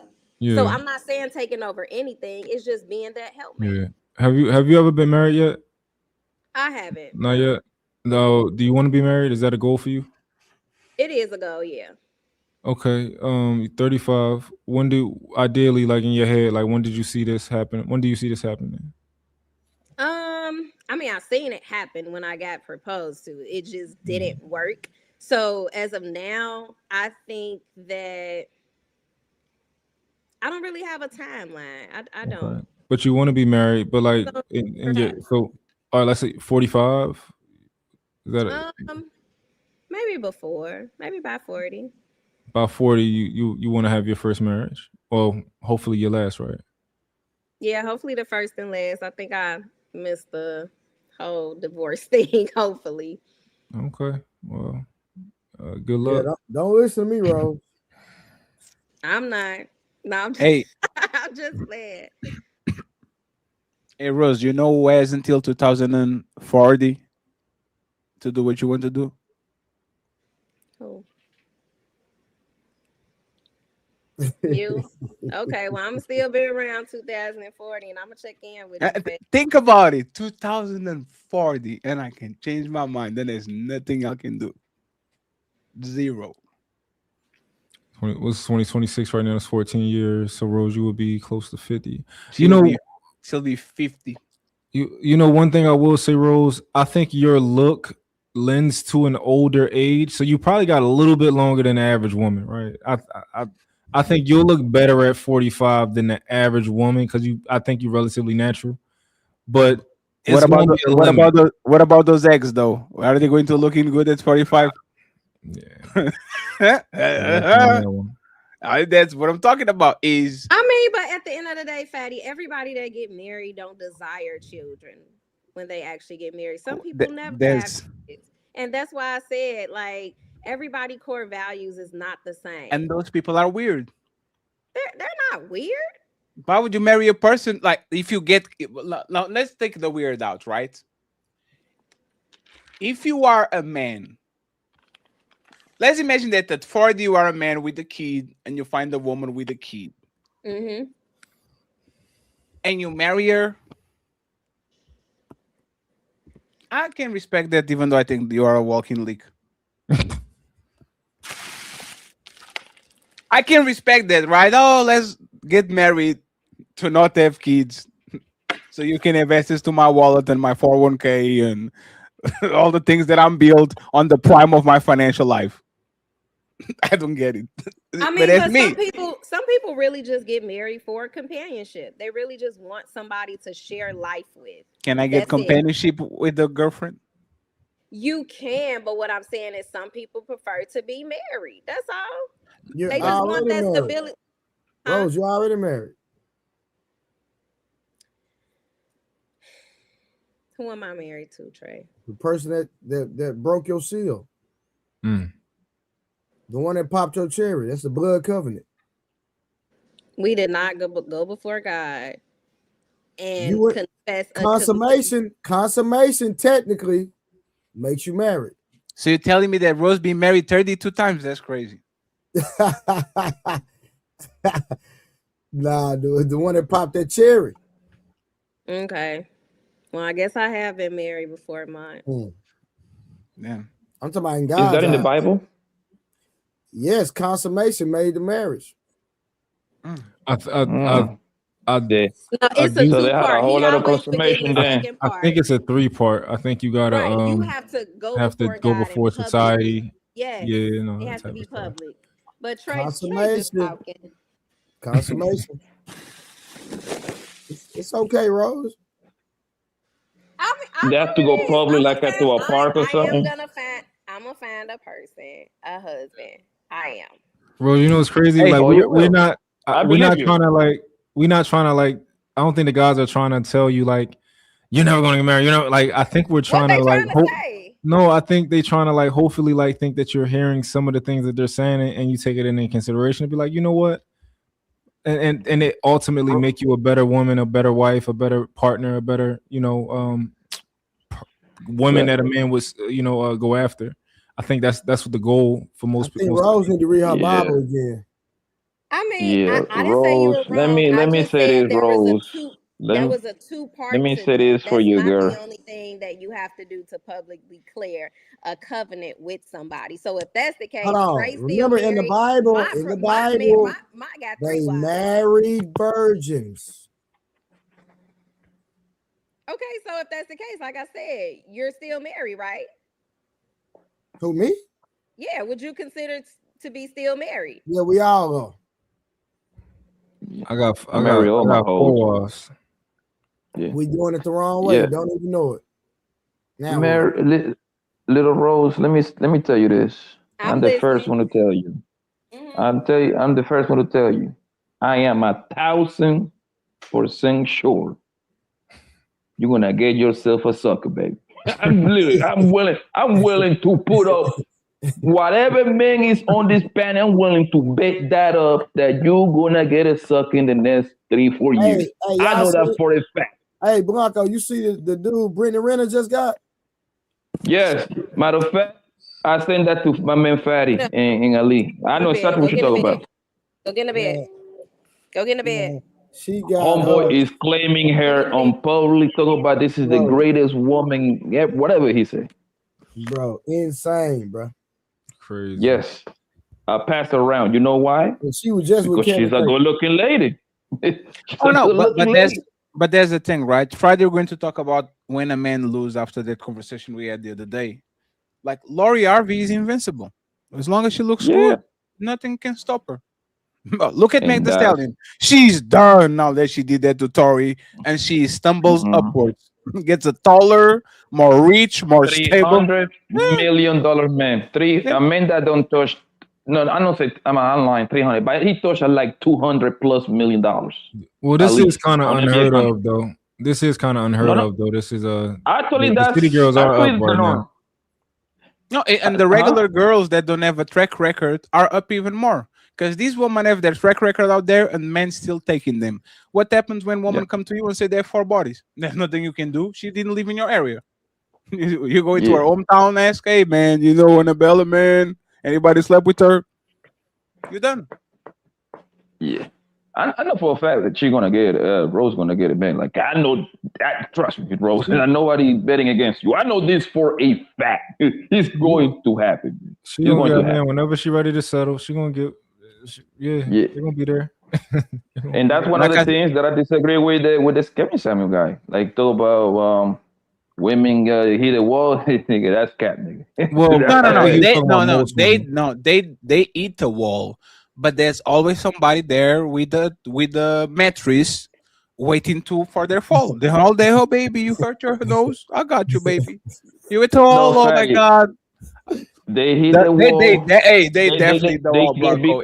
No, listen, no. They be close to hit the wall, and it's always a man there with a big old hammer and break the wall and be like, come on through, baby. You ain't getting to the wall yet. Come through, baby. I'm here to save you, baby.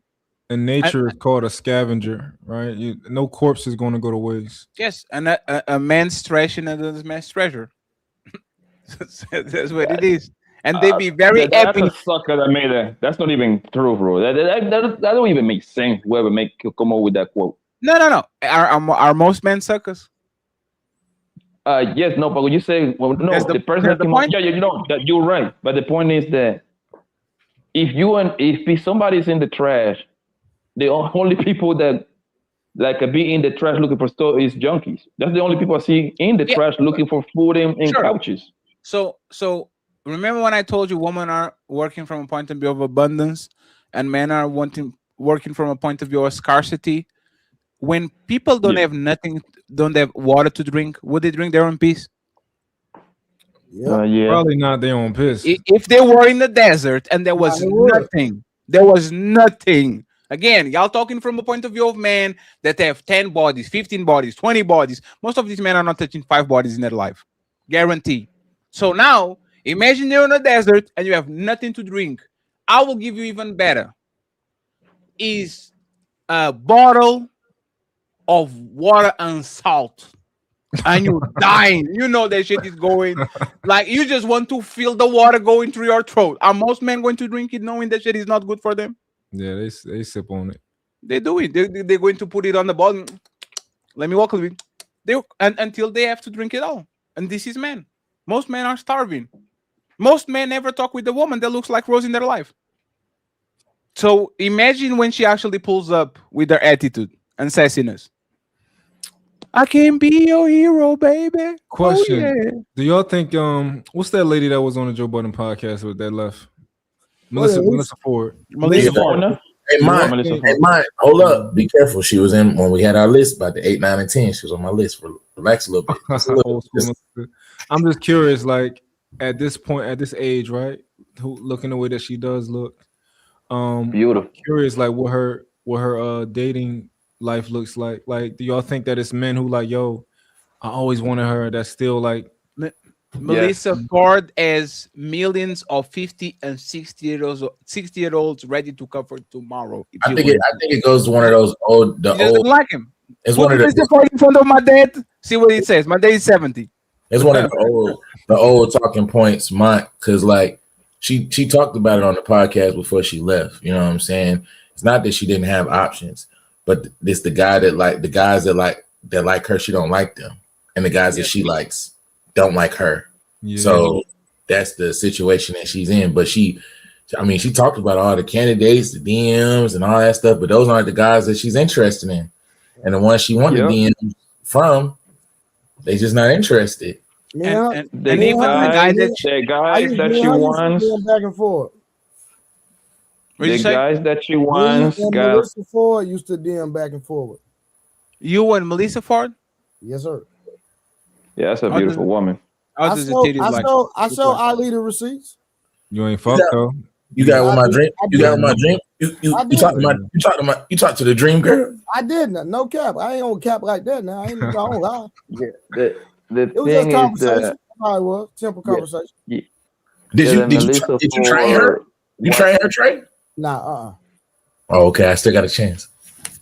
Yeah, the thing that Melissa Ford is that the guys that she really wants to be with, those niggas got her on the rotation. Because think about it, if I can get Melissa Ford, everybody's in play. That's a bad bro right there. You see what I'm saying? So whatever guy got her, he going to have to fight Melissa Ford, and that's how this girl's getting themselves in trouble, because they think like the niggas that got motion, they're always gonna get their way. We always gonna get our way, bro. Man, there is no way around it. I think it's one of those unfortunate situations where a lot of times girls tell us that we need to heal, or who hurt you, or who hurt Fatty, or who hurt Ali, and stuff like that. But in those situations, like specifically Melissa Ford, she always talked about how she never really got over a lot of different traumas, a lot of different past relationships, and not getting over those things. Yeah, I'm just saying what she said. If she said she didn't get over those things and not getting past those things or getting over those things could hinder her from getting into a positive relationship. She might be getting in her own way, which she has admitted to self-sabotage. That's a real thing. Sure. Did y'all see that? She's supposed to be wifed up by the guy from Flow Rider. Flow Rider. She didn't want to stick it out because she know Flow Rider had a bunch of women. Like, yo, that's the guy what you want. That's what you want. But the problem is, if cheating is her deal breaker, then that's it. No, but there's not the problem with women that look like her is like the guy that is a gambling addict. He stays in the casino too long. He won one hand, he won two hand, he has $1 million. You know what? Just one more. You know what? Just one more. Yeah. By the time she looks at the mirror, like you gone, like you lost everything that you had. Like she Yeah. stayed on that casino too long. That's all. Like, Yeah. and even today, if she had a little bit of a better attitude, she still get cuffed by the men that kind of probably a little bit age or older. It's just the mouth. It's like they don't stop. Like nothing humbles them. Like when a man loses his superpowers, he loses his money, he becomes fat, he gets soft. Like there's something in life that now you see that he's a little bit more humble.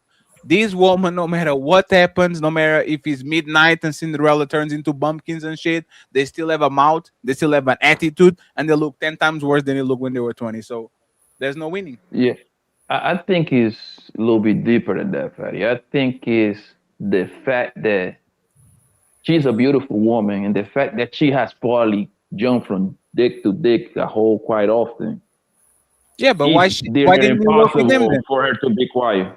Huh? No, but that's the point. Why didn't work out with them then? It's because she has a mouth. Because Like, the hey, thrill. brother, you know this and I know this. A woman that looks like her, there's no way you throwing that woman back to the streets unless she's a head case. So I'm saying, like, you know, when you see a woman, you say, God damn it, how is she single? She only single because she doesn't get quiet. Like her mouth doesn't stop. You know, but the Right? thing, Fatty, is here's the thing. The guys that get with Melissa for the most part, is going to be a stoned down nigga. Most likely, he got 5 Melissa Fours. You see what I'm saying? Sure. So it's not going to be that kind of guy. For the most part, he's not going to really. If she goes, hey, whatever, man. I'm pretty sure we're gonna like him, whatever, right? But if she goes, hey, man, I can get you enough. I can get Melissa Ford, Brittany Renner coming right behind you, and Maya coming right behind you. Hey, But that wasn't true for her last relationship she got with these Indian dudes that own these gas stations and oil rigs. And to Fatty's point, they ain't used to getting girls that look like Melissa Ford. They used to getting girls that wear hijabs all the way down to their ankles. That's their culture. That's what they used to. So you get with a girl like Melissa Ford, that's a shell shock to them, and even they left. So that's what I'm saying. Like to Fatty's point, at some point, like you think about beautiful women that were married and necessarily didn't work out. Halle Berry was married. Her husband was one of her ex-husbands was a sex addict. Left her alone. Her next husband cheated. Beyonce's gotten cheated on. A lot of women Imagine living the most beautiful woman on the planet and you are a sex addict. You know how much that bitch has to talk for you to just say, this is literally something that I can't get. This is the purest form of my addiction in this planet. And I'm still going to leave. And again, these would be solved with very simple advice. Ladies, be quiet. Now go find me. Now go find me these rare Pokemon that every time they get mad at you, they be quiet. Not because they understand that you should have priority, but because no, they're going to be quiet because they're on your feelings. It's not because they actually know there's a way to keep a man. It's because they're going to try to wrestle you out of your conviction by be quiet. Says, baby, is that a problem, baby? No, I have no problem. It's just like I met Brittany Renner twice. Once in LA and the other one in Scottsdale, Arizona, right? The first time she ain't had the kid yet. The second time she already had the kid. The little few minutes that I seen her, whatever, she seemed cool, bro. That just let you know that she just incapable of actually bonding with a guy for a long periods of time, because she said out of her own mouth, she had been cracked by what, like 30-something guy, I believe. I think she said it like she wrote it on a book or something like that. From the outside looking in, she was cool. She came to the table, party with me and everything. Hold on, what you say? I said, yeah, she wrote it in her book. It was like over 200, but at that point in time, she had already got with Colin Kaepernick. She put that in her book. No, I think not 200. She's like 30-something. Yeah, I think it's 30-something. I think it's on the low. Yeah, he's like 30-something. I mean, and that was like years ago. So pretty sure right now, but like around close to 50 now. But the point is, like, it gets to the, I believe, bro, that it gets to the point that it just, yes, they might like this guy, and they stick it out, yes, for a year or two, and then they get that itch, bro, and they need to get right back on the block, bro. Because that I've been saying this since day one, Fetty. You know me. Being a hoe is fun for a lot of these queens, bro. Oh no, It's sure. very fun, bro. It's Yes. very fun. And that's why they should have NBA contracts. You do 4 years, and by the 4th year, we're going to see You if get we extension? renew this shit or you're going to play for the Seahawks. That's what it is. That's the only way at this point you can keep people motivated. As soon as you do the forever shit, it's over. But good I'm luck. going Hey, to good do that luck, shit. Mont. Good luck, my boy Mont. I'm rooting for you, my man. Oh, what happened? Oh, the wedding stuff. People saying that you are engaged. I'm telling you, good luck. Oh yeah. Listen, I'm not like the other guys. Like I'm always. Oh, have I know. leverage. I'm different. I'm always had leverage in my relationship, so it's just Sure. yeah. But I ain't saying that women are women, so she switch up. That's her business, I ain't Yeah. keep it That's all you pure. can hope. Do you think you gonna switch up, Mike? Like, you think it's anything that happened? It's impossible for me to switch up. It just That's is. crazy. Listen, But anybody who it's know a you, chance that she could. It's impossible for you. it's absolutely a chance. She's a woman. But What you- it's impossible for you. it's impossible. So this is Do you the think that thing, most bro. guys switch off, Rose? Do you think like that's like a problem, like the majority? I wouldn't say. I wouldn't say majority, but I do think a lot. Yeah. How could I Like switch a up, lot, bro? a lot of guys either switch up after they have children, after she has the kid, or while she's pregnant, or after they get comfortable in their marriage. And I'm not saying women don't do it, but the question was about men. I do think that. So, Yeah. bro, this the thing, right? Because somebody commented leverage, yeah, you think, right? So this is the thing, like I talk to my woman all the time. My woman, she understands. I tell her the truth, right? So I tell her, like, listen, you know why I'm the leader and you're not the leader, right? We had that conversation, and I make it make sense to her. I'm like, okay, you know how like I'm one way, whether I'm mad, whether I'm angry, I'm always one way. You, one day, you may get really angry. You may not be the same person. But me and you both know that we can trust me to be the same person if we ever get a divorce, right? We know that. It's already proven. It's already proven out. Like I'm one way. I don't. There's no ups and But the downs. thing is, No, when But the you've thing- invested so much into a marriage, and then you have to adjust to a new definition of normal. That's, of course, it might not toy with your emotions per se, but you telling me that's not going to toy with your mental, and then knowing that you have kids involved, because now you have to detach from this person. You have to take your kids through this detachment process as well. That could take a toll on anybody. So you're saying No, just remain that same Rose, you individual? do not know how sturdy I am. Like I do not waver. It just I just don't like and it's the way I see life. Like life is so, no matter what the problem is, I can fix it. It's that simple. And even if I can't fix it, I'll die thinking I'm going to fix it. It's just how I see life, So if there's cheating involved, you're just gonna fix it. Oh, if she cheats on me, no, I'm leaving. I didn't mean that type of. I didn't mean like fix the marriage under any circumstance. Hell no. It's certain thing that you reasons got at this point. Switch up, meaning Bro, there's no justification for you to change your course. You just change it because you felt like it. Like if a man cheats on a woman, there's a justification why she switch on you. Men are not complaining about them doing some dumb stuff and the woman flipping on him. It's like, as soon as I solve all your problems, this is when you're going to flip. Like the saying, want to make a woman miserable, give her everything. See that woman go crazy. Yeah. Like it The wasn't thing like is the like the puppy chulo dude saying like, oh, just send her $150 just because. Right? All the cars, all the houses, all the shit. And where did the woman said, I'm out. Appreciate you. Rose, I say it all the time. Like men view the world from a realistic perspective, and women view it from an idealistic perspective, right? I see what the world is, and that's my job to let my woman know what the world is, and she thinks, oh, this is what I want the world to be, right? So that's another reason why I think most men are leaders. At least me, that's why I'm a leader. I don't see the world how I want it to be. So I understand that my woman is a woman, and I love her, but like it's very possible that one day she might change because she's a woman.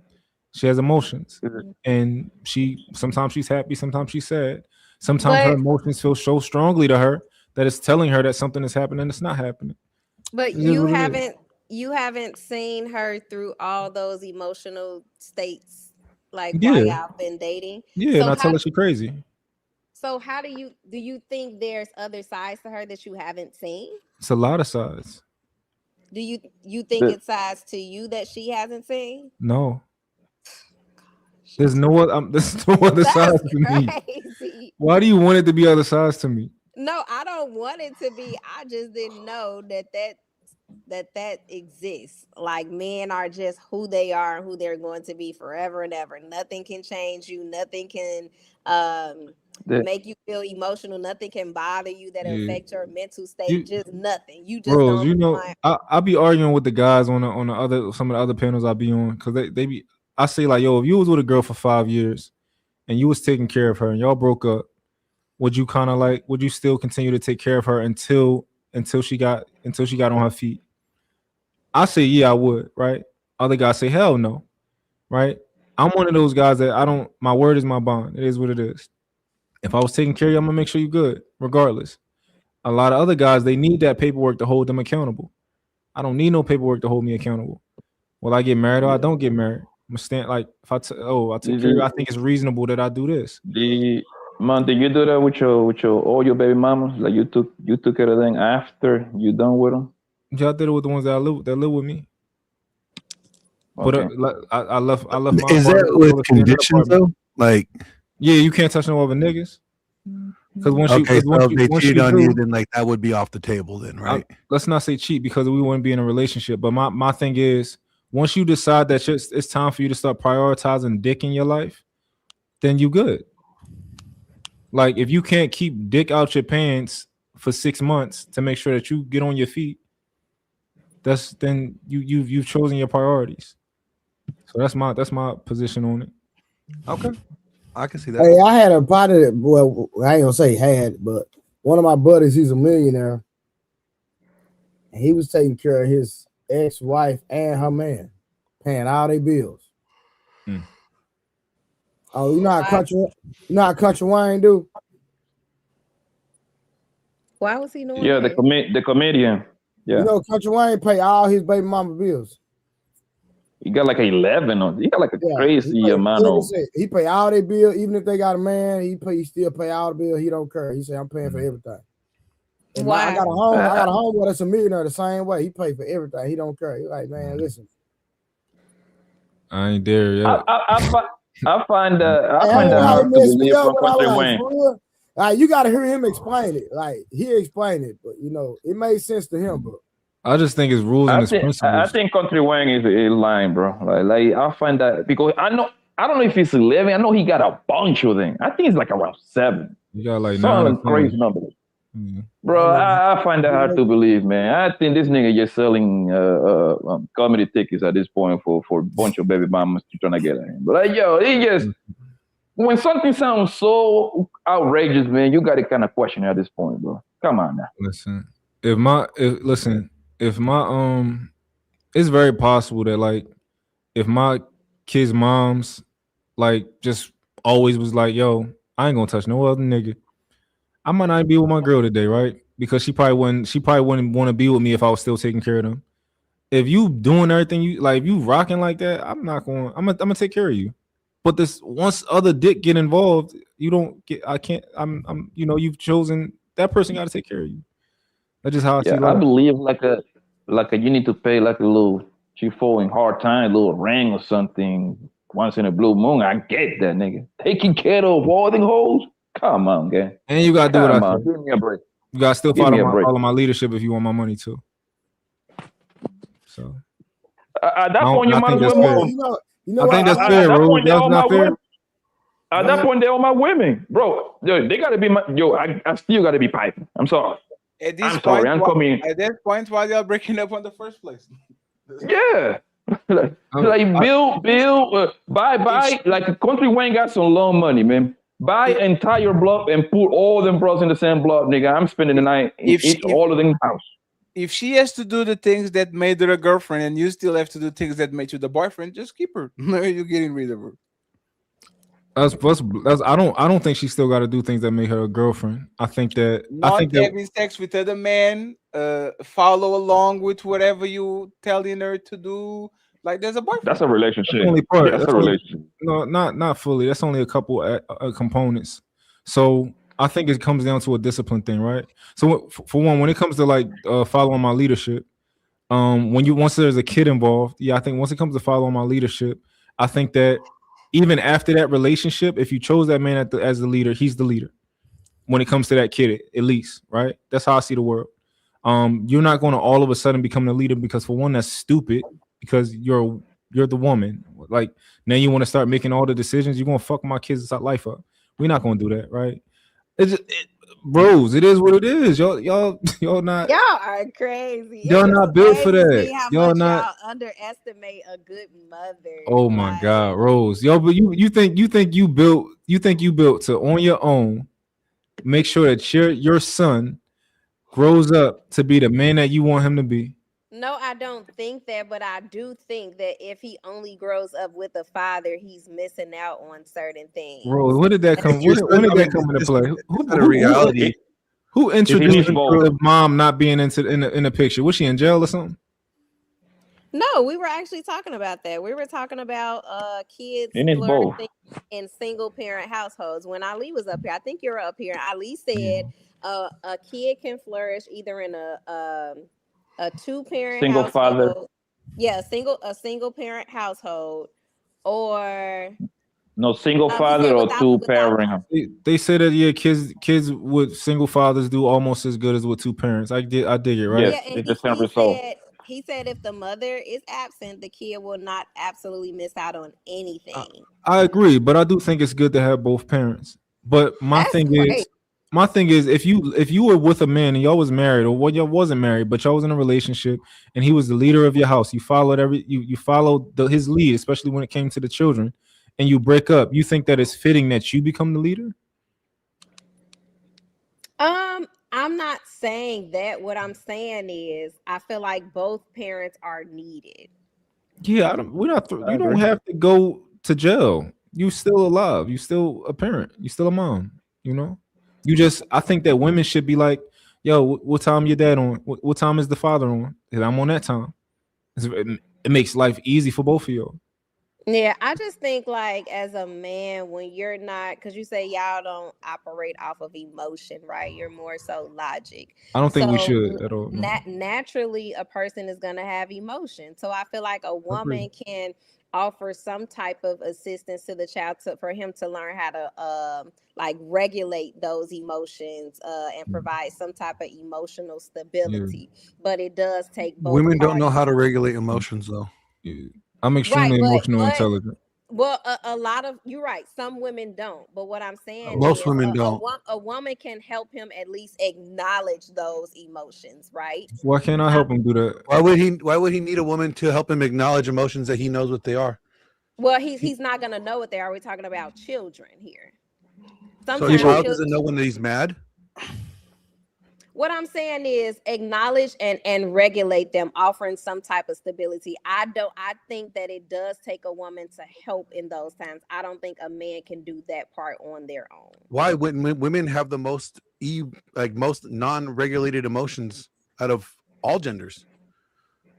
I mean, because women think that just because they express their emotions, that means they're emotionally intelligent. And that's not emotional intelligence. Emotional intelligence is knowing that line where, you know what?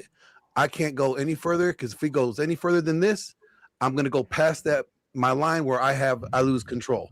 That is emotional intelligence. Knowing your limit is emotional intelligence, not expressing it. Expressing your emotions is not emotional intelligence. I understand that. I think with men, since men are taught to, you know, if you see a boy that's running and he falls and he gets up and almost start crying, a man is going to be like, don't you cry. Girl, that's for girls. A woman might We don't do that no more. Not true. We don't do that no more. I've seen, hold on, I've seen it with my 2 eyes. So you can't Okay, tell but it's that's not not all men. I'm not saying it's That's all not men. the leader you should be picking. I'm saying that it happens, right? So I feel Mhm. like a woman in that sense, she would probably allow him to express those emotions, and certain men won't allow him to do that. So then he becomes aware that it's okay to express that emotion. Now let's teach you how to regulate that, and a man probably can do a better job at that. But what I'm saying is, don't negate the fact that a woman's presence is important in a child's life. I'm not negating that. I just don't think that women are emotionally intelligent. And let me tell you why, like that it's actually dangerous for a young man to learn that if he falls and he skins his knee and he starts crying. Let me show you like an example of what that type of behavior, that bad lesson actually can do to a man when he gets older. All right. So little boy grew up, told it was okay to cry every time he falls down, skins his knee off his bike or his big wheel. I did it several times. And now he's crying every time there's some type of trauma or some type of injury, right? Well, now we're in war. This little young boy is now an adult, and now people are shooting at him, and he falls down, and he's panicking, and he's losing his shit now because mama taught him it's okay to express my emotions and let it all out. It's not good. There's compartmentalization that guys. That's what we tell guys. Hey, fix your face. Not right now. You're fine. Walk it off. We get them in the mentality that helps them continue doing what they're doing, not being distracted by how they feel, because how they feel is not going to determine whether or not that mission gets accomplished or not. And I can understand that, and that's why I said I feel like it has to be a balance, because you raise a son like that where he can express his feelings. He's gonna get older, and the moment he decides to express them, because all of those feelings and emotions are bottled up, that's not gonna be good either, because he can express it in the wrong type of way and end up harming himself or anybody that's around him. So Rose, we agree with you, right? Like I think I'm a balanced father, right? So my kids, they do sports, you know, they do rough sport, they wrestle, right? So of course, like when it's time to work, it's time to work. If you fall, get up, let's go. Come on, we got to keep moving. But I'm going to talk to you. I'm going to kiss you. I'm going to do all of that when it's over. And you're going to realize like, oh, daddy hard on me, but daddy loved me, right? Like I'm very balanced when it comes to like, I'm very emotionally intelligent. I don't think that the old school, like I think you're talking about kind of more of like dumber guys. I would never tell my son like, sometimes it may be useful to say girls do that, right? If it's something that I think girls really do. But for the most part, like I talk to my son, we communicate. Anytime he get in trouble, I'm talking to him and I'm telling him it, and until he understands, I'm gonna have a conversation with him, and he can tell me how he feels. If I say, "Yo, do that make sense to you?" and he can say, "No, it don't make sense," I'm like, "Okay, explain." I don't make sense. We're gonna talk about it. Like it's not like this. Just do it. Like no, like I think most of the men these days are they're emotionally intelligent. They know that it's a balance. It's a mixture. You fall, get up, because we don't have time to waste. I do the same. If my kid drop a drink and they look at me to see, I'm like, why are you looking at me? Pick it. The first thing you need to do is pick it up. I'm just teaching them a lesson. First thing you need to do is pick that up. Then we can talk. Then you can say sorry later. But fix what happened first. So when they wrestling and somebody grabbing your hair, don't look at me. Fix the problem first. We can talk about what happened later. But you need to like this. Like I think about it in a life or death way, even though it's hyperbolic. But that's kind of how I think about it.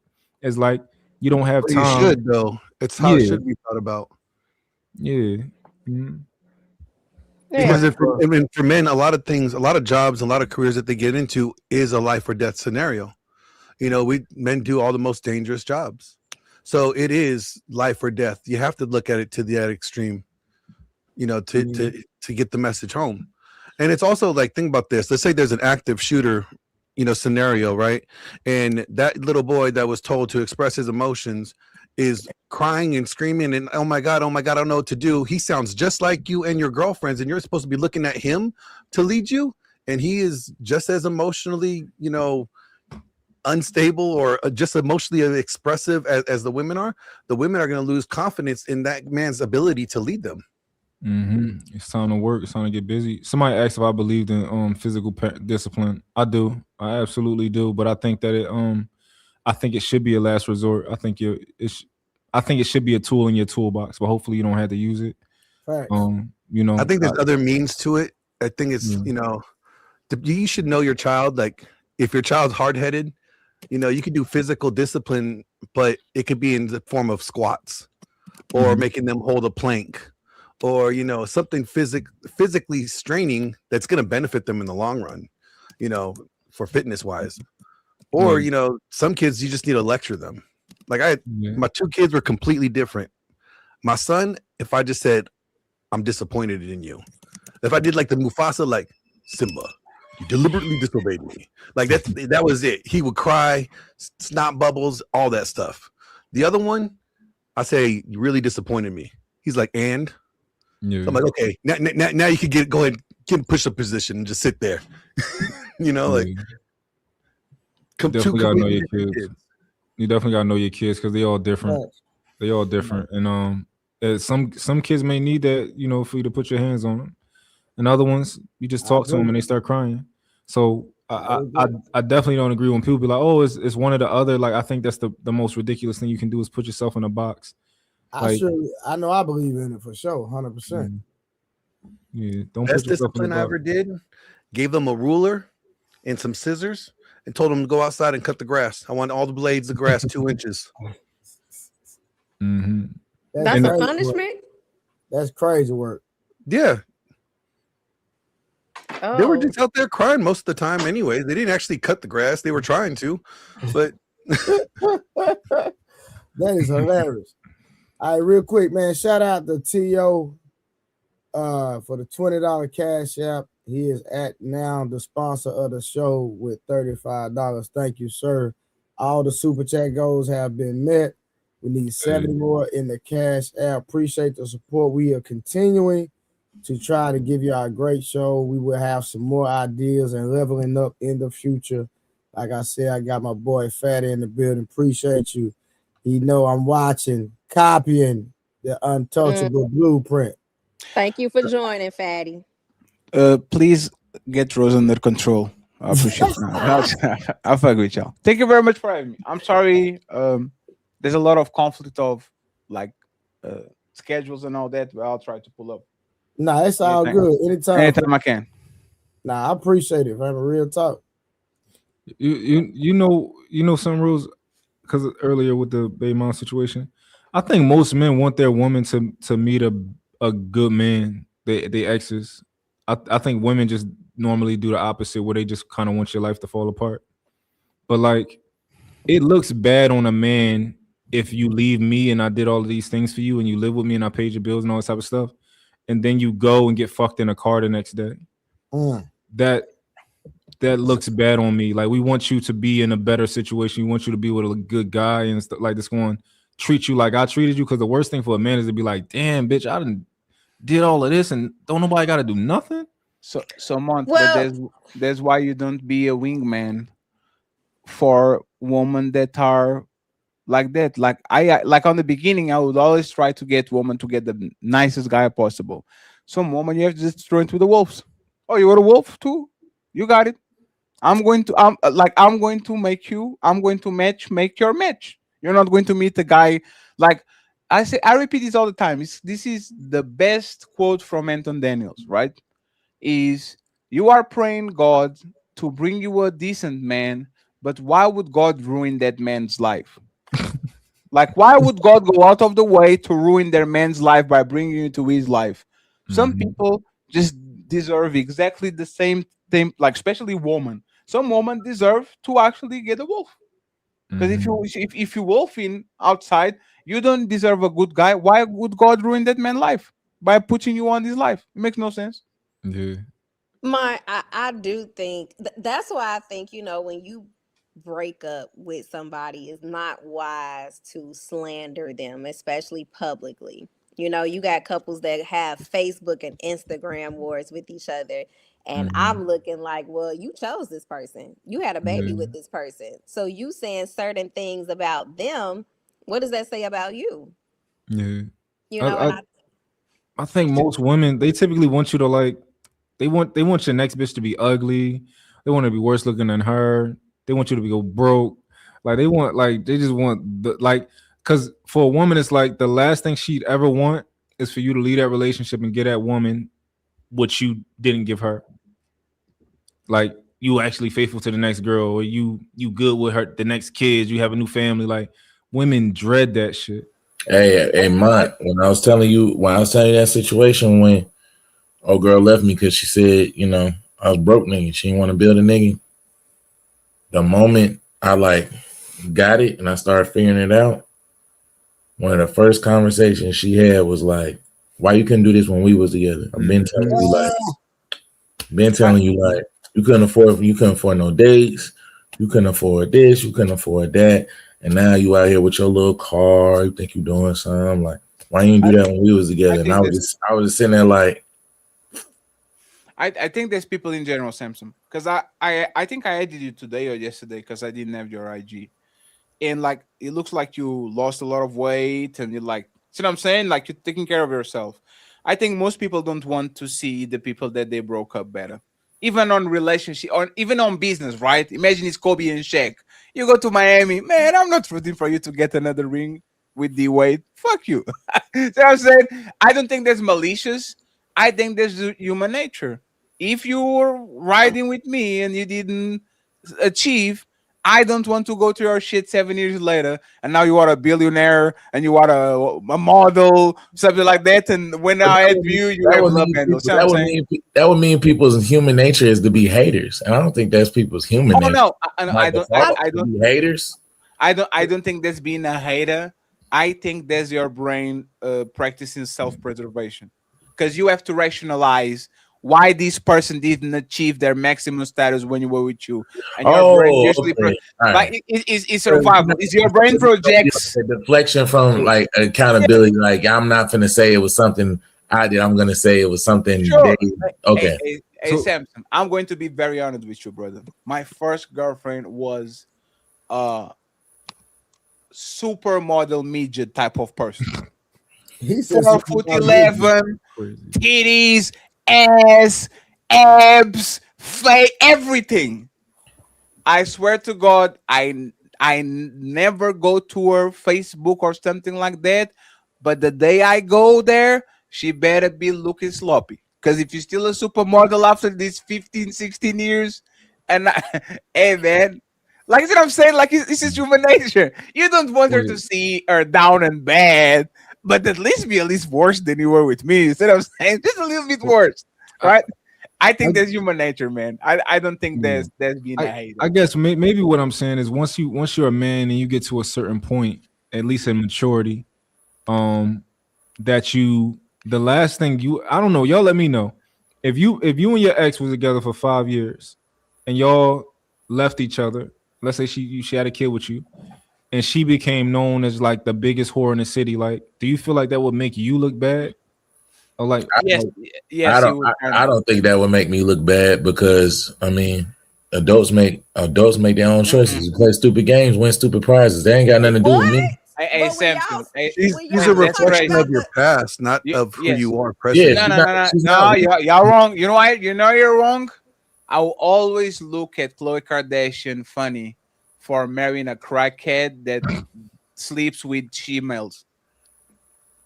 But mine, there's always going to be like, I'll always look at Kim Kardashian funny for marrying a bipolar, like crazy person. Like the people that you choose a lot of times are a reflection of you. So if you actually cuff these people, put their last name on them, make kids with them, I'll definitely call you funny if your motherfucking baby daddy is Pablo Escobar. I don't care if he's your pet or not. I will look at you crazy.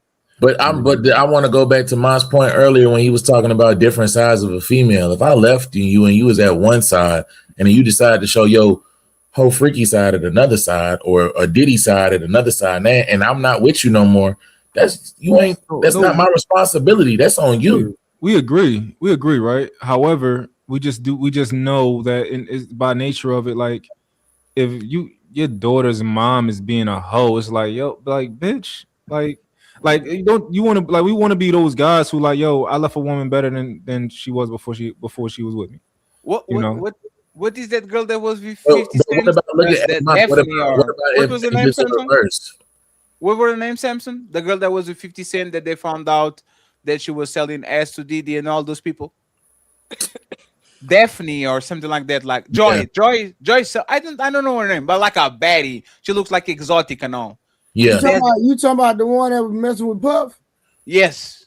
That like her name Daphne Joy. Daphne Joy. Go is a Isn't massive. his name Love now? Huh? Didn't he change his name to Love? He can do whatever you want. He's all going to be Puff Daddy. The thing is a massive hit to 50 Cent's reputation because it now like you used to be like 50 is the end all be all, the apex predator, and you know that somebody that he cuffed after he left her, he's selling ass for $2,000 and having all these trains run on and all. Like that's crazy, Samson. That's like a reputation breaker. I don't think nobody would want that, especially if you have kids with a person. That's wild. Yeah, because 50 was really like taking on trips, like really liking her, and then Puff treated her like trash. Yes. Think about it. Think about I guess this is my main point, right? If you had a kid with somebody, and then you would want your son to be in a home with a good man who could help aid you in raising that boy to be you want him to be safe. You want your daughters, you want everybody, you want them to be in a safe household, right? So you want her to be in a relatively good relationship. But women don't want you to be in a relatively good relationship after they break up. The last thing they want is for you to be a good man when they thought you weren't a good man for them. But I want that point you said earlier, but I want it in reverse. The point that you said when you was like, if you left the woman better than like when you was with her, right? Yeah, leave her better than. But I'm looking at that in reverse, right? If she went and she started doing all this thought and shit, and she's like, looking trashy or she doing some hoe shit, the best she was ever with, the best she's been was with you. Yeah. Like how am I? Why would that be a negative reflection on me? If the best you've ever been, the best you've ever like been, look, all that, the best you was at in life was with me. You're not with me no more. But I guess optically, it looks like okay. This person. Last time I saw this person, it was with you. Now they on crack.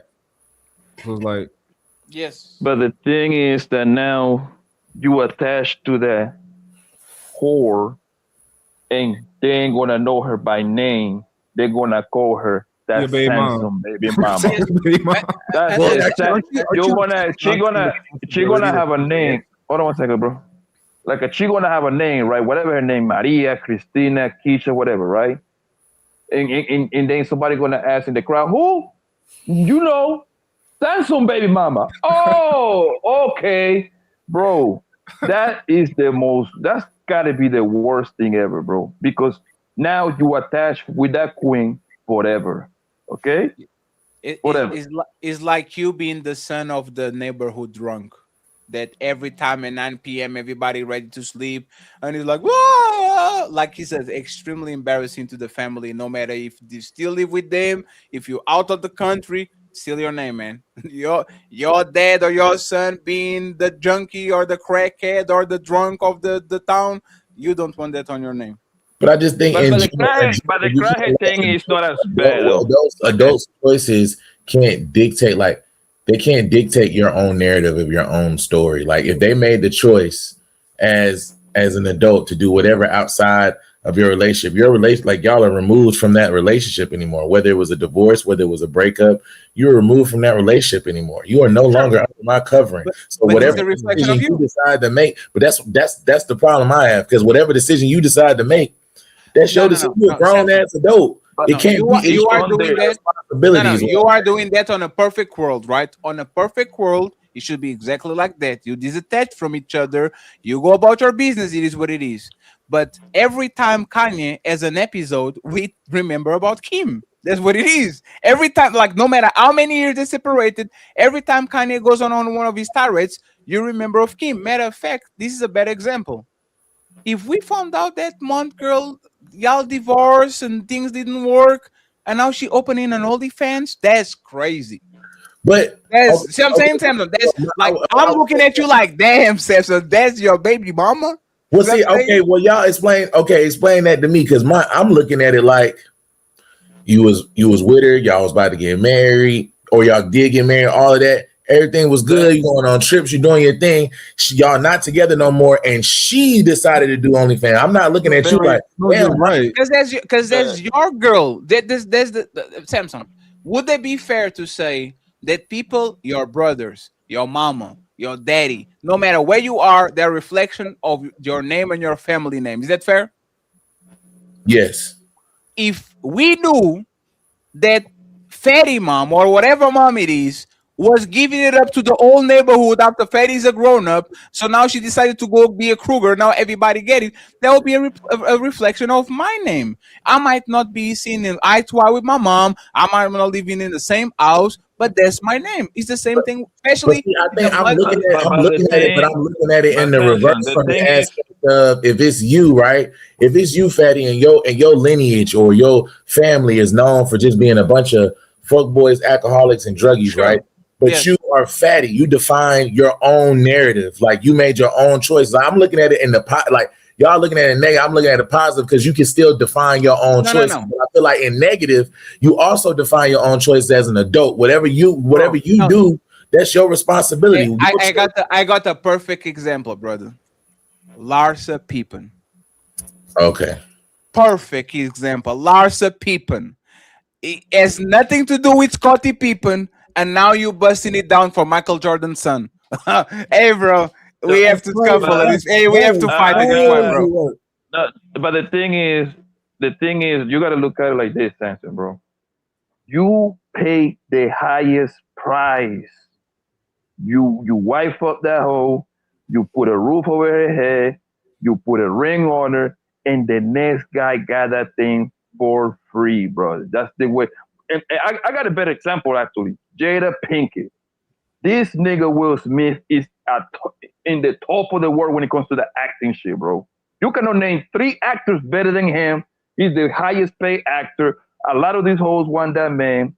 And this bitch had the audacity to mess with a retarded Down syndrome homosexual singer, bro. That literally made that man, you can even look Will Smith the same, bro. And it's so bad that she brought that nigga to the whatever table, the red table bull. She was like, yeah, he made me feel good. What? To a nigga that became gay 3 months later. But see, but he became gay 3 months later. I'm looking at it like I'm looking at Jada like she was already a nut. Like she was already a nut. And I think when she made her decision with the August shit, that was predatory. I don't feel like that's a reflection of Will because I think she was already a nut. Yes, it is. Look at the Blanco, point, you know what goes to this point? I credit her for making that nigga gay.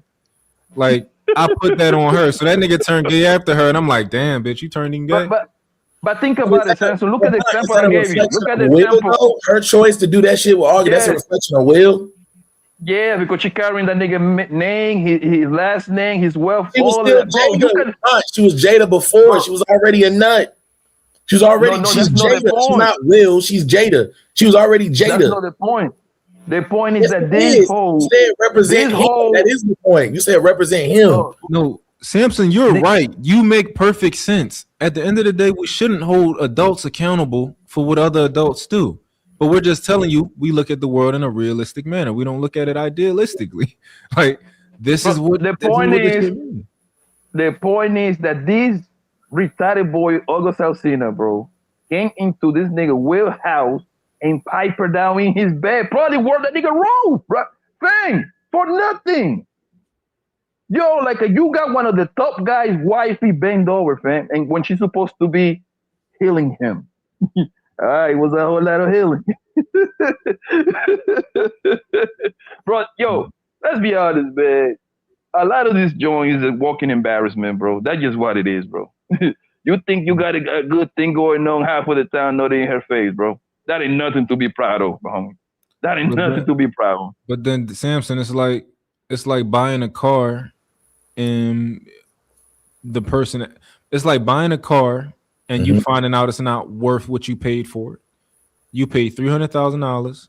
Somebody burnt you. It was $100,000 car, and everybody else paying $100,000. Everybody else paying $70,000 for it, and you paid $300,000 for it. You're gonna be mad as shit. I'm gonna be mad because I'm gonna feel like somebody got me. Like they got played. Yeah, like, I'm bitch. I thought you was worth something. And Simpson, you can use the example in reverse.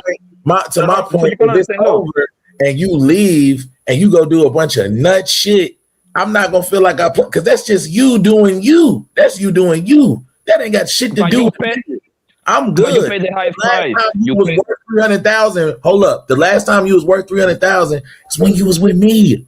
No, but she wasn't worth 300,000. So you saying she wasn't worth 300,000? With that's what you're saying. The market was inflated. It was fake. It was a fake market. Yeah, you paid the highest price. You paid the highest price. You said it was already a cheap car from the beginning, and you overpaid for it. Okay. Yes, you wipe up a hole that the town was hitting for free, and I can use your same example in reverse. Okay. Kobe Bryant and what's her name? Is it Vanessa? Vanessa Bryant. That's her name, right? Yeah. Right. Homeboy Kobe went and got himself a snow bunny, right? Guess what? He cheated on her. She stayed. Nobody talked down on that woman because she is for the guy that she was attached to, right? You see, it doesn't work in reverse. But when the hoe do it to you, bro, that's an embarrassment, gang. I'm sorry. That's an embarrassment, bro. But that goes back to the original example, and this. I know y'all gonna say it's idealistic, but that goes to the original example. If you've been with your girl for X amount of time, she ain't never showed these qualities. You already said there might be a different side to her, but if she leaves you and the whole time y'all been together ain't know nothing.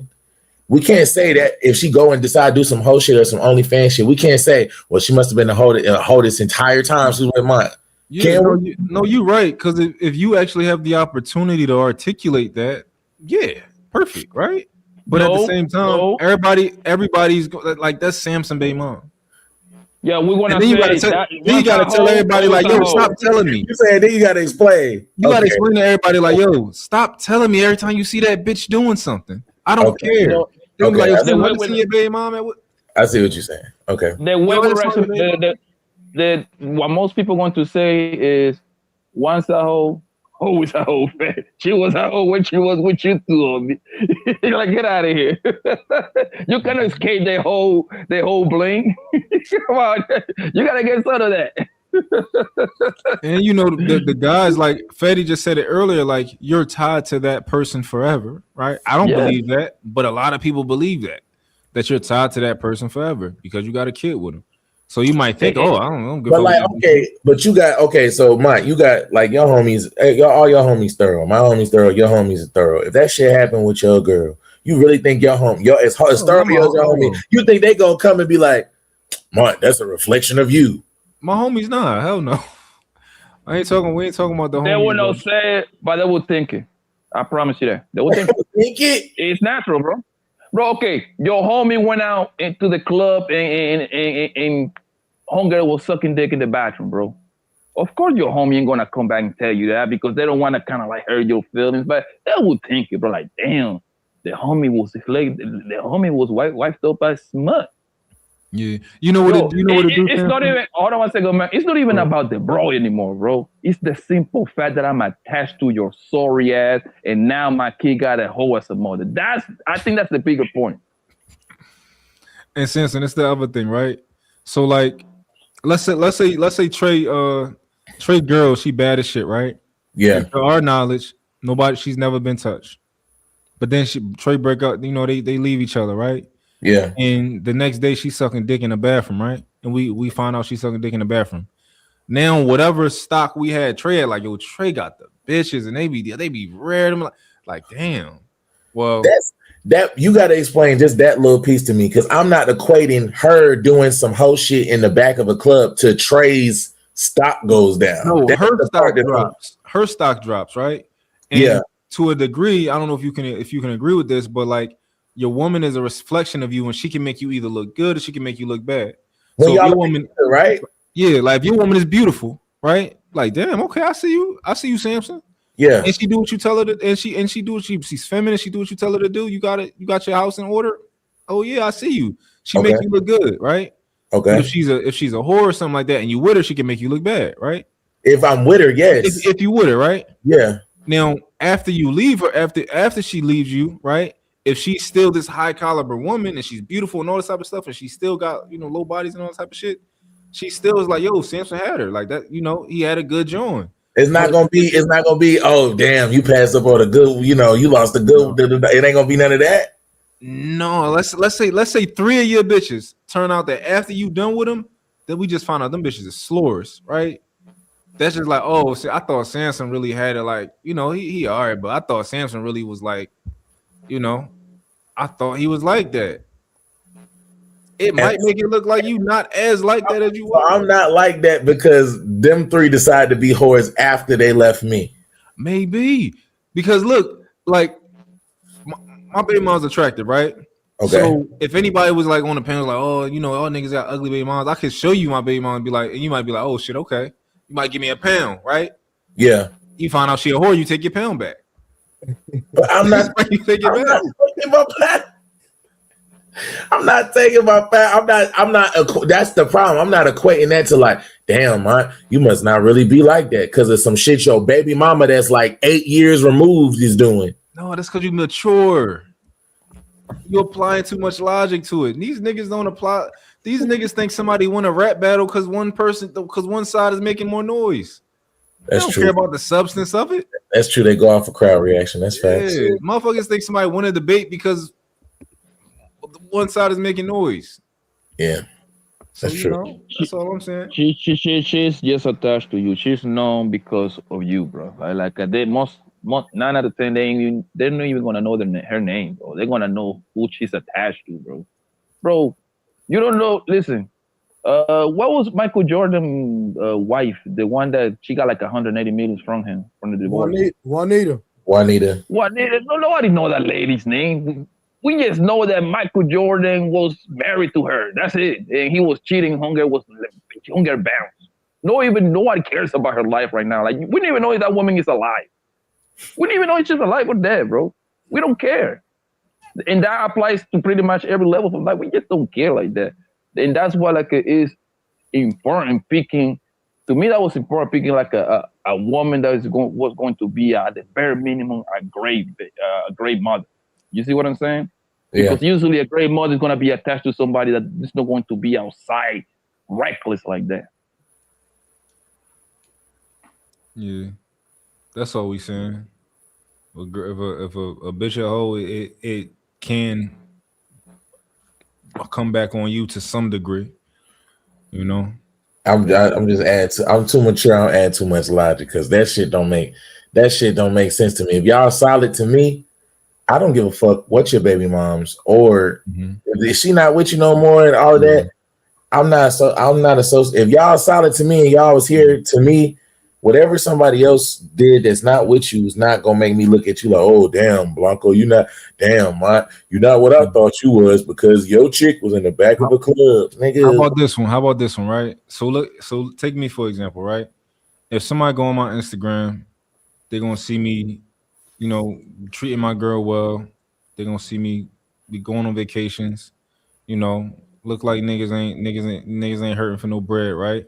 Yeah. If somebody saw me in my Instagram, and then my children's mothers was able to say, "Oh yeah, that's what's her name, Dad," right? Do you think that makes them look good? Do you think it makes them look bad? Do you think it makes them look like nothing? Like talking about you. Yeah, if somebody saw me and then they were able to associate me with, oh, that's the father that you picked for your child. Do you think that could make them look potentially good, neutral, or like? No, that'll make them look good. It'll be like, oh, that's his dad. So yeah, that's all I'm saying is that there's an inverse to that too. That's the good part. Like, if my daughter's mom is a particular person, it can make me look good. But if they're a particular person, it can also make you look bad. to a person who's not that. That's the thing, because if you're on your IG, that still don't change the fact that you're not hurting for bread. You still doing what you do. You still successful. She just did some whole shit. That doesn't change who your dad is. Your dad, okay, your mom might be on some whole shit, but your dad's still your dad. Now we looking at your dad different now? Why? He's still your dad. He's still him. Yeah. Oh, for sure. It's just the rules to the game. You know. Okay. We don't make the rules to the game. All right. Right. You know. I feel you. We just play the game. I feel you. I think that's been going on for a long time, bro. Like you're gonna be judged by the caliber of bro that you pick, pretty much, man. That's just what it is, bro. You can't escape it, bro. Your girl become a strip. It's kind of like you. Once you get with a girl, it's kind of like you pretty much taking on her bad behavior. Probably like my ex-wife and my other son mom, like people really don't associate them with me, bro. How long ago we talk about here? What you mean? My ex-wife, or my oldest is 11. My youngest is 3. Mm-hmm. As far as I know of, I'm not saying it don't happen, but as far as I know, I don't ever hear it. You know what I'm saying? So the people in the city know that they are your baby man, right? yeah, but they be out the way, so I don't ever hear nothing. Because probably they, for the most part, that indicates whatever they doing, they probably like locked down with just one guy, or whatever they doing, they keeping it very, very low key, a low profile. Because if they were out there on some wild shit, you would hear it. I hear it for sure, 100%. Oh, I hear it. It's not even a shadow of a doubt. I heard about it. That's a fact. And that's what I'm talking about. Like if they start doing wild shit, at some point, some of that shit will get to your ears. Yeah, it'll get back to me for sure. Real quick shout out to T.O. If she ended up a hoe after, they would say you turned her out or made her that way, or you were tolerating the BS from her the whole time. Most people will say that. Yeah, man, I don't even think about mine. As long as they ain't out there embarrassing my kids, bro, because they can't embarrass me. They be embarrassing my kids, if you ask me. That's the point. That's the point. And that's what I'm trying to illustrate, bro. Like, you don't care. Take it away from you. For the most part, the guy ain't gonna care about the bro like that at that point, right? It's just the fact that this is the mother of my goddamn kid, bro. I got a complete slut as a baby mom. You see what I'm saying? And that's gonna affect the kid. Yo, that's like so you see Poppy, you see Blanco, his photo of him kissing his daughter, right? Mm-hmm. Like, imagine his baby mom's a hoe and she got a photo like that. It's like, it's like, yo, get your lips off of her. No, for real. Oh, my mama, you ain't lying about that, boy. And then it gets deeper than that. Forget the sex part about it, bro. Now you're gonna have to literally start thinking, how many niggas is coming around? How many niggas is sneaking in? We all have done it, bro. Like when the kid go to sleep, man, you come in there. You see what I'm saying? To her house. And we don't be liking the kids because they be annoying. Because like, why you not sleep? They are like in the middle of us trying to do things to their mom. You see what I'm saying? And that's another one. Most stepdaddies hate them goddamn kids. They just play nice because they got pussy to get. That's just what it is, bro. That's the rules of the game, bro. When guys be like, oh man, this and that, most guys naturally don't like them goddamn kids, bro. They just don't. Mm. Can they grow to like them if a relationship established? Yes, absolutely. You got me. The first year and a half, 2 years, most niggas hate those goddamn kids, bro. I'm sorry. That's the truth. They just I just remember when I was younger, and I used to like, you know, fucking on like women who had kids or whatever. And like, I remember this one, like her son, her child was relatively new. I think probably like 7 months old or something like that. And like the baby she had to play with the baby first because nigga wasn't sleeping. It was late. It was like 11 o'clock. It's like, damn, like, all right, how long I gotta wait for this baby to go to sleep? Put this baby in the crib. Like, yo, I had one girl. I got No, one no. girl who used to have like her son get in the bed because he used to get in the bed with. I'm like, yo, bitch, I'm here. He can't get like he can't do the same thing that he do when I'm. And that lets you know the caliber of women and mother that she is, bro. Because trust me, it's been plenty of times you piping them down and one of them kids start knocking at the door or something. That usually happens. That I'm pretty sure that probably happened to a few of you guys in here in the panel. You there getting busy and this bastard start knocking at the door crying. Oh.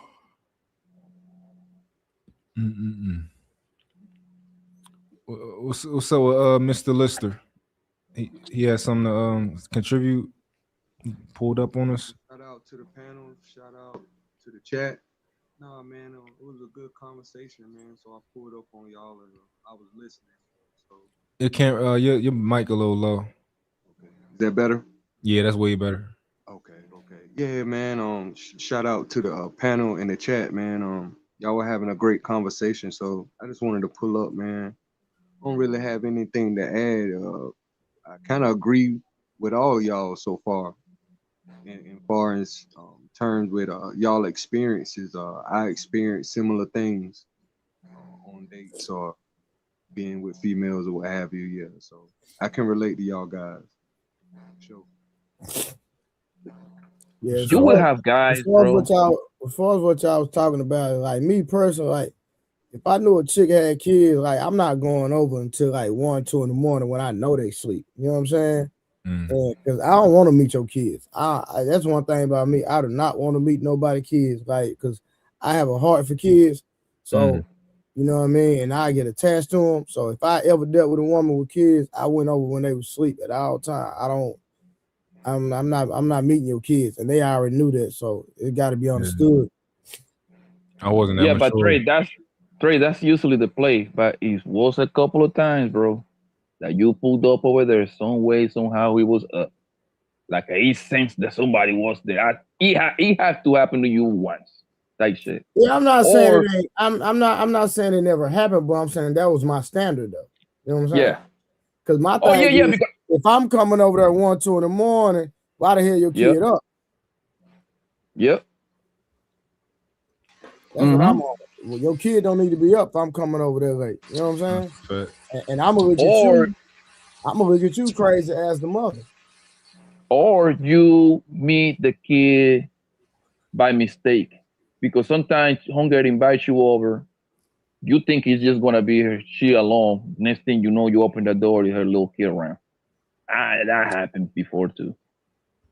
You wasn't even expecting that. Man, people don't, bro.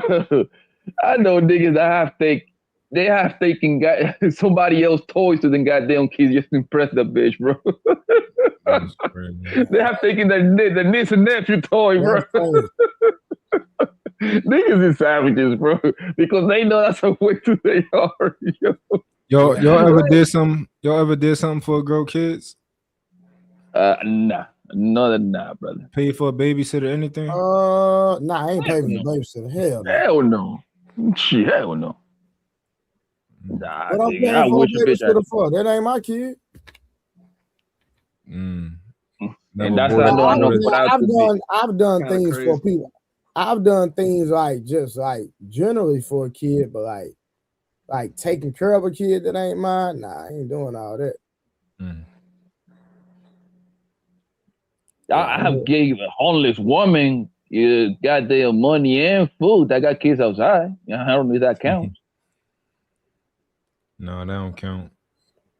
That's crazy. But like it is I guys who do it, I learned my lesson early though. I learned my lesson early because I was messing with a chick who had a daughter, and you know what I mean. I'm hiding and buying because I'm thugging at the time, and so now the little girl calling me daddy, and it just happened like that one time. You know what I'm saying? Because I was just around so much, and then when me and her started messing around. One day I called her phone, just check on the little girl, and I heard the little girl say daddy, but she ain't talking to me. She talking to a new boyfriend. Oh, man, bro. Nasty work. They got a whole After system that, worked out. I learned that. Got that out of my system at an early. I learned that, boy. I say that never again. Don't even worry about it. Really? And that's what the, and that's why the, and y'all can correct me if I'm wrong, but I think I'm right. That playing that, I always say stepdaddies are better than me. You know what I mean? I say that off the rip, right? They're better. They're See, better men than I wasn't Blanco, I wasn't even dating the girl. I was just knocking her off. Yeah, yeah, but check this out, right?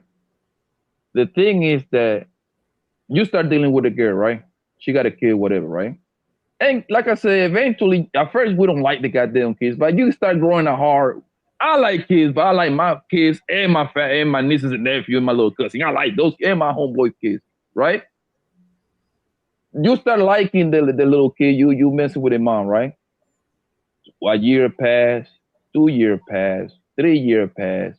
So now you got an attachment to the kid because now I believe at that point you actually buying shit to the kid, like his football gear, at least a basketball or football, right? Now you throwing football with this little nigga at the park.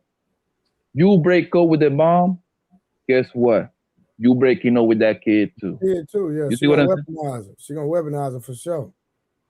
So it just so it's a failure all around, bro. At that point. All right, real quick, shout out to real quick, y'all. I'm sorry. Shout out to Square Beard. What up, fam? Just left my lounge meeting. My lodge meeting. What's the topic? We're at this point, we just vibing now, bro. We just vibing, Square Beard. Appreciate it though. What's We're up, trying to meet the bro? goal still. Fellow traveler, bro. That's what's up, man. What's the most y'all ever spent on a girl that wasn't your girl? Nah, you don't spend no bread on no girl. That's not your girl. That's not a goal, man. Nah, it's cool if y'all had a bad moment. It's cool. You know, we ain't gonna judge you. I'm saying though, that's sim shoes though. You ain't supposed to do that. That's against the rules. It's not. Nah, I can't agree to that because me neither. Watch this, right?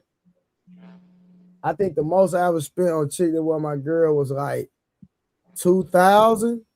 What? But that's I say over 1,000. Hold on, but listen, you gotta listen. I ain't done. But that same chick spent over 6,000 on me at one time. See what I'm saying? So you gotta understand, like it's levels to this. Now, but I'm saying you gotta put a little bit more context on that. Why did you spend the 2,000? Did you know that 6,000 was coming on the back end? You know what I'm saying? No, I'm listening to you. I'm just waiting for you to finish that up. So it was reciprocity for like any chick I'm spending money on, she's spending money on me. So it's reciprocity across the board. I don't believe only woman that ever took care of my wife. Outside of that, it's gonna be an even exchange. Period. Nah, I dig that. Yeah. You know, it's crazy. My homie still make fun of me for this till this day, right? It was this girl I used to be hitting, right? She was like one of my little bitches, right? And one day I was fucking with her. She had bought me. She like, what you want for your birthday? I'm like, I don't know. I didn't know nobody was gonna give me nothing for my birthday. I'm like, I don't know. You know, just something I might need. She's like, what you want? I'm like, I don't know. I need a money counter. I like one of them. So she had bought me a money counter, right? Now this girl used to come over my house all the time. I used to hit her, and she just had these corny ass Adidas on. So one day I'm like, you know what? Let me buy her a pair of Hirachis. I bought her a pair of Hirachis, right? For whatever reason, my homies still make fun of me to this day for buying her them sneakers. But Yeah, of course. she bought me a fucking money counter like for my birthday. So I'm like, what? All right, good fuck looking. I that appreciate it. That don't mean I gotta return the favor like that. You don't gotta return the Nah, favor just off the man. strength. Nah, Just man. you did that off the strength, but I get it. You did that off the strength, but you if usually don't buy somebody- women's shoes but because if there's an somebody- old saying. There's an old saying: if you buy them shoes, those be the same shoes they walk out your life with. She wasn't my That's bitch. the old Hold saying. on, but Kane, But I'm it's saying- Kane, right? It's Kane, right? Yeah. So if a woman is spending 10 times the money you spending, you ain't gonna spend nothing on. No, I'm not saying I ain't gonna spend nothing on her. If she's a chick that I know, But Kane, that's the way you making it seem. Like I said, no. But I'm saying you woman don't I'm just talking do it about, off the. the money I was spending, she was spending 10 times that. Well, that's what I'm saying. You gotta put context on it. When you say those things, you gotta put context on it because the motherfucker look at it like, yo, or you just messing with a chicken because she spent bread on you. You spending bread it back wasn't on her. like that. Nah, we was rocking with each other. You know what I'm saying? Yes. So I can mess with that. Yeah, that's official. Yeah, one thing, bro, is like when I was trapping, I needed a bunch of bros to do certain things to make the machine continue, right? You know, and I wasn't no pimp or nothing like that. It just like I needed them to do You in the certain game. things Come on. You in the game. I know what you're talking about. so I can get my bread, right? So by me saying that, what I was saying is like to get my bread, I needed them. So I used to pay them a fee for doing that fee. They used to pretty much kind of work for me in a way. You know what I mean? So whatever they bring the bread, hey yo, here's this, here's that, boom, boom, boom. So in reality, yes, I gave them bread, but however, it's because they did certain jobs for a nigga. Yeah. So that's what I'm saying. You gotta put context on it. However, by you doing that, that should usually take you a long way. Because one thing about most of these bros, bro, they don't forget. And I have plenty of bros who a lot of money in my pockets, bro. A lot of it, son. Birthday come, you get 1,000 here, 2,000 there. I had one girl that gave me $8,000 that I used to hit. She just happened to have that kind of bread. She was doing pretty well. Like, bro, I was telling the other day, nigga, my cousin just married a chick, nigga. She just got a nigga 50 racks, nigga, 2 weeks ago. Yep. And I always tell, and people used to call me a liar, bro, when I first got on YouTube. I'm like, bro, yes, us men, we're going to trick because we usually are the ones with the money anyway. But women are the but that's biggest not trick, tricking bro. though. That's not tricking though, because you get something in return. Because you returning the favor. That's not tricking. Tricking is usually if you just paying out. And when you look with a shorty and she tell you, yo, you gotta make sure you leave someone on the nightstand. That's that tricking shit. If she's returning what you're doing for her, that's different. I'm talking in general. Can you forgot this part too though? Like when you giving money with an ulterior motive as well. That's tricky. Yeah, that's tricky. That's You know tricky. what I'm saying? No, you're right about that. If you're doing it with let's say that's definitely tricking, but tricking usually meant if you just every time you see shorty, but what I'm saying you have is, to leave something behind. You can't what just I'm see saying off is the simple, strength though. like yo. That's when it becomes tricking, when you know in But order the for you to letter- link up with shorty, you have to leave someone on the nightstand. That's when it becomes tricking.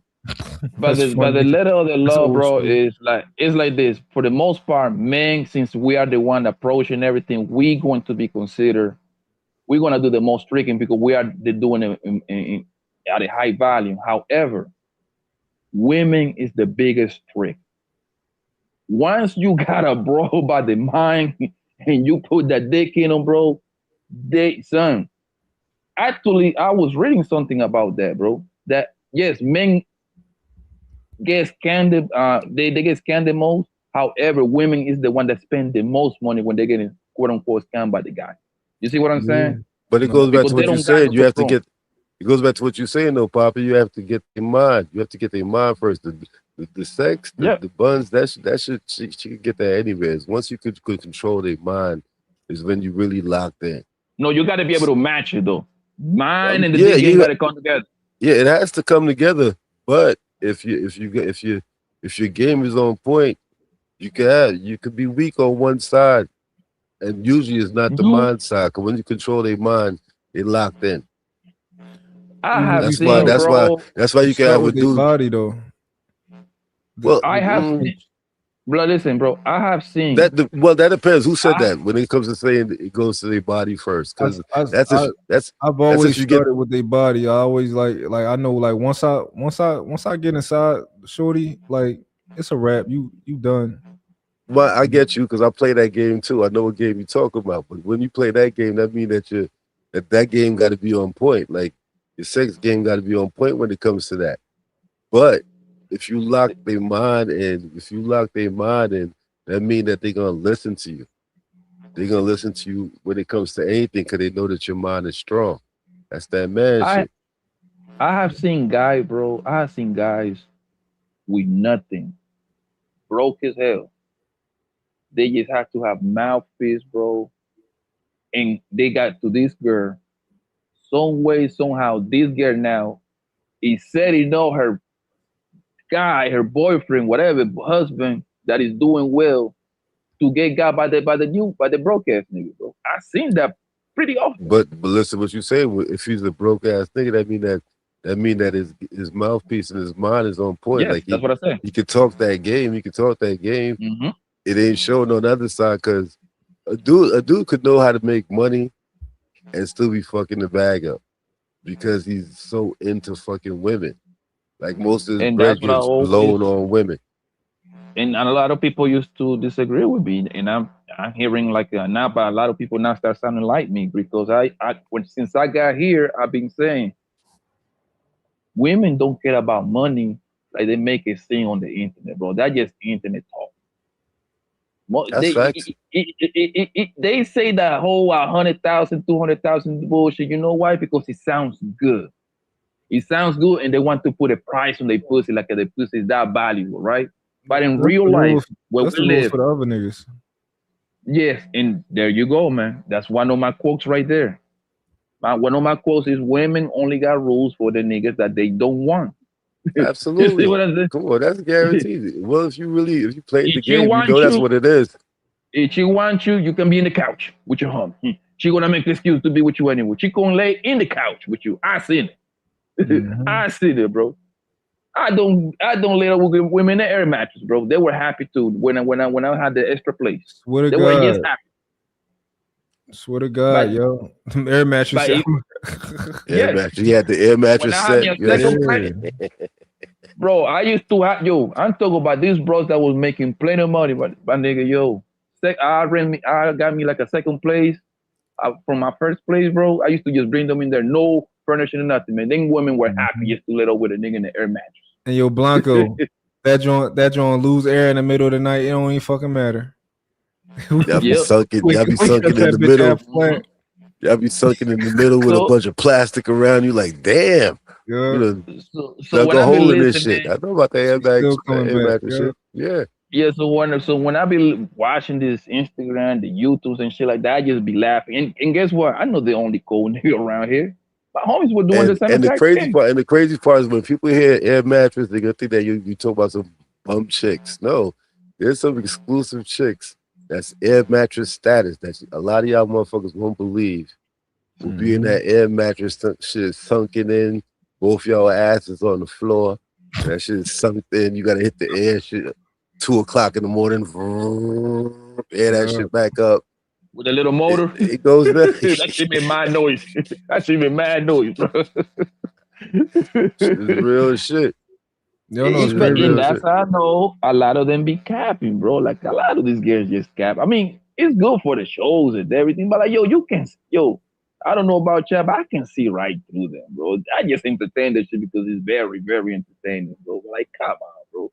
We know that out of the 12 guys that have fuck you in your lifetime, 10 of them niggas didn't have nothing, bro. Like, let's stop it. Like, let's stop it, yo. With all these high qualities and this is the part that kills me. This is the part that always kills me. He needs to make 100,000 or 150 so we can live a lifestyle.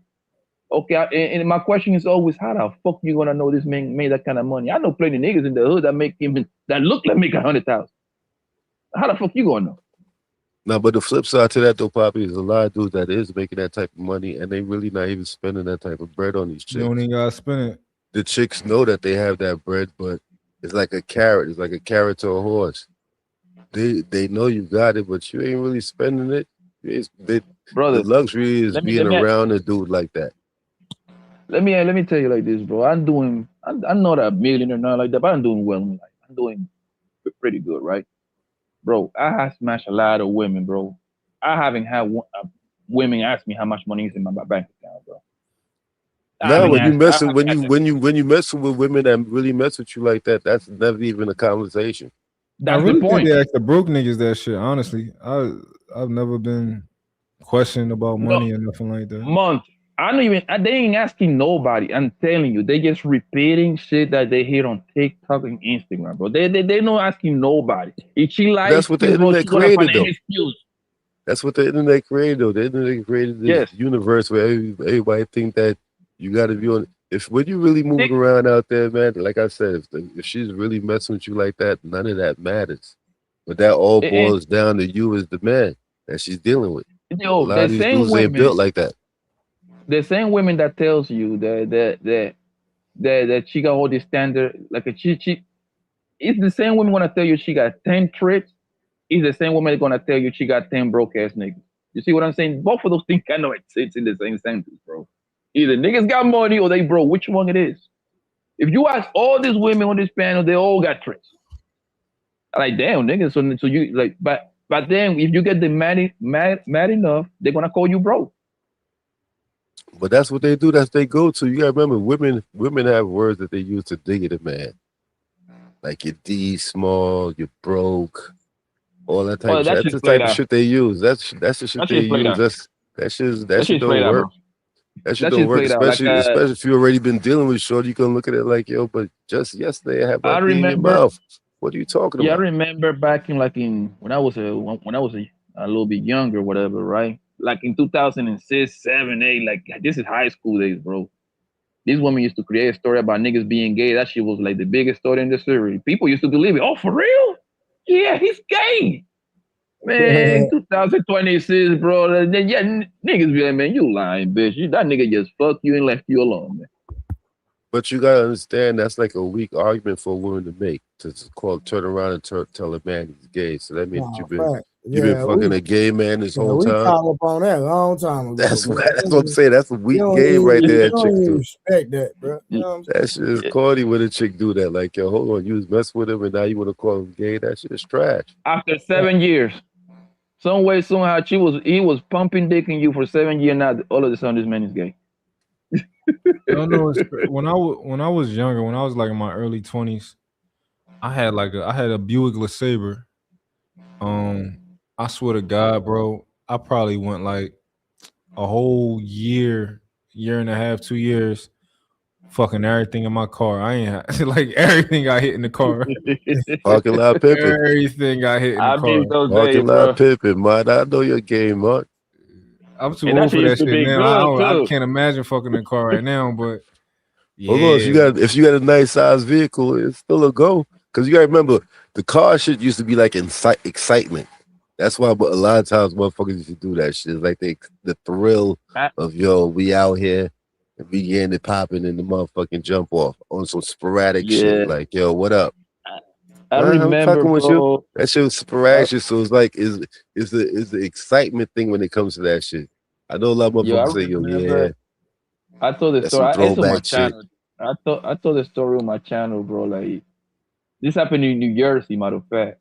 I got caught fucking in the car at the park in Elizabeth. A police nigga pulled up on the nigga, bro. Huh? Then you a sex offender now? No, on the list. Why would you be on the list? They put you on the list and shit like that.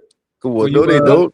If you like, if you around kids, yeah, but this was like this was like after it was late, bro. I'm talking about this is like 12, 1 in the morning type shit, right? So nobody was there, and the police nigga was mad cool. And the police nigga was like, yo, get the fuck up out of here. Yeah, you know what I mean, that's exactly why he said, get the fuck up out of here. It goes back to what Martin said. I remember back in the day, yo, I had the V. You know what I'm saying? You got the V, you getting your shit popping. And I had a spot that I used to always go to. It was like a little D-Lo spot. And every time I go there, at some point, the Jakes used to pass through like, oh, shit's getting hot. Somebody probably put somebody else on to my spot. And, yo, they ran down on me. You know what I'm saying? I'm getting it in. And they got the flashlights on me like, yo, oh, shit. And the motherfuckers, they let us go. They let us go type shit, but they let us know that people in the area was like, yo, hold on, this car always pull up. And the spot got hot. That's how that shit go when you parking lot pimping. Yeah, like mind your damn business. That happened to me one time. When I used to have like nice little spot in the cut, but it was like there used to be like a bunch of abandoned cars there too. So I'm like, this is a nice little spot. I just look like my car old, so it just looked like one of these joints. I think I was fucking shorty, and we had went to sleep. I just woke up to a flashlight. Oh, you got comfortable. You got real comfortable. I just woke up to a flashlight, man. You got comfortable. Like, yo, this spot is good money. Yeah, but nah, and when y'all hear us telling these stories, don't think of that as a bunch of bum chicks, because a lot of these chicks are exclusive chick. The chick that you think won't be getting parking lot pimped is getting parking lot pimped. It's all of them, bro. It's all of them. Nine out of 10, bro. 9 out of 10, like when you get pulled over or whatever, not pulled over, when the police like got your ass humping in the car, 9 out of 10, he gonna let you go, bro. He just don't care. Nah, it depends. Depends. You gotta be a weird ass nigga to fucking book somebody for like fucking in a car. Facts, Unless bro. you're around kids or something, but like if you just like in the cut, it's late, it's 1 a.m. Like nigga, mind your business. Yeah, cause that happened to my homie. He got caught fucking in the car too by police. You gotta understand, this park be dark as hell. That's the reason we picked the park. You know what I'm saying? You get it. I did some park situations. You dip in that pussy, brother. In some way, somehow, your mind is in that first. In the first 3-5 minutes, you be late. You know you on top of the bitch. You looking all over the place. But boy, you lose focus after that 5-minute mark. You dip in that pussy, bro. Next thing you know, that flashlight is in your face. You gotta go behind the shopping. You gotta go behind a strip mall. They'll be like right behind a strip mall, behind like a Walmart or something like that. Security be driving through there. With the shits. I know what I'm talking about. With Security be driving there too much. Securities are worse than police. They Oh, yeah, really think they. if it's a joint with security, you can't do it. But like, you gotta know where you going. I'm just saying, you gotta do. This is player talk that we have. We talk right. This is player shit with motherfuckers. Yeah, they parking lot pinpoint. Yeah, but hell yeah, the strip you mall was is a in good line, spot. bro. You was in line with the car shit, man. I mean that I barely hump in the car nowadays, my nigga. Like that's how you know I'm getting old, bro. I haven't even get 40. No, I can't bend my leg. I can't bend my ligaments like that no more. So I don't really mess around with it like that. I think it's before, because before you just was trying to like get to it. Like you really was on some animal shit. Like man, fucking man. Yeah, like I said, Poppy, is the excitement, is the thrill, is the thrill of what's about to pop off. Like, all right, Shorty signed up and I'm signed up. So let's to get it remind popping. you, a lot of the car sales come from like you chilling with homie, like from hunger, like you pick her up, right? And you know the excuse, hey man, let's go smoke a blunt. All right, let's go. And you know one thing leads to another one. Then next thing you know, you're deep in her guts. Yeah, the reason I was having that a lot of those situations, because back in the day I was the bud man. So you know what I'm saying? Being the bud man, you always had them situations. You always had them situations where Shorty will run down on you. She buying some bud or something. She like, yo, you want to smoke? And you know what I want to smoke mean? Like, oh, word, you want to smoke? Let's dip off to the cut. Next thing you know, you getting wiped off, and it's jumping off. It's popping off real quick. We out here. Yeah. Spots for that when I was a young dude. I ain't never used to smoke, but like one time I had this one girl I used to sell bud to, and one time I had pulled up on her with my baby mom, and this is my first time meeting her though. She was like, she texted me like, "I'm mad you put up with that girl, whatever." I'm irked. I'm like, why you say that? So like that, just from then on, I started hitting her. From then on, like started. I pulled I'm over sorry for. Well, with that being said, make a little make a little story known for all you dudes that chicks smoke. That was like a go-to. Like, yo, a lot of y'all niggas that chicks smoke, they holler at they bud man. At some point, they be like, yo, you want to smoke? Especially if they mad at you. They're gonna creep off with the bud man, and the bud man is getting his beat on. That's just for a lot of y'all dudes that have chicks that smoke. You right about that, boy. That's how that shit played out. You know what I mean? Women are knocked off like that. I've knocked off a bunch of women like that. Like, yo, I'm coming to drop off the butt. And she's like, yo, smiley face with a nigga. I used to keep a big trash bag full of number shape. Hey. Oh, come on, you nasty work. Come on, bro. Don't put that game out there. Don't put the shake game out there. That's all they getting. They ain't get number shake. That's it. And they gonna go crazy for some shake. You got a shaky blunt. Getting some buns. I know how it go. I was there. Man, listen. I was there. I bear witness to it. We don't never cut it to the profit. You hear me? There you go. You can get this shake. I'm tell you, they gonna go crazy for the shake, bro. I'm tell you, you ain't have to be on that type of time. They gonna be on that. You know what I mean? And when they go back to what y'all was talking about earlier with the chicks that have kids, I've dealt with a lot of chicks that have kids. I never got attached to their kids because I always knew that their kids had a father somewhere. If he ain't in their life, I'd pull up with the little video game, you know what I'm saying?